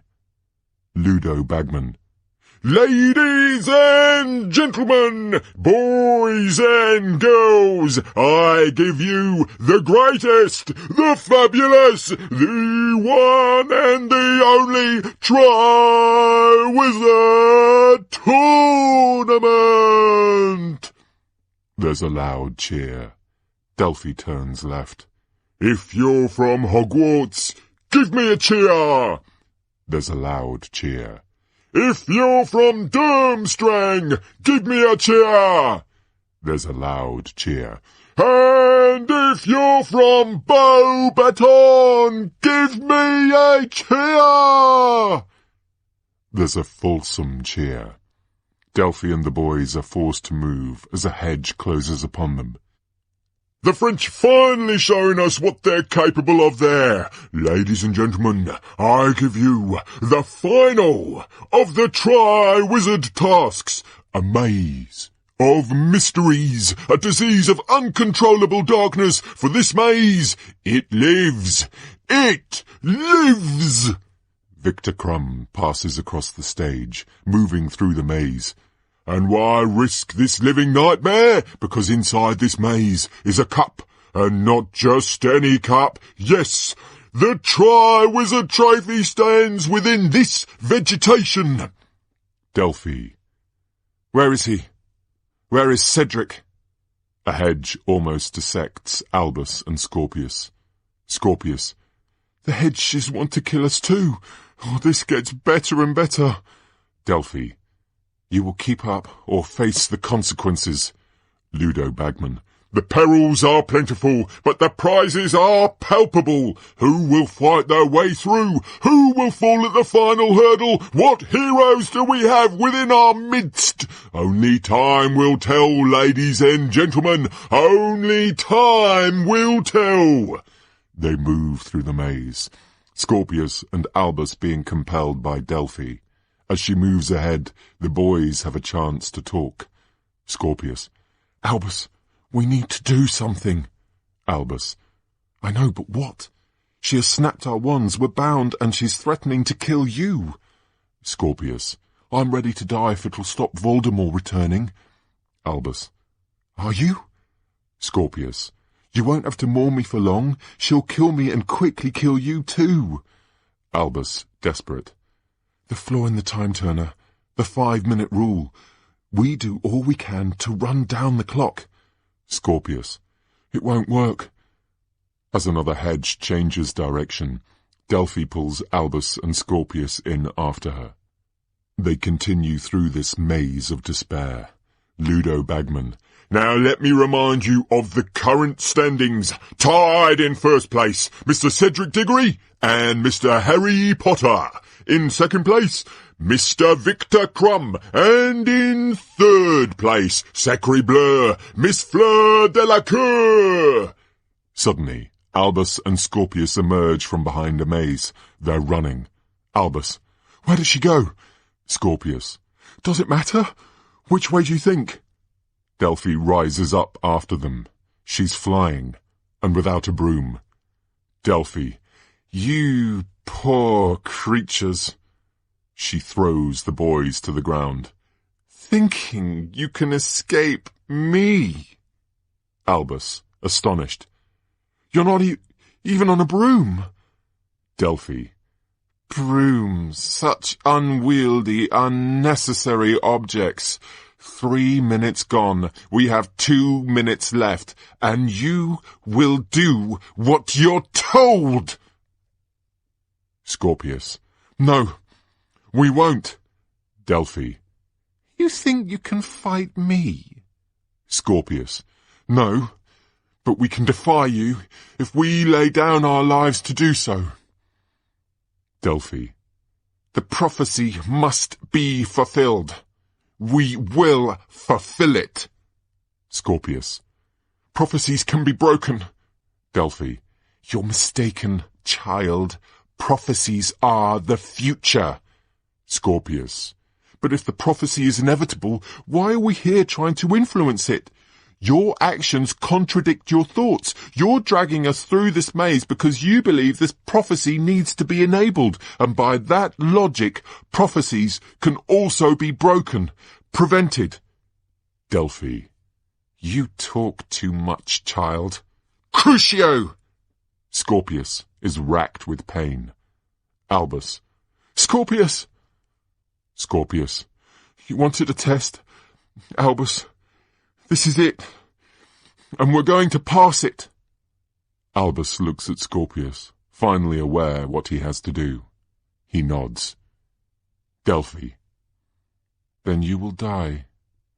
Albus, full of strength. Yes, we will. And we'll do so gladly, knowing it stopped you. Delphi rises up, full of fury.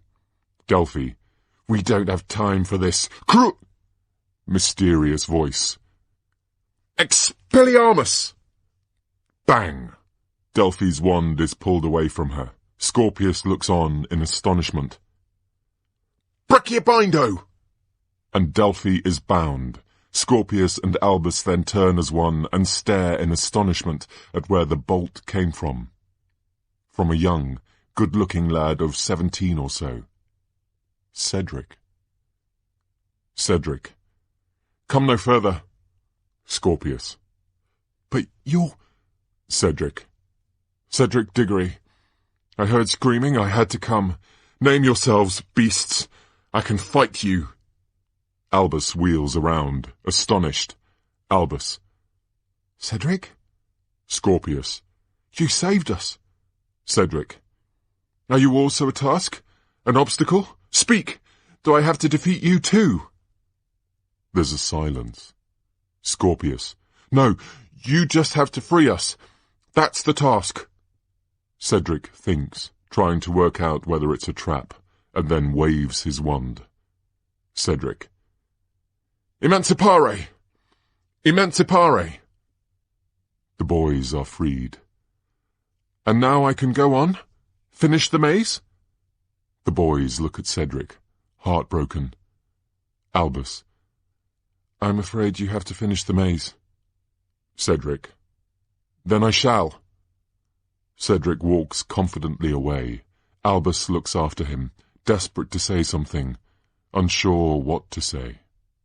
Albus. Cedric. Cedric turns towards him. Your dad loves you very much. Cedric. What? Behind them, Delphi's body creeps into movement. She crawls along the ground. Albus. Just thought you should know that. Cedric. Okay, thank you. Cedric looks at Albus a moment more, and then walks on. Delphi pulls out the time-turner from within her robes. Scorpius. Albus. Albus. No, wait. Scorpius. The time-turner is spinning. Look at what she's doing. She can't leave us behind. Albus and Scorpius both scramble to grab part of the time-turner, and there is a giant whoosh of light, a smash of noise, and time stops.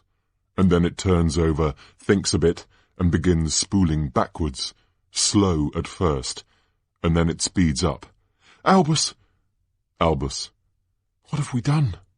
Scorpius. We had to go with the time-turner. We had to try to stop her. Delphi. Stop me? How do you think you've stopped me? I'm done with this. You may have destroyed my chances of using Cedric to darken the world, but maybe you're right, Scorpius. Maybe prophecies can be prevented. Maybe prophecies can be broken. What is undoubtedly true is I'm done with trying to use you, annoying, incompetent creatures, for anything. No more wasting precious seconds on either of you. Time to try something new. She crushes the time-turner. It explodes into 1,000 pieces. Delphi ascends again into the air. She laughs in delight as she sets off, hard away. The boys try to chase her, but they've not the slightest chance. She flies. They run. Albus. No! No! You Can't! Scorpius turns back and tries to pick up the time-turner pieces. The time-turner! It's destroyed! Scorpius. Utterly. We're stuck here. In time. Wherever in time we are. Whatever it is she's planning to do. Albus. Hogwarts looks the same. Scorpius. Yes, we can't be seen here. Let's get out of here before we're spotted. Albus. We need to stop her, Scorpius. Scorpius. I know we do, but how? Act 3, Scene 21. St. Oswald's home for old witches and wizards. Delphi's room. Harry, Hermione, Ron, Draco and Ginny look around a simple, oak-panelled room. Harry. It must have been a confundus charm she used on him. Used on them all. She faked being a nurse. She faked being his niece. Hermione. I've just checked in with the ministry, but there's no record of her. She's a shadow. Draco. Specialis Revelio. Everyone turns to look at Draco. Well, it was worth a try. What are you waiting for? We know nothing, so we just have to hope this room reveals something. Ginny. Where can she have hidden anything? It's quite a Spartan room. Ron. These panels must conceal something. Draco. Or the bed? Draco starts examining the bed. Ginny, a lamp, as the rest start examining the panels. Ron, shouting as he hammers on the walls. What are you hiding? What you got? Hermione. Maybe we should all stop for a moment and have a think about what... Ginny unscrews a lamp chimney from an oil lamp. There's a breathing out noise, and then hissing words. They all turn towards it. What was that? Harry. I'm not supposed to be understanding. That's Parseltongue. Hermione. And what does it say? Harry. How do I haven't been able to understand Parseltongue since Voldemort died. Hermione. And nor has your scar hurt. Harry looks at Hermione. Harry. It says, Welcome, Augury. I think I need to tell it to open. Draco. Then do it. Harry shuts his eyes. He speaks in Parseltongue. The room transforms around them, becoming darker and more desperate. A writhing mass of painted snakes emerges on all the walls, and on them, written in fluorescent paint, a prophecy. What is this? Ron. When spares are spared, when time is turned, when unseen children murder their fathers, then will the Dark Lord return. Ginny. A prophecy. A new prophecy. Hermione. Cedric was called a spare. Ron. When time is turned, she has that time turner, doesn't she? Their faces sink. Hermione. She must do. Ron. But why does she need Scorpius or Albus? Harry. Because I'm a parent who hasn't seen his child, hasn't understood his child. Draco. Who is she, to be so obsessed with all this? Ginny. I think I've got the answer to that. They all turn to her. She points up, their collective faces sink further and fill with fear. Words are revealed on all the walls of the auditorium. Dangerous words. Horrible words. I will rebirth the dark. I will bring my father back. Ron. No. She can't. Hermione. How is it even possible? Draco. Voldemort had a daughter. They look up terrified. Ginny takes Harry's hand. Harry. No. Not that. Anything but that. We cut to black. Interval. Part 2, Act 4. Act 4, Scene 1. Ministry of Magic, Grand Meeting Room. Wizards and witches from all over cram into the Grand Meeting Room.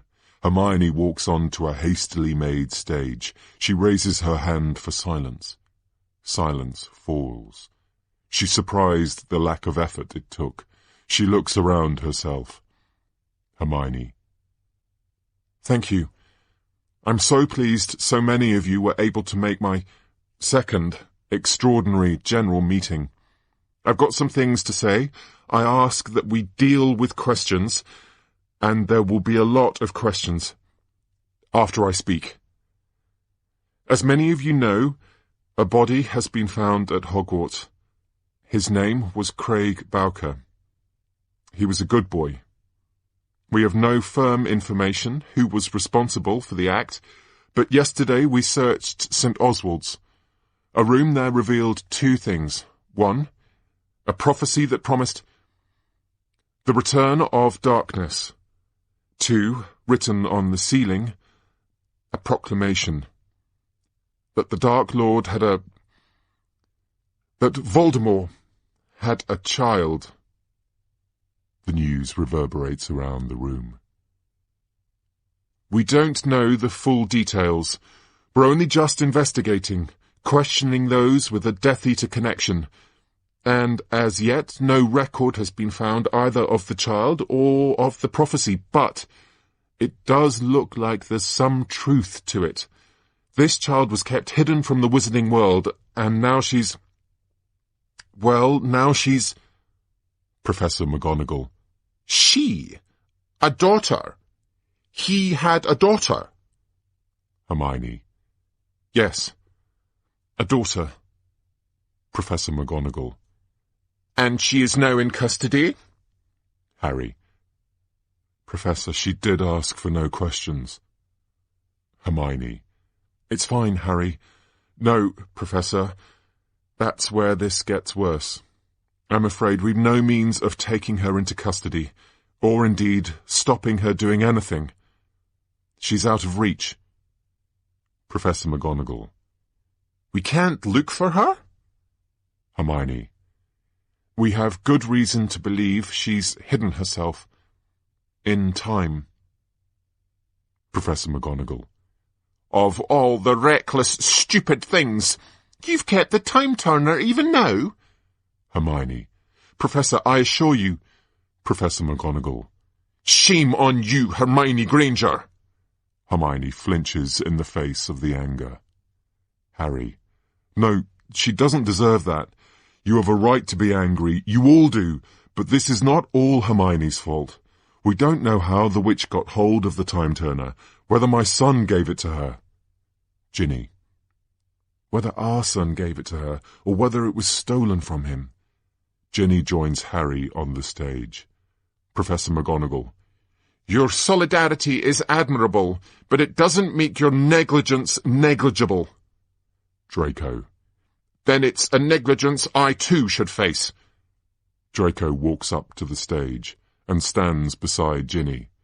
This is almost a Spartacus moment. There are gasps. Hermione and Harry have done nothing wrong, but try and protect us all. If they're guilty, then I am too. Hermione looks across at her cohort, moved. Ron joins them on the stage. Ron.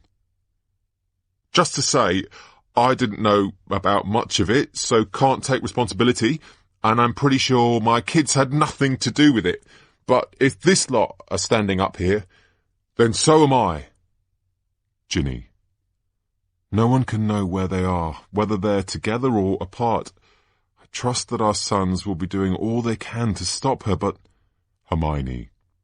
We haven't given up. We've gone to the giants, the trolls, everyone we can find. The auras are out flying, searching, talking to those who know secrets, following those who won't reveal secrets. Harry. But there is one truth we can't escape. that somewhere in our past a witch is trying to rewrite everything we ever knew, and all we can do is wait. Wait for the moment she either succeeds or fails. Professor McGonagall. And if she succeeds? Harry. Then, just like that, most of the people in this room will be gone, will no longer exist, and Voldemort will rule again. Act 4, Scene 2. Scottish Highlands, Aviemore train station, 1981. Albus and Scorpius are looking at a station master, apprehensively. Albus. One of us should talk to him, don't you think? Scorpius. Hello, Mr. Station Master, Mr. Muggle. Question, did you see a flying witch passing here? And by the way, what year is it? We just ran away from Hogwarts because we were frightened of upsetting things, but this is okay? Albus. You know what annoys me most of all? Dad will think we did it deliberately. Scorpius. Albus. Really? I mean, really? We're trapped, lost in time, probably permanently, and you're worrying what your dad might think about it? I will never understand the two of you. Albus. There's a lot to understand. Dad's pretty complicated. Scorpius. And you're not? Not to question your taste in women, but you fancy, well... They both know who he's talking about. Albus. I did, didn't I? I mean, what she did to Craig. Scorpius. Let's not think about that. Let's focus on the fact that we have no wands, no brooms, no means of returning to our time. All we have is our wits and... No, that's all, our wits. And we have to stop her. Station Master, in very strong Scots. You ken, the old leaky train is running late, boys. Scorpius. Sorry? Station Master. If you're waiting on the old leaky train, you need to ken it's running late. Train works on the line. It's on the amended time board. He looks at them. They look back, bewildered. He frowns and hands them an amended timetable. He points to the right bit of it. Late! Albus takes it and examines it. His face changes as he takes in enormous information. Scorpius just stares at the station master. Albus. I know where she is. Scorpius. You understood that? Albus. Look at the date. On the timetable. Scorpius leans in and reads. Scorpius. The 30th of October, 1981. Day before Hallows Eve, 39 years ago. But why is she... Oh. Scorpius's face falls as he realizes. Albus. The death of my grandparents. The attack on my dad as a baby. The moment when Voldemort's curse rebounded on himself. She's not trying to bring about her prophecy. She's trying to prevent the big one. Scorpius. The big one? Albus. The one with the power to vanquish the Dark Lord approaches. Scorpius joins in. Scorpius and Albus. Born to those who have thrice defied him. Born as the 7th month dies. Scorpius's face falls with every word. Scorpius. It's my fault. I told her that prophecies can be broken. I told her the whole logic of prophecies is questionable. Albus. In 24 hours' time, Voldemort curses himself trying to kill the baby Harry Potter. Delphi is trying to prevent that curse. She's going to kill Harry herself. We need to get to Godric's Hollow. Now. Act 4, Scene 3. Godric's Hollow, 1981. Albus and Scorpius walk through the centre of Godric's Hollow, and it's a bustling, beautiful little village. Scorpius. Well, There's no visible signs of attack that I can see. Albus. This is Godric's Hollow. Scorpius. Your dad's never taken you? Albus. No, he tried a few times, but I refused. Scorpius. Well, there's no time for a tour. We have a murderous witch to save the world from. But, regard, the church, St. Jerome's. As he indicates, a church becomes visible. Albus. It's magnificent. Scorpius. And St. Jerome's graveyard is supposedly magnificently haunted. He points in another direction. And that's where the statue of Harry and his parents will be. Albus. My dad has a statue. Scorpius. Oh, not yet, but he will. Hopefully. And this house is where Bathilda Bagshot lives. Albus. The Bathilda Bagshot? A history of magic, Bathilda Bagshot. Scorpius. The very same. Oh my, that's her. Wow. Squeak! My geekness is a-quivering. Albus. Scorpius. Scorpius. And here it is. Albus. The home of James, Lily and Harry Potter. A young, attractive couple leave a house with a baby in a pushchair. Albus moves towards them. Scorpius pulls him back. Scorpius. They can't see you, Albus. It might damage time, and we're not doing that. Not this time. Albus. But this means she hasn't... We've made it. She hasn't... Scorpius. So what do we do now? Get ready to fight her because she's pretty fierce. Albus. Yes. We haven't really thought this one through, have we? What do we do now? How do we protect my dad? Act 4, Scene 4. Ministry of Magic. Harry's office. Harry is hurriedly going through paperwork. Dumbledore. Good evening, Harry. Beat. Harry looks up at the portrait of Dumbledore. His face passive. Harry. Professor Dumbledore. In my office. I'm honoured. I must be where the action is tonight. Dumbledore. What are you doing? Harry. Going through papers, seeing if I'd missed anything I shouldn't have. Marshalling forces to fight in the limited way we can fight, knowing that the battle is being raged far away from us. What else can I do? Pause. Dumbledore says nothing.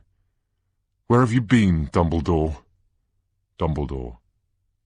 I'm here now. Harry. Here just as the battle is lost? Or are you denying that Voldemort is going to return? Dumbledore. It is possible. Harry. Go. Leave. I don't want you here. I don't need you. You were absent every time it really counted. I fought him 3 times without you. I'll face him again if needs be. Alone. Dumbledore. Harry, don't you think I wanted to fight him on your behalf? I would have spared you if I could. Harry. Love blinds us? Do you even know what that means? Do you even know how bad that advice was? My son is fighting a battle for us just as I had to for you, and I have proved as bad a father to him as you were to me, leaving him in places he felt unloved, growing in him resentments he'll take years to understand. Dumbledore. If you're referring to Privet Drive, then... Harry. Years I spent there alone, without knowing what I was or why I was there, without knowing that anyone cared. Dumbledore. I did not wish to become attached to you. Harry. Protecting yourself even then? Dumbledore. No, I was protecting you. I did not want to hurt you. Dumbledore attempts to reach out of the portrait, but he can't. He begins to cry, but tries to hide it. But I had to meet you in the end. 11 years old, and you were so brave, so good. You walked uncomplainingly along the path that had been laid at your feet. Of course I loved you, and I knew that it would happen all over again, that where I loved I would cause irreparable damage. I am no fit person to love. I have never loved without causing harm. Beat. Harry. You would have hurt me less if you had told me this then. Dumbledore, openly weeping now. I was blind. That is what love does. I couldn't see that you needed to hear that this closed-up, tricky, dangerous old man loved you. A pause. The two men are overcome with emotion. Harry. It isn't true that I never complained. Dumbledore. Harry, there is never a perfect answer in this messy, emotional world. Perfection is beyond the reach of humankind, beyond the reach of magic. In every shining moment of happiness is that drop of poison, the knowledge that pain will come again. Be honest to those you love. Show your pain. To suffer is as human as to breathe. Harry. You said that to me once before. Dumbledore. It is all I have to offer you tonight. He begins to walk away. Harry. Don't go. Dumbledore. Those that we love never truly leave us, Harry. There are things that death cannot touch. Paint, and memory, and love. Harry. I loved you too, Dumbledore. Dumbledore. I know. He is gone, and Harry is alone. Draco enters. Draco. Did you know that in this other reality, the reality Scorpius saw into, I was head of magical law enforcement? Maybe this room will be mine soon enough. Are you okay? Harry is consumed in his grief. Harry. Come in, I'll give you the tour. Draco walks hesitantly inside the room. He looks around distastefully. Draco. The thing is, though, I never really fancied being a ministry man. Even as a child. My dad, it's all he ever wanted. Me? No. Harry. What did you want to do? Draco. Quidditch. But I wasn't good enough. Mainly, I wanted to be happy. Harry nods. Draco looks at him a second more. Sorry, I'm not very good at small talk. Do you mind if we skip on to the serious business? Harry. Of course. What serious business? Beat. Draco. Do you think Theodore Nott had the only time-turner? Harry. What? Draco. The time-turner the Ministry seized was a prototype, made of inexpensive metal. It does the job, sure, but only being able to go back in time for 5 minutes, that's a serious flaw. It isn't something you'd sell to true collectors of dark magic. Harry realizes what Draco is saying. Harry. He was working for you? Draco. No. My father. He liked owning things that no one else had. The Ministry's time-turners, thanks to Croker, were always a little vanilla for him. He wanted the ability to go back further than an hour. He wanted the ability to travel back years. He'd never have used it. Secretly, I think he preferred a world without Voldemort. But yes, the time-turner was built for him. Harry. And did you keep it? Draco reveals the time-turner. Draco. No 5-minute problem, and it gleams like gold. Just the way the Malfoys like it. You're smiling. Harry. Hermione Granger. It was the reason she kept the first, the fear that there might be a second. Hanging on to this, you could have been sent to Azkaban. Draco. Consider the alternative. Consider if people had known that I had the ability to travel in time. Consider the rumour that would have been given increased credence. Harry looks at Draco, understanding him perfectly. Harry. Scorpius. Draco. We were capable of having children, but Astoria was frail. A blood malediction. A serious one. An ancestor was cursed. It showed up in her. You know how these things can resurface after generations. Harry. I'm sorry, Draco. Draco. I didn't want to risk her health. I said it didn't matter whether the Malfoy line died with me, whatever my father said. But Astoria, she didn't want a baby for the Malfoy name, for pure blood or glory, but for us. Our child, Scorpius, was born. It was the best day of both our lives, although it weakened Astoria considerably. We hid ourselves away, the three of us. I wanted to conserve her strength. And so the rumours started. Harry. I can't imagine what that was like. Draco. Astoria always knew that she was not destined for old age. She wanted me to have somebody when she left, because it is exceptionally lonely being Draco Malfoy. I will always be suspected. There is no escaping the past. I never realized, though, that by hiding him away from this gossiping, judgmental world, I ensured that my son would emerge shrouded in worse suspicion than I ever endured. Harry. Love blinds. We have both tried to give our sons not what they needed, but what we needed. We've been so busy trying to rewrite our own pasts, we've blighted their present.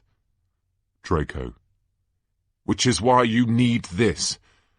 I've been holding on to it, barely resisting using it, even though I would sell my soul for another minute with Astoria. Harry. Oh, Draco, we can't. We can't use it. Draco looks up at Harry, and for the first time, at the bottom of this dreadful pit, they look at each other as friends. Draco. We have to find them. If it takes centuries, we must find our sons. Harry. We have no idea where they are or when they are. Searching in time when you've no idea where in time to search, that's a fool's errand. No, love won't do it, and nor will a time-turner, I'm afraid. It's up to our sons now. They're the only ones who can save us. Act 4, Scene 5. Godric's Hollow. Outside James and Lily Potter's house. 1981. Albus. We tell my granddad and grandma. Scorpius. That they'll never get to see their son grow up. Albus. She's strong enough. I know she is. You saw her. Scorpius. She looked wonderful, Albus, and if I were you, I'd be desperate to talk to her. But she needs to be able to beg Voldemort for Harry's life. She needs to think he might die. And you're the worst spoiler in the world. That didn't turn out to be true. Albus. Dumbledore. Dumbledore's alive. We get Dumbledore involved. We do what you did with Snape. Scorpius. Can we risk him knowing your dad survives? That he has kids? Albus. He's Dumbledore. He can cope with anything. Scorpius. Albus, there have been about 100 books written on what Dumbledore knew, how he knew it all, why he did what he did. But what's undoubtedly true, what he did, he needs to do, and I'm not going to risk messing with it. I was able to ask for help because I was in an alternate reality. We aren't.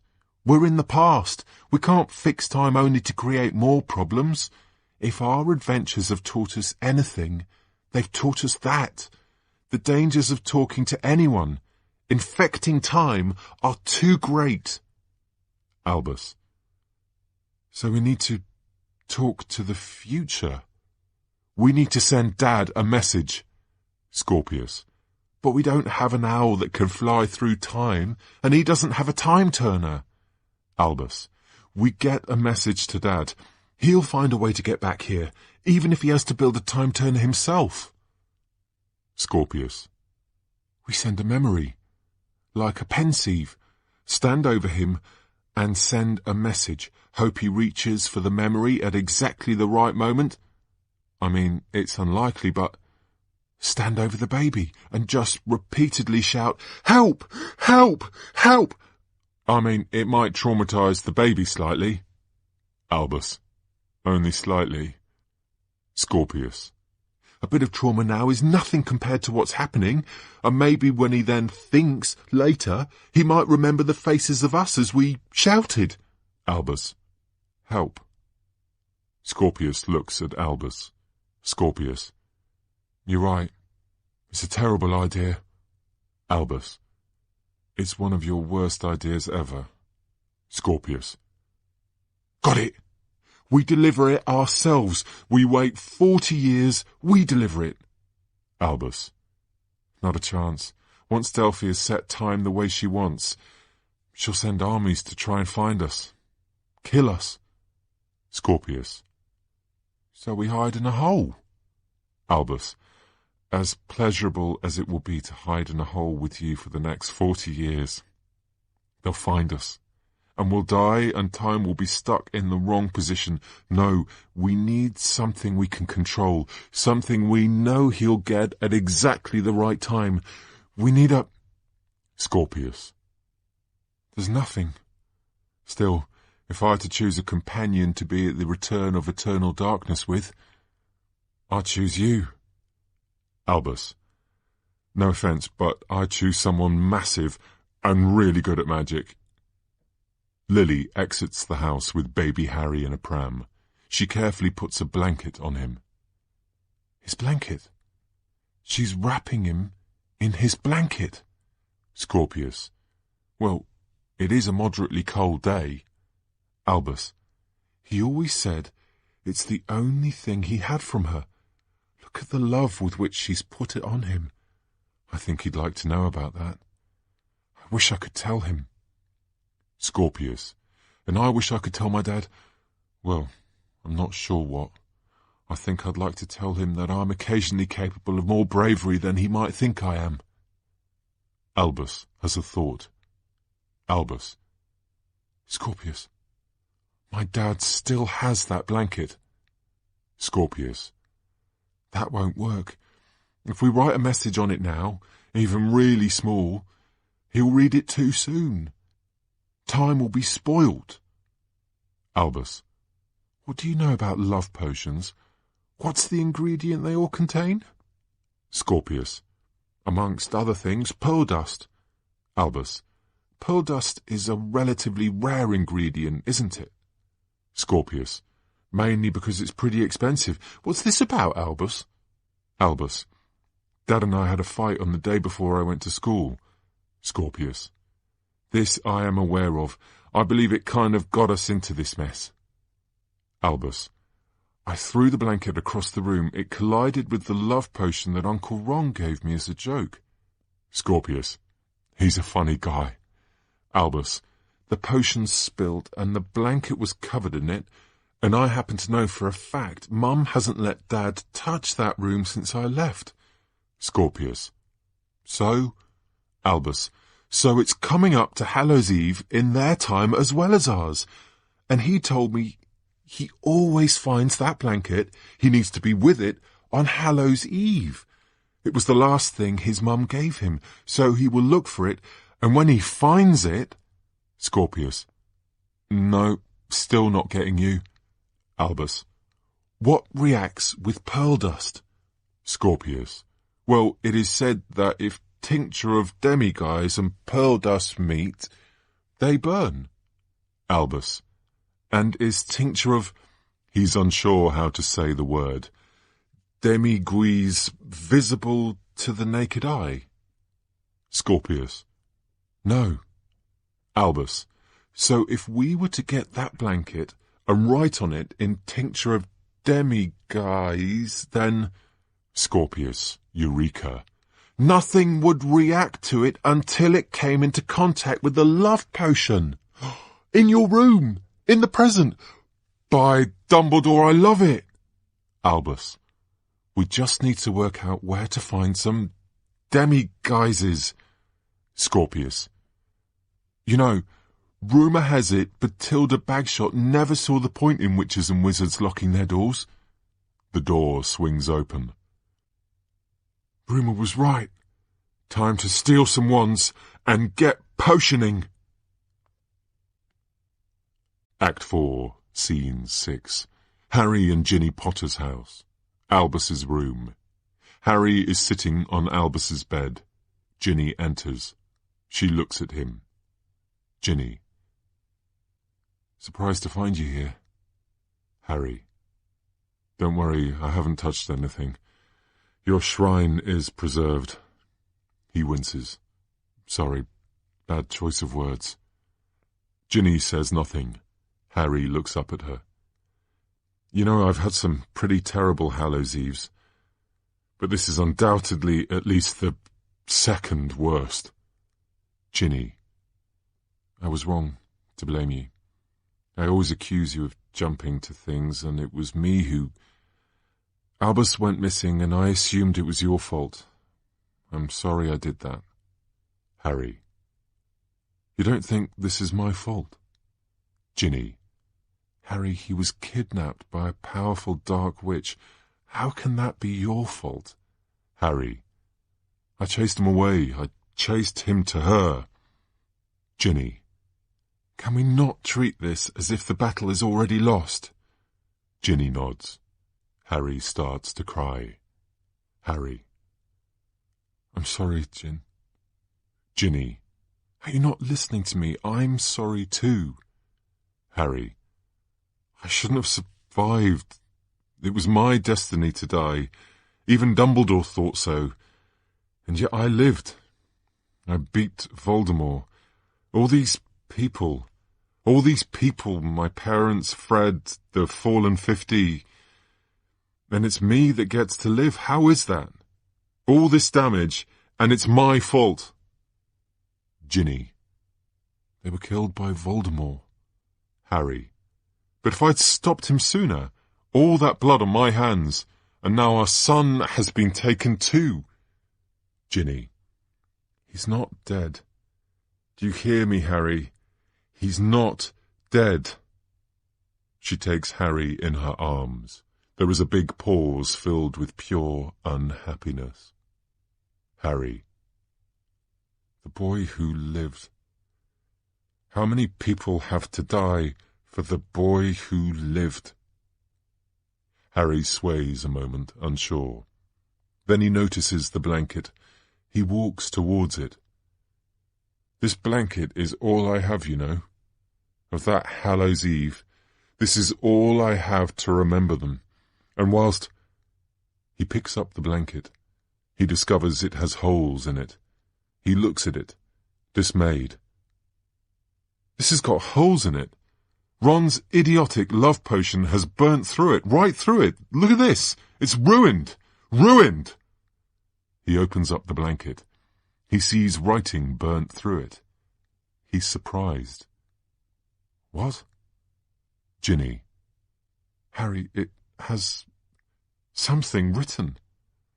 On another part of the stage, Albus and Scorpius appear. Albus. Dad. Scorpius. We're starting with Dad. Albus. So you'll know it's from me. Scorpius. Harry is his name. We should start with Harry. Albus, firm. We're starting with Dad. Harry. Dad? Does it say Dad? It's not that distinct. Scorpius. Dad. Help! Ginny. Hello? Does that say hello and then good? Harry. Dad, hello, good, hello. No, this is A strange joke. Albus. Dad, help. Godric's hollow. Ginny. Give me that. My eyesight is better than yours. Yes, Dad, hello, good. That's not hello again. That's hallow or hollow? And then some numbers. These are clearer. 3, 1, 1, 0, 8, 1. Is this one of those muggle telephone numbers, or a grid reference, or a... Harry looks up. Several thoughts smashing through his brain at once. Harry. No. It's a date. 31st of October, 1981. The date my parents were killed. Ginny looks at Harry, and then back at the blanket. Ginny. That doesn't say hello. It says help. Harry. Dad, help. Godric's Hollow, 31-10-81. It's a message. Clever boy left me a message. Harry kisses Ginny hard. Ginny. Albus wrote this. Harry. And he's told me where they are and when they are. And now we know where she is, we know where we can fight her. He kisses her hard again. Ginny. We haven't got them back again yet. Harry. I'll send an owl to Hermione. You send one to Draco. Tell them to meet us at Godric's Hollow with the time turner. Ginny. And it is us, okay? Don't even think about going back without me, Harry. Harry. Of course you're coming. We have a chance, Ginny, and by Dumbledore, that's all we need. A chance. Act 4, Scene 7. Godric's Hollow. Ron, Hermione, Draco, Harry and Ginny walk through a present-day Godric's Hollow, a busy market town. It's expanded over the years. Hermione. Godric's Hollow. It must be 20 years. Ginny. Is it just me, or are there more muggles about? Hermione. It's become quite popular as a weekend break. Draco. I can see why. Look at the thatched roofs. And is that a farmer's market? Hermione approaches Harry, who is looking around himself, overwhelmed by all he is seeing. Hermione. You remember when we were last here? This feels just like old times. Ron. Old times with a few unwelcome ponytails added to the mix. Draco knows a barb when he hears one. Draco. Can I just say? Ron. Malfoy, you may be all chummy with Harry, and you may have produced a relatively nice child, but you've said some very unfair things to and about my wife. Hermione. And your wife doesn't need you fighting her battles for her. Hermione looks witheringly at Ron. Ron takes the hit. Ron. Fine, but if you say one thing about her or me... Draco. You'll do what, Weasley? Hermione. He'll hug you, because we're all on the same team, aren't we, Ron? Ron, hesitating in the face of her unwavering gaze. Fine. I think you've got really nice hair, Draco. Hermione. Thank you, husband. Now this seems a good spot. Let's do this. Draco takes out the time turner. It begins spinning wildly as the others take their places around it, and there is a giant whoosh of light, a smash of noise, and time stops. And then it turns over, thinks a bit, and begins spooling backwards, slow at first, and then it speeds up. They look around themselves. Ron. So? Has it worked? Act 4, Scene 8. Godric's Hollow, a shed, 1981. Albus looks up, amazed to see Ginny and then Harry, and then he takes in the rest of the happy band, Ron, Draco, and Hermione. Albus. Mum? Harry. Albus Severus Potter, are we pleased to see you? Albus runs and throws himself into Ginny's arms. Ginny receives him, delighted. Albus. You got our note? Ginny. We got your note. Scorpius trots up to his dad. Draco. We can hug too if you like. Scorpius looks at his dad, unsure for a moment, and then they sort of half-hug in a very awkward way. Draco smiles. Ron. Now, where's this Delphi? Scorpius. You know about Delphi? Albus. She's here. She's trying to kill you, we think, before Voldemort curses himself. She's going to kill you, and so break the prophecy and... Hermione. Yes, we thought that might be it too. Do you know where specifically she is now? Scorpius. She's disappeared. How did you, without the time turner? Harry, interrupting. That's a long and complicated story, Scorpius, and we don't have time for it. Draco smiles at Harry gratefully. Hermione. Harry's right. Time is of the essence. We need to get people into position. Now, Godric's Hollow is not a large place, but she could be coming from any direction. So we need somewhere that gives us good views of the town, that allows for multiple and clear observation points, and that will, most importantly, keep us hidden, because we cannot risk being seen. They all frown, thinking. I'd say St. Jerome's Church ticks all those boxes, wouldn't you? Act 4, Scene 9.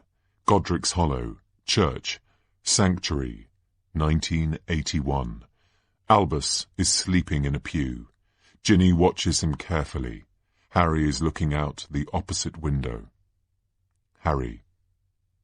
No. Nothing.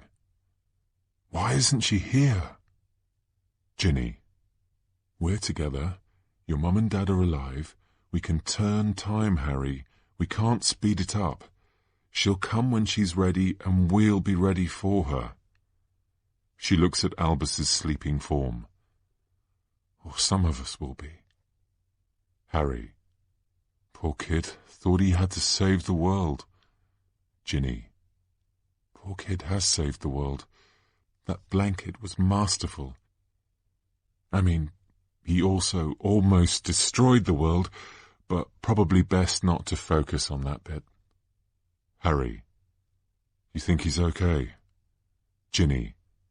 He's getting there. It just might take him a bit of time. And you a bit of time too. Harry smiles. She looks back at Albus. He does too. You know, after I'd opened the Chamber of Secrets, after Voldemort had bewitched me with that terrible diary, and I'd almost destroyed everything. Harry. I remember. Ginny. After I came out of hospital, everyone ignored me, shut me out. Other than, that is, the boy who had everything, who came across the Gryffindor common room and challenged me to a game of exploding snap. People think they know all there is to know about you, but the best bits of you have always been heroic in really quiet ways. My point is, after this is over, just remember, if you could, that sometimes people, but particularly children, just want someone to play exploding snap with. Harry. You think that's what we're missing? Exploding snap? Ginny. No.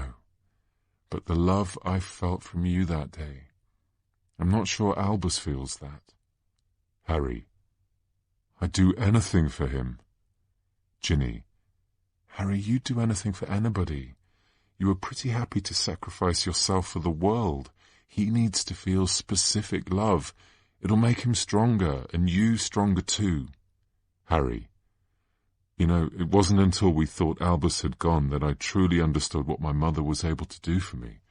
A counter-charm so powerful that it was able to repel the spell of death. Ginny. And the only spell Voldemort couldn't understand. Love. Harry. I do love him specifically, Ginny. Ginny. I know, but he needs to feel it. Harry. I'm lucky to have you, aren't I? Ginny. Extremely. And I'd be delighted to discuss just how lucky at another time, but for now, let's focus on stopping Delphi. Harry, we are running out of time. A thought occurs to Ginny. Ginny. Unless...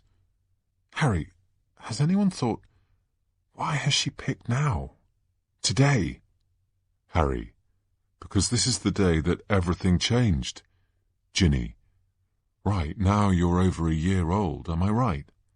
Harry, a year and 3 months. Ginny. That's a year and 3 months she could have killed you in. Even now, she's been in Godric's Hollow for 24 hours. What's she waiting for? Harry.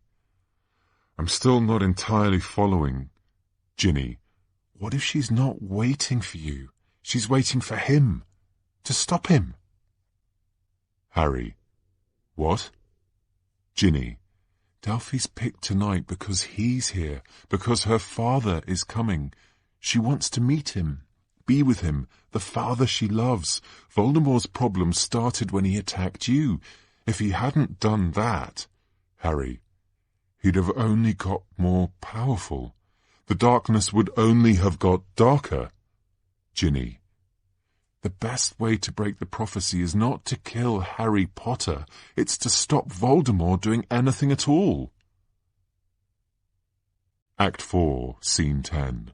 Godric's Hollow, Church, 1981.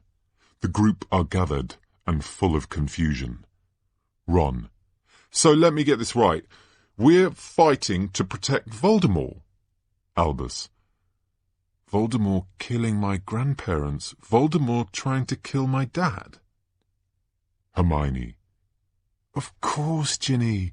Delphi's not trying to kill Harry. She's stopping Voldemort trying to kill Harry. Brilliant. Draco. So, we just wait until Voldemort turns up? Albus. Does she know when he turns up? Hasn't she come here 24 hours early because she isn't sure when he'll arrive, and in what direction? The history books, correct me if I'm wrong, Scorpius, show nothing about when and how he arrived in Godric's Hollow. Scorpius and Hermione. You're not wrong. Ron. Blimey, there are 2 of them. Draco. So how can we use this to our advantage? Albus. Do you know what I'm really good at? Harry. There's plenty you're good at, Albus. Albus. Polyjuicing. And I think Bathilda Bagshot may have all the ingredients for polyjuice in her basement. We can polyjuice into Voldemort and bring her to us. Ron. To use polyjuice, you need a bit of someone. We don't have a bit of Voldemort. Hermione. But I like the concept. A pretend mouse for her cat. Harry. How close can we get through transfiguration? Hermione. We know what he looks like. We've got some excellent wizards and witches here. Ginny. You want to transfigure into Voldemort? Albus. It's the only way. Hermione. It is, isn't it? Ron steps forward bravely. Ron. Then I would like to... I think I should be him. I mean, it won't be exactly nice being Voldemort, but without wishing to blow my own trumpet, I'm probably the most chilled out of all of us, and so maybe transfiguring into him, into the Dark Lord, will do less damage to me than any of you more intense people. Harry steps away, introspective. Hermione. Who are you calling intense? Draco. I'd also like to volunteer. I think being Voldemort requires precision, no offence, Ron, and a knowledge of dark magic and... Hermione. And I'd like to volunteer too. As Minister for Magic, I think it's my responsibility and right. Scorpius. Maybe we should draw lots. Draco. You're not volunteering, Scorpius. Albus. Actually, Ginny, no. No way. I think you're all mad. I know what that voice is like inside your head.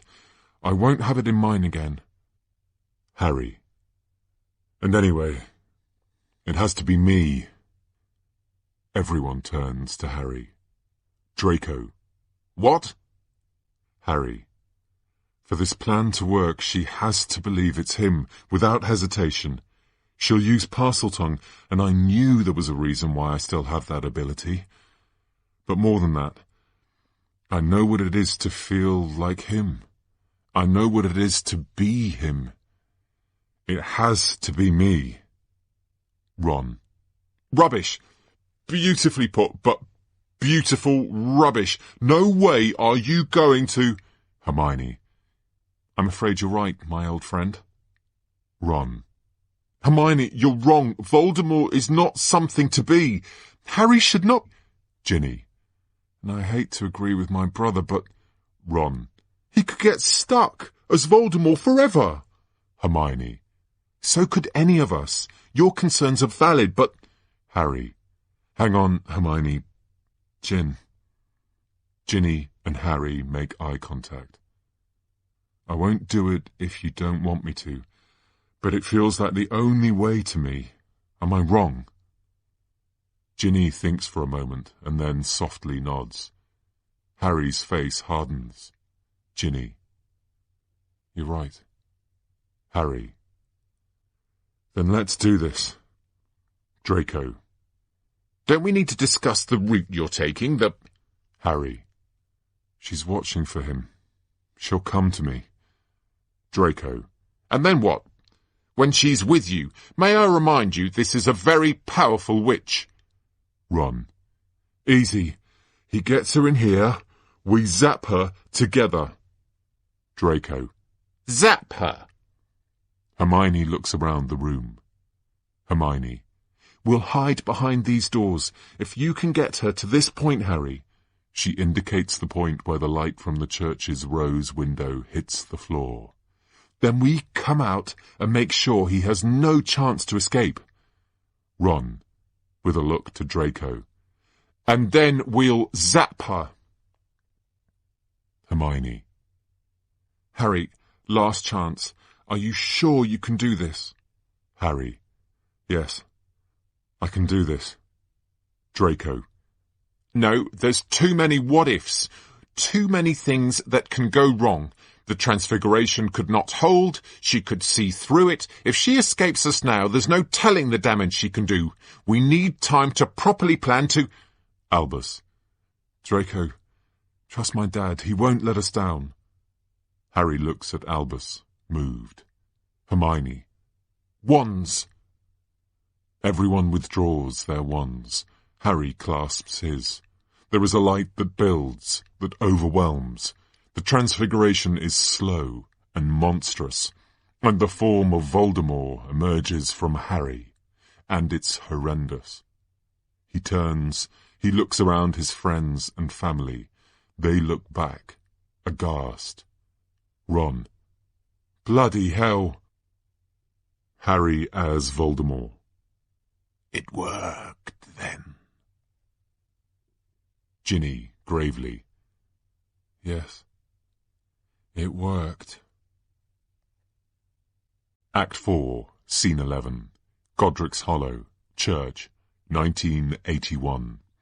Ron, Hermione, Draco, Scorpius and Albus stand at the window, looking out. Ginny can't look.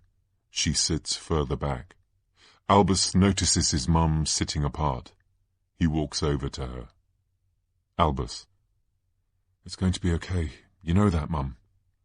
Ginny. I know it is. Or I hope I do. I just don't want to see him like that. The man I love, shrouded in the man I hate.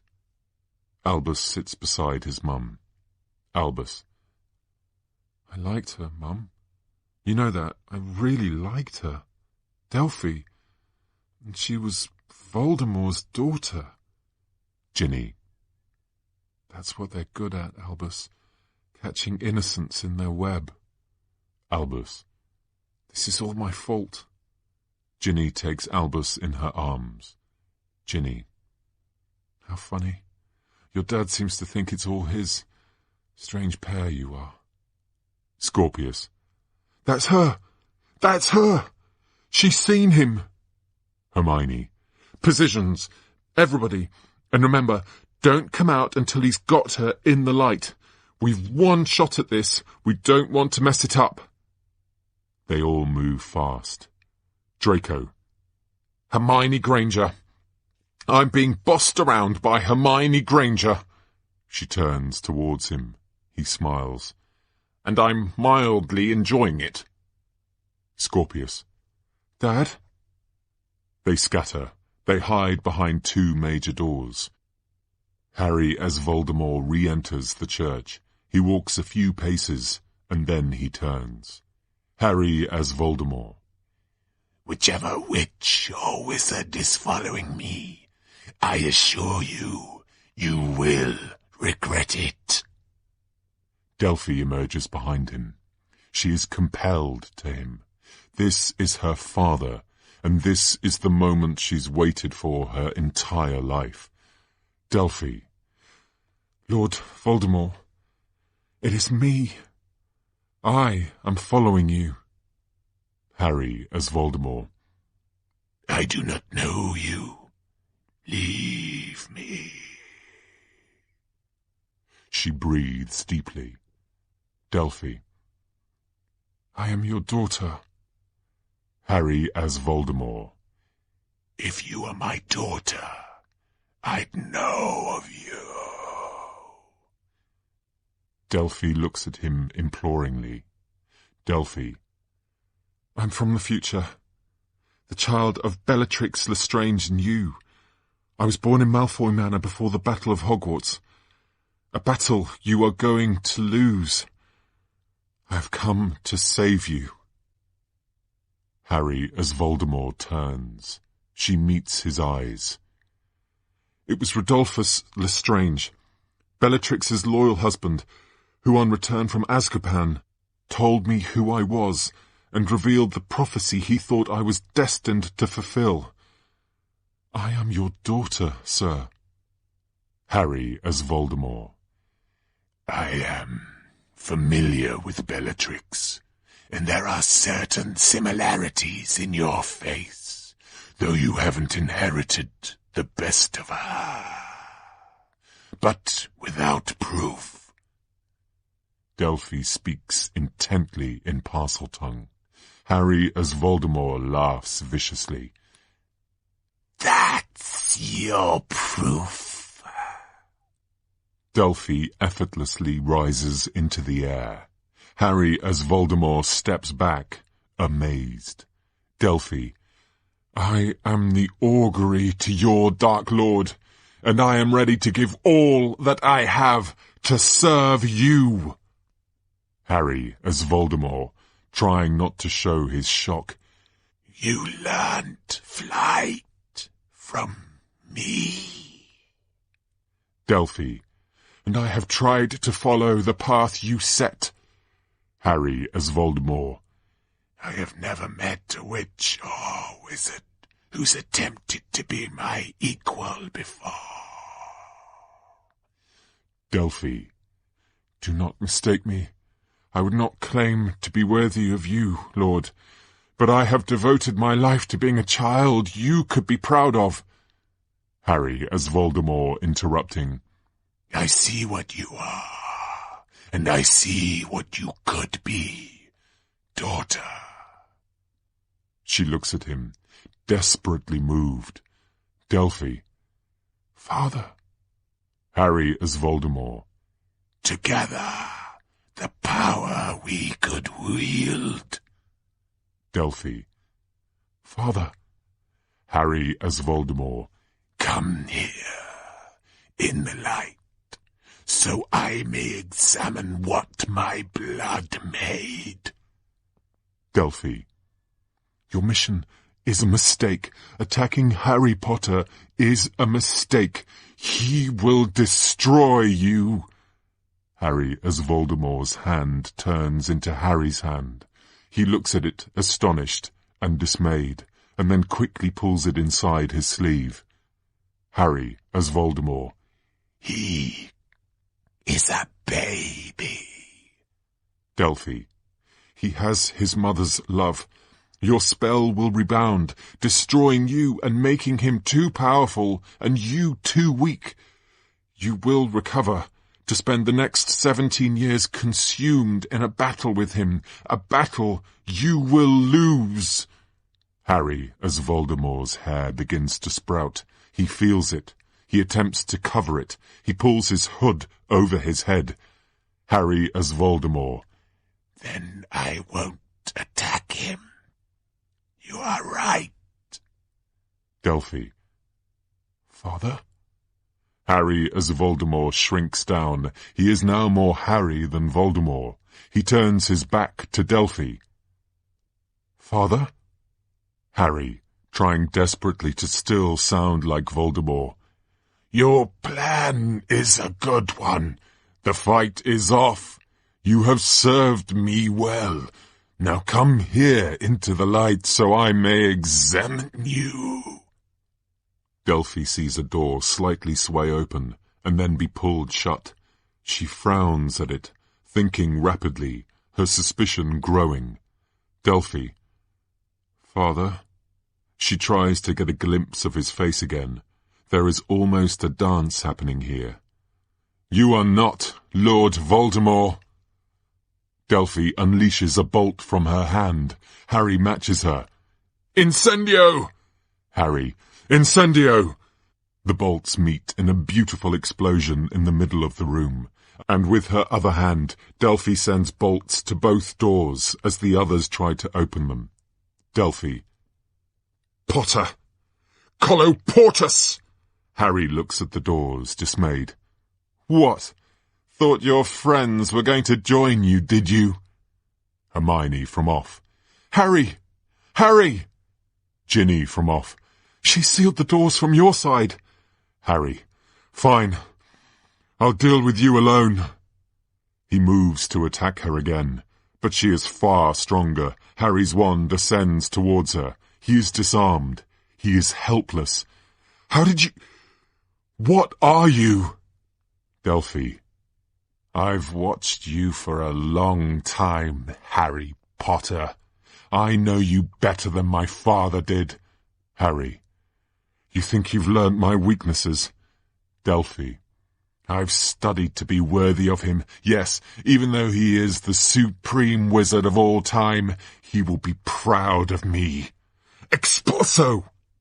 Harry rolls away as the floor explodes behind him. He crawls frantically under a church pew, trying to work out how he can fight her. Are you crawling away from me, Harry Potter, hero of the wizarding world, crawling away like a rat? Wingardium Leviosa! The church pew ascends into the air.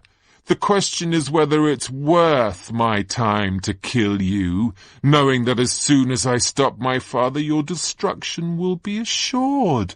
How to decide? Oh, I'm bored, I'll kill you. She sends the pew hard down upon him. It smashes as he rolls desperately away. Albus emerges from a grate on the floor.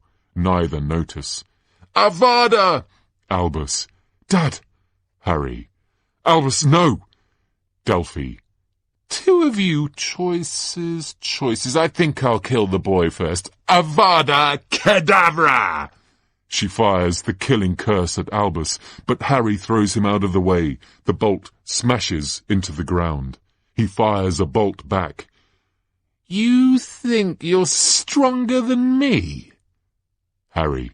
No, I'm not. They fire bolts mercilessly at each other as Albus rolls quickly away and slams a spell into one door and then another. But we are. Albus opens both doors with his wand. Albus. Alohomora! Alohomora! Harry. I've never fought alone, you see, and I never will. Hermione, Ron, Ginny and Draco emerge from the doors and fire up their spells at Delphi, who screams out in exasperation. This is titanic, but she can't fight them all. There are a series of bangs, and then, overwhelmed, Delphi tumbles down to the floor. Delphi. No! No! Hermione. Brachia bindo! She's bound. Harry advances towards Delphi. He doesn't take his eyes off her. All the others stay back. Harry. Albus, are you okay? Albus. Yes, Dad, I'm okay. Harry still doesn't take his eyes off Delphi. He's still scared of her. Harry. Ginny, has he been injured? I need to know he's safe. Ginny. He insisted. He was the only one small enough to crawl through the grate. I tried to stop him. Harry. Just tell me he's okay. Albus. I'm fine, Dad, I promise. Harry keeps advancing towards Delphi. Harry. A lot of people have tried to hurt me. But my son! You dare hurt my son! Delphi. I only wanted to know my father. These words take Harry by surprise. Harry. You can't remake your life. You'll always be an orphan. That never leaves you. Delphi. Just let me see him. Harry. I can't, and I won't. Delphi, truly pitiful. Then kill me. Harry thinks a moment. Harry. I can't do that either. Albus. What? Dad! She's dangerous. Harry. No, Albus. Albus. But she's a murderer. I've seen her murder.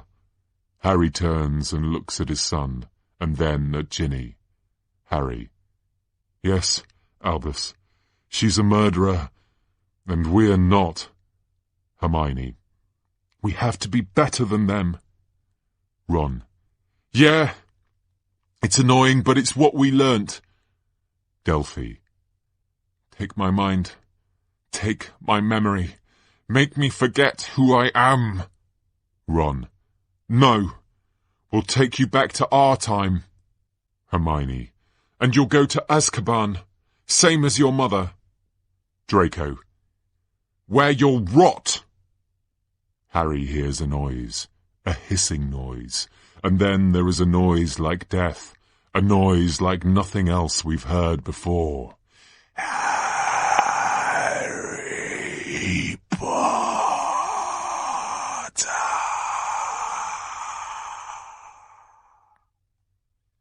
Scorpius. What's that? Harry. No, not yet. Albus. What? Ron. Voldemort. Delphi. Father. Hermione. Now. Here. Delphi. Father. Draco. Silencio! Delphi is gagged. Wingardium Leviosa! She is sent upwards and away. Harry. He's coming. He's coming right now. Voldemort comes through the back of stage and across it and walks down into the auditorium. He brings death with him, and everyone knows it. Act 4, Scene 12. Godric's Hollow, 1981. Harry looks after Voldemort helplessly. Harry. Voldemort is going to kill my mum and dad, and there's nothing I can do to stop him. Draco. That's not true. Scorpius. Dad, now is not the time. Albus. There is something you could do to stop him, but you won't. Draco. That's heroic. Ginny takes Harry's hand. Ginny. You don't have to watch, Harry. We can go home. Harry. I'm letting it happen. Of course I have to watch. Hermione. Then we'll all witness it. Ron. We'll all watch. We hear unfamiliar voices. James from off stage. Lily, take Harry and go. It's him. Go! Run! I'll hold him off. There is a blast, and then a laugh. "You keep away! You understand? You keep away!" Voldemort from offstage. Avada Kedavra! Harry flinches as green light flashes around the auditorium. Albus takes his hand. Harry grasps hold of it. He needs it. Albus. He did everything he could. Ginny rises beside Harry and takes his other hand. He leans into them. They're holding him up now. Harry. That's my mum.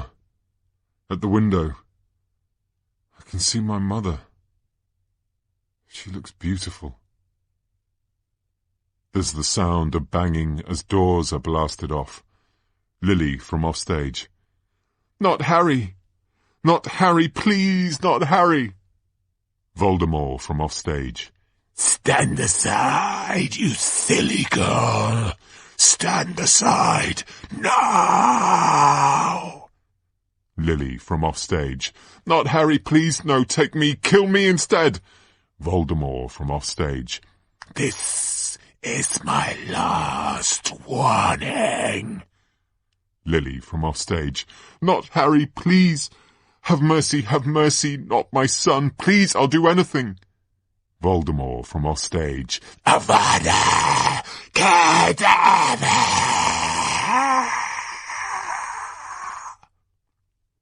And it is like lightning passes through Harry's body. He's sent to the floor, a pure mess of grief. And a noise like a shrunken scream descends and ascends around us. And we just watch. And slowly what was there is no longer there. And the stage transforms and rotates. And Harry and his family and his friends are rotated off and away. Act 4, Scene 13. Godric's Hollow, inside James and Lily Potter's house, 1981. And we're in the ruins of a house that has undergone a vicious attack. Hagrid walks through the ruins. Hagrid. James! He looks about himself. Lily! He walks slowly, unwilling to see too much too soon. He is entirely overwhelmed. And then he sees them. And he stops, and he says nothing. Oh.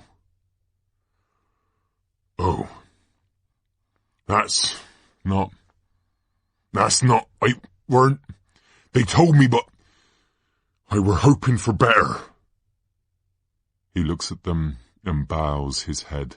He mutters a few words and then takes some crumpled flowers from his deep pockets and lays them on the floor. I'm sorry. He told me, Dumbledore told me I can't wait with you. Them muggles are coming, you see, with their flashing blues, and they won't appreciate a big lummox like me, would they? He lets out a sob. Hard though it is to leave you, I want you to know, you won't be forgotten. Not by me, not by any folk. And then he hears a sound, the sound of a baby snuffling. Hagrid turns towards it, walking with more intensity now. He looks down and stands over the crib, which seems to radiate light. Well, hello. You must be Harry. Hello, Harry Potter.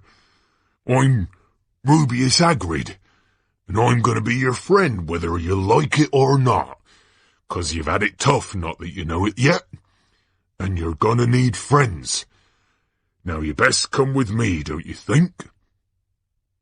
As flashing blue lights fill the room, giving it an almost ethereal glow, he lifts Harry gently into his arms. And then, without looking back, he strides away through the house. And we descend into soft black. Act 4, Scene 14. Hogwarts classroom. Scorpius and Albus run into a room, full of excitement. They slam the door after themselves. Scorpius, I can't quite believe I did that. Albus, I can't believe you did that either. Scorpius, Rose Granger Weasley. I asked out Rose Granger Weasley. Albus, and she said no. Scorpius, but I asked her. I planted the acorn that will grow into our eventual marriage. Albus, you are aware that you are an utter fantasist. Scorpius, and I'd agree with you, only Polly Chapman did ask me to the school ball. Albus, in an alternate reality where you were significantly, really significantly more popular, a different girl asked you out, and that means... Scorpius, and yes, logic would dictate I should be pursuing Polly or allowing her to pursue me. She's a notorious beauty after all, but a rose is a rose. Albus, you know logic would dictate that you're a freak. Rose hates you. Scorpius, correction, she used to hate me, but did you see the look in her eyes when I asked? That wasn't hate. That was pity. Albus, and pity's good? Scorpius, pity is a start, my friend, a foundation on which to build a palace of love. Albus, I honestly thought I'd be the first of us to get a girlfriend. Scorpius, oh, you will, undoubtedly, probably the new smoky-eyed potions professor. She's old enough for you, right? Albus, I don't have a thing about older women. Scorpius, and you've got time, a lot of time, to seduce her, because Rose is going to take years to persuade. Albus, I admire your confidence. Rose comes past them on the stairs. She looks at them both. Rose, hi. Neither boy knows quite how to reply.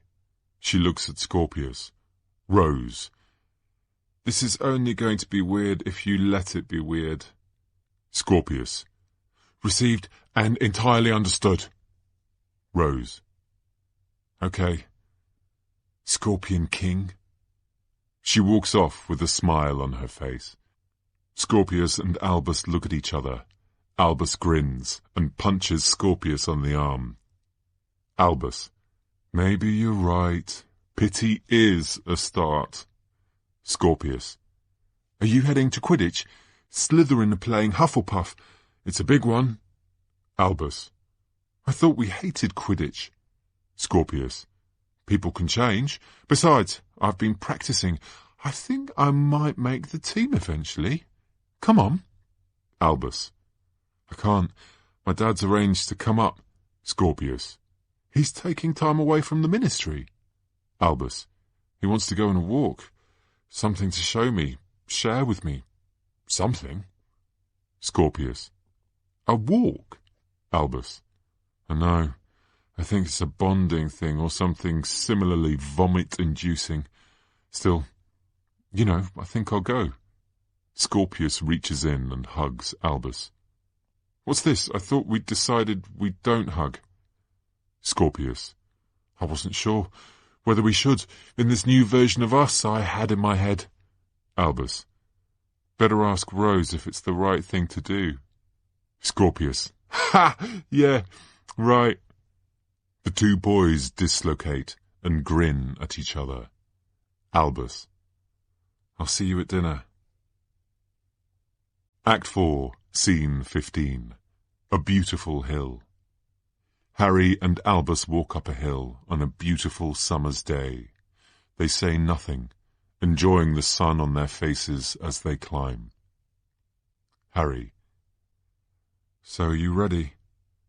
Albus, for what? Harry, well, there's the 4th year exams, and then the 5th year. Big year. In my 5th year I did... He looks at Albus. He smiles. He talks quickly. I did a lot of stuff. Some of it good, some of it bad. A lot of it quite confusing.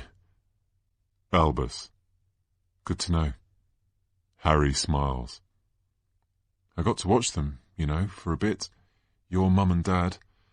You had fun together.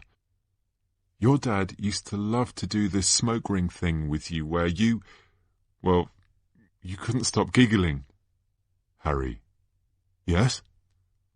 Albus. I think you'd have liked them. And I think me, Lily and James would have liked them too. Harry nods. There's a slightly uncomfortable silence. Both are trying to reach each other here. Both are failing. Harry. You know, I thought I'd lost him. Voldemort. I thought I'd lost him, and then my scar started hurting again, and I had dreams of him, and I could even speak Parseltongue again, and I started to feel like I'd not changed at all, that he'd never let me go. Albus. And had he? Harry. The part of me that was Voldemort died a long time ago, but it wasn't enough to be physically rid of him. I had to be mentally rid of him. And that is a lot to learn for a 40-year-old man. He looks at Albus.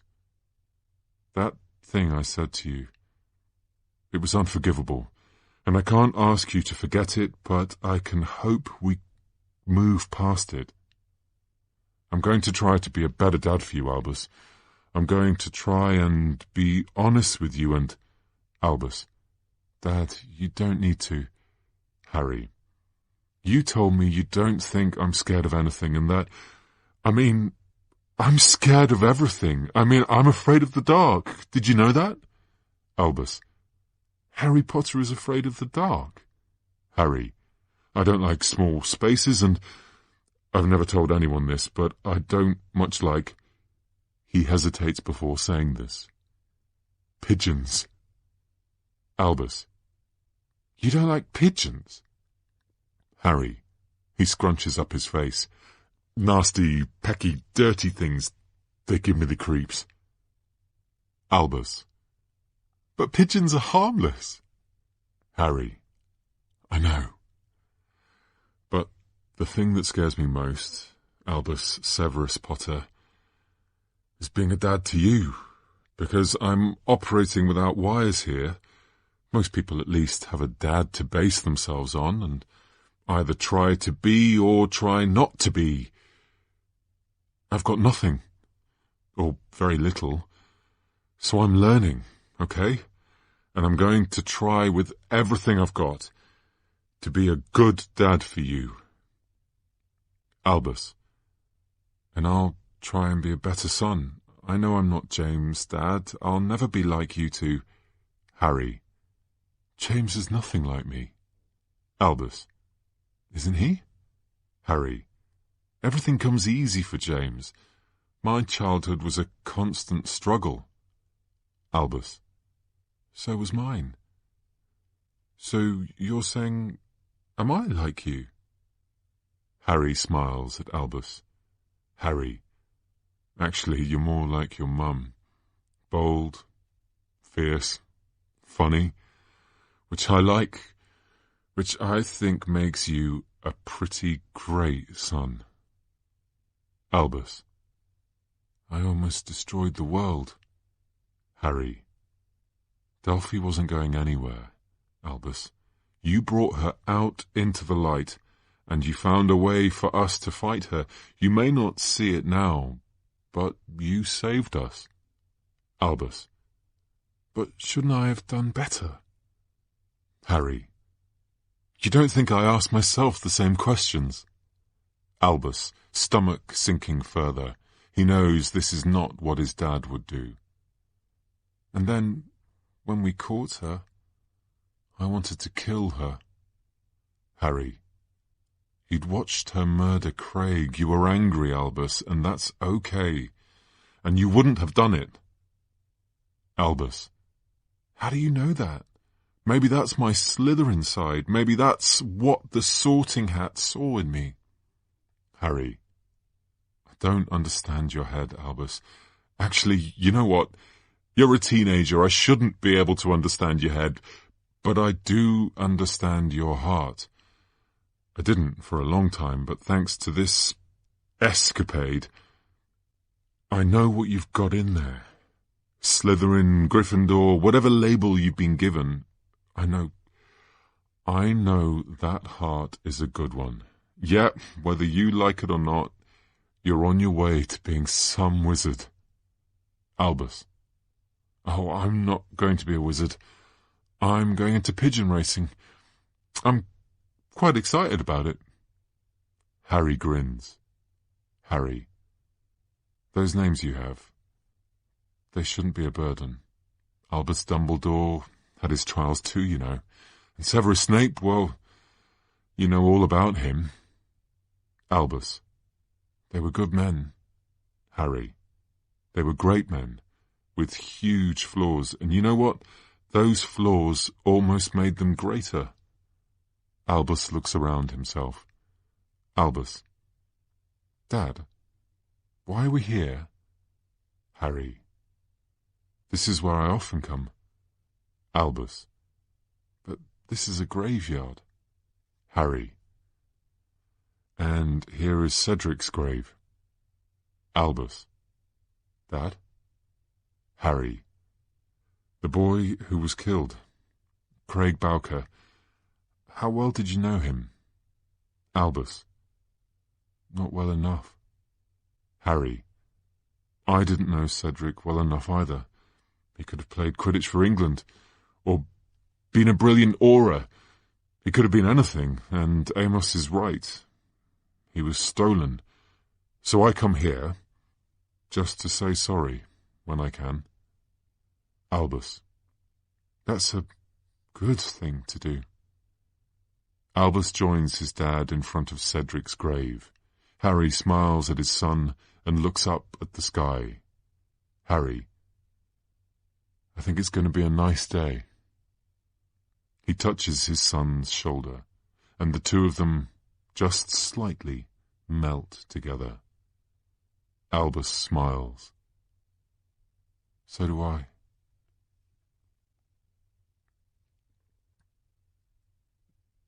The End.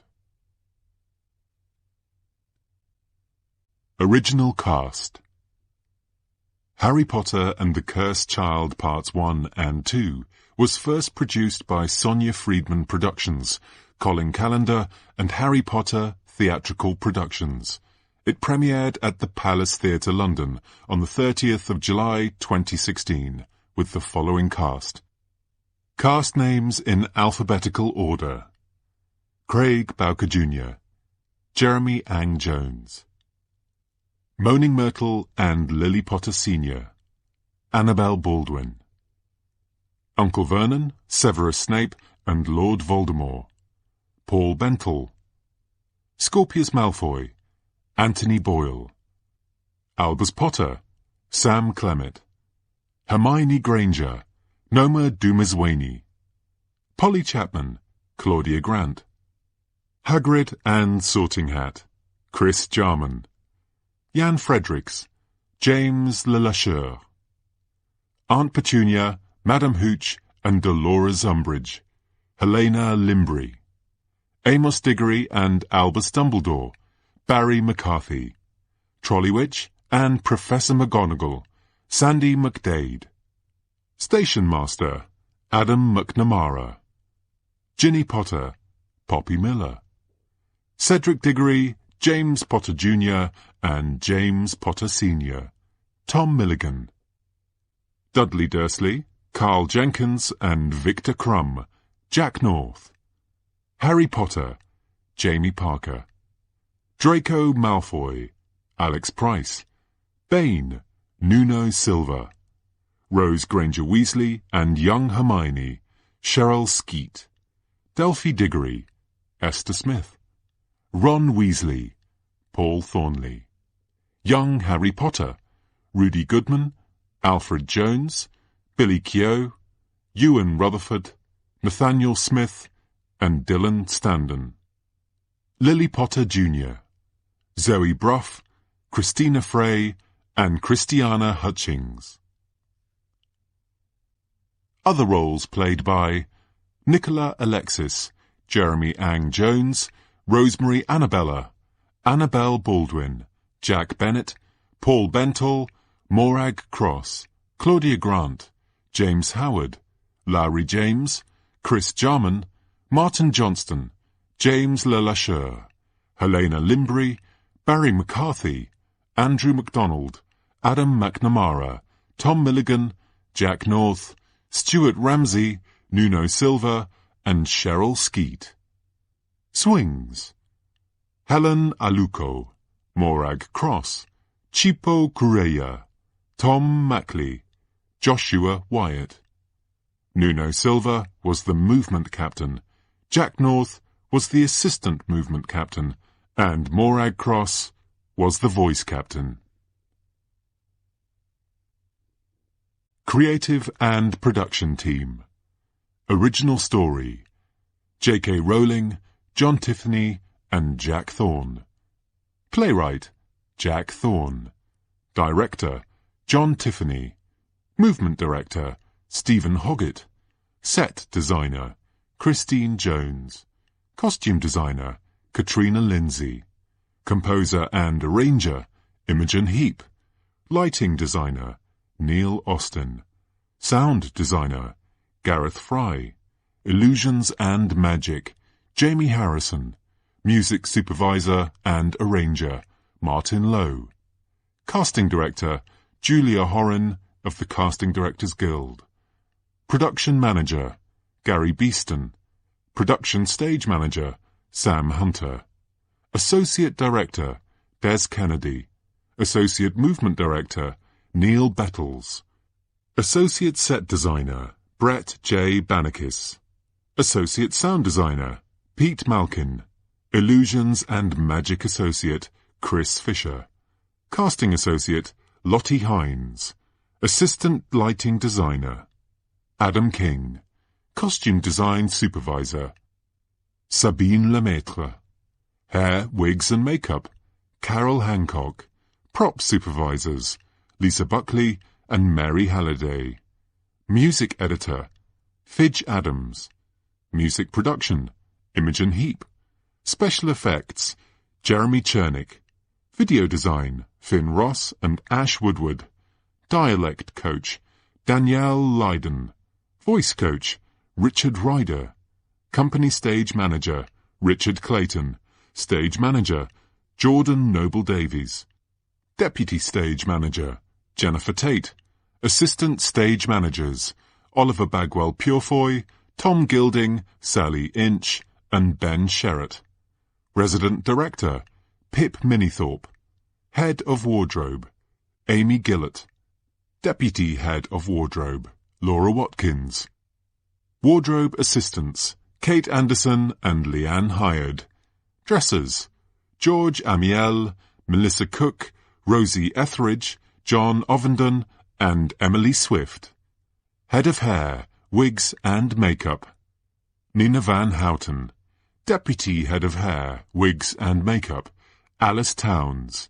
Hair, wigs and makeup assistants: Charlotte Briscoe, Jacob Fessy, and Casey Murphy. Head of sound: Chris Reed. Deputy head of sound: Rowena Edwards. Sound number 3: Laura Kaplan. SFX operator: Callum Donaldson. Head of automation: Josh Peters. Deputy head of automation: Jamie Lawrence. Automation number 3: Jamie Robson. Show Chief LX: David Trina. Performer flying technician: Paul Gurney. Chaperones: David Russell and Eleanor Dowling. General Management: Sonia Friedman Productions. Executive Director: Diane Benjamin. Executive Producer: Pam Skinner. Associate Producer: Fiona Stewart. Assistant Producer: Ben Canning. General Management Assistant: Max Bittleston. Production Assistant: Imogen Claire Wood. Marketing Manager: Laura Jane Elliott. Revenue Manager: Mark Payne. Associate Producer, Development: Lucy Lovett. Development Assistant: Lydia Rhine. Literary Associate: Jack Bradley. Office Assistant: Jordan Eaton. House Seats Assistant, Vicky Ngoma. Biographies of the original story team. J.K. Rowling, original story. J.K. Rowling is the author of the 7 Harry Potter novels, which have sold over 450 million copies and have been translated into 79 languages, and 3 companion books originally published for charity. She is also the author of The Casual Vacancy, a novel for adults published in 2012, and, under the pseudonym of Robert Galbraith, is the author of the Cormoran Strike crime series. J.K. Rowling is making her screenwriting debut and is a producer on the film Fantastic Beasts and Where to Find Them, a further extension of the Wizarding World, due for release in November 2016. John Tiffany, original story and director. John Tiffany directed once, for which he was the recipient of multiple awards, both in the West End and on Broadway. As Associate Director of the Royal Court, his work includes The Twits, Hope, and The Pass. He was the director of Let the Right One In for the National Theatre of Scotland, which transferred to the Royal Court, West End, and St Anne's Warehouse. His other work for the National Theatre of Scotland includes Macbeth, also Broadway, Enquirer, The Missing, Peter Pan, The House of Bernarda Alba, Transform Caithness, Hunter, Be Near Me, Nobody Will Ever Forgive Us, The Bacchae, Black Watch, for which he won the Olivier and Critics' Circle Best Director Awards, Elizabeth Gordon Quinn, and Home, Glasgow. Other recent credits include The Glass Menagerie at ART and on Broadway, and The Ambassador at BAM. Tiffany was Associate Director of the National Theatre of Scotland from 2005 to 2012 and was a Radcliffe Fellow at Harvard University in the 2010 to 2011 academic year. Jack Thorne, original story and playwright. Jack Thorne writes for theatre, film, television and radio. His theatre credits include Hope and Let the Right One In, both directed by John Tiffany. The Solid Life of Sugarwater for the Grey Eye Theatre Company and the National Theatre. Bunny for the Edinburgh Fringe Festival. Stacey for the Trafalgar Studios. And 2nd of May 1997 and When You Cure Me for the Bush. His adaptations include The Physicists for the Donmar Warehouse and Stuart, A Life Backwards for High Tide. On film, his credits include War Book, A Long Way Down, and The Scouting Book for Boys. For television, his credits include The Last Panthers, Don't Take My Baby, This Is England, The Fades, Glue, Cast-Offs, and National Treasure. He won BAFTAs in 2016 for Best Miniseries, This Is England 90, and Best Single Drama, Don't Take My Baby, and in 2012 for Best Drama Series, The Fades, and Best Miniseries, This Is England 88. Acknowledgements. All the actors from the Cursed Child workshops: Mel Kenyon, Rachel Taylor, Alexandria Horton, Imogen Claire Wood, Florence Reese, Jennifer Tate, David Knock, Rachel Mason, Colin, Neil, Sonia, everyone at SFP and the Blair Partnership, Rebecca Salt from JKR PR, Nika Burns and all the staff at the Palace Theatre, and, of course, our incredible cast who helped shape every word.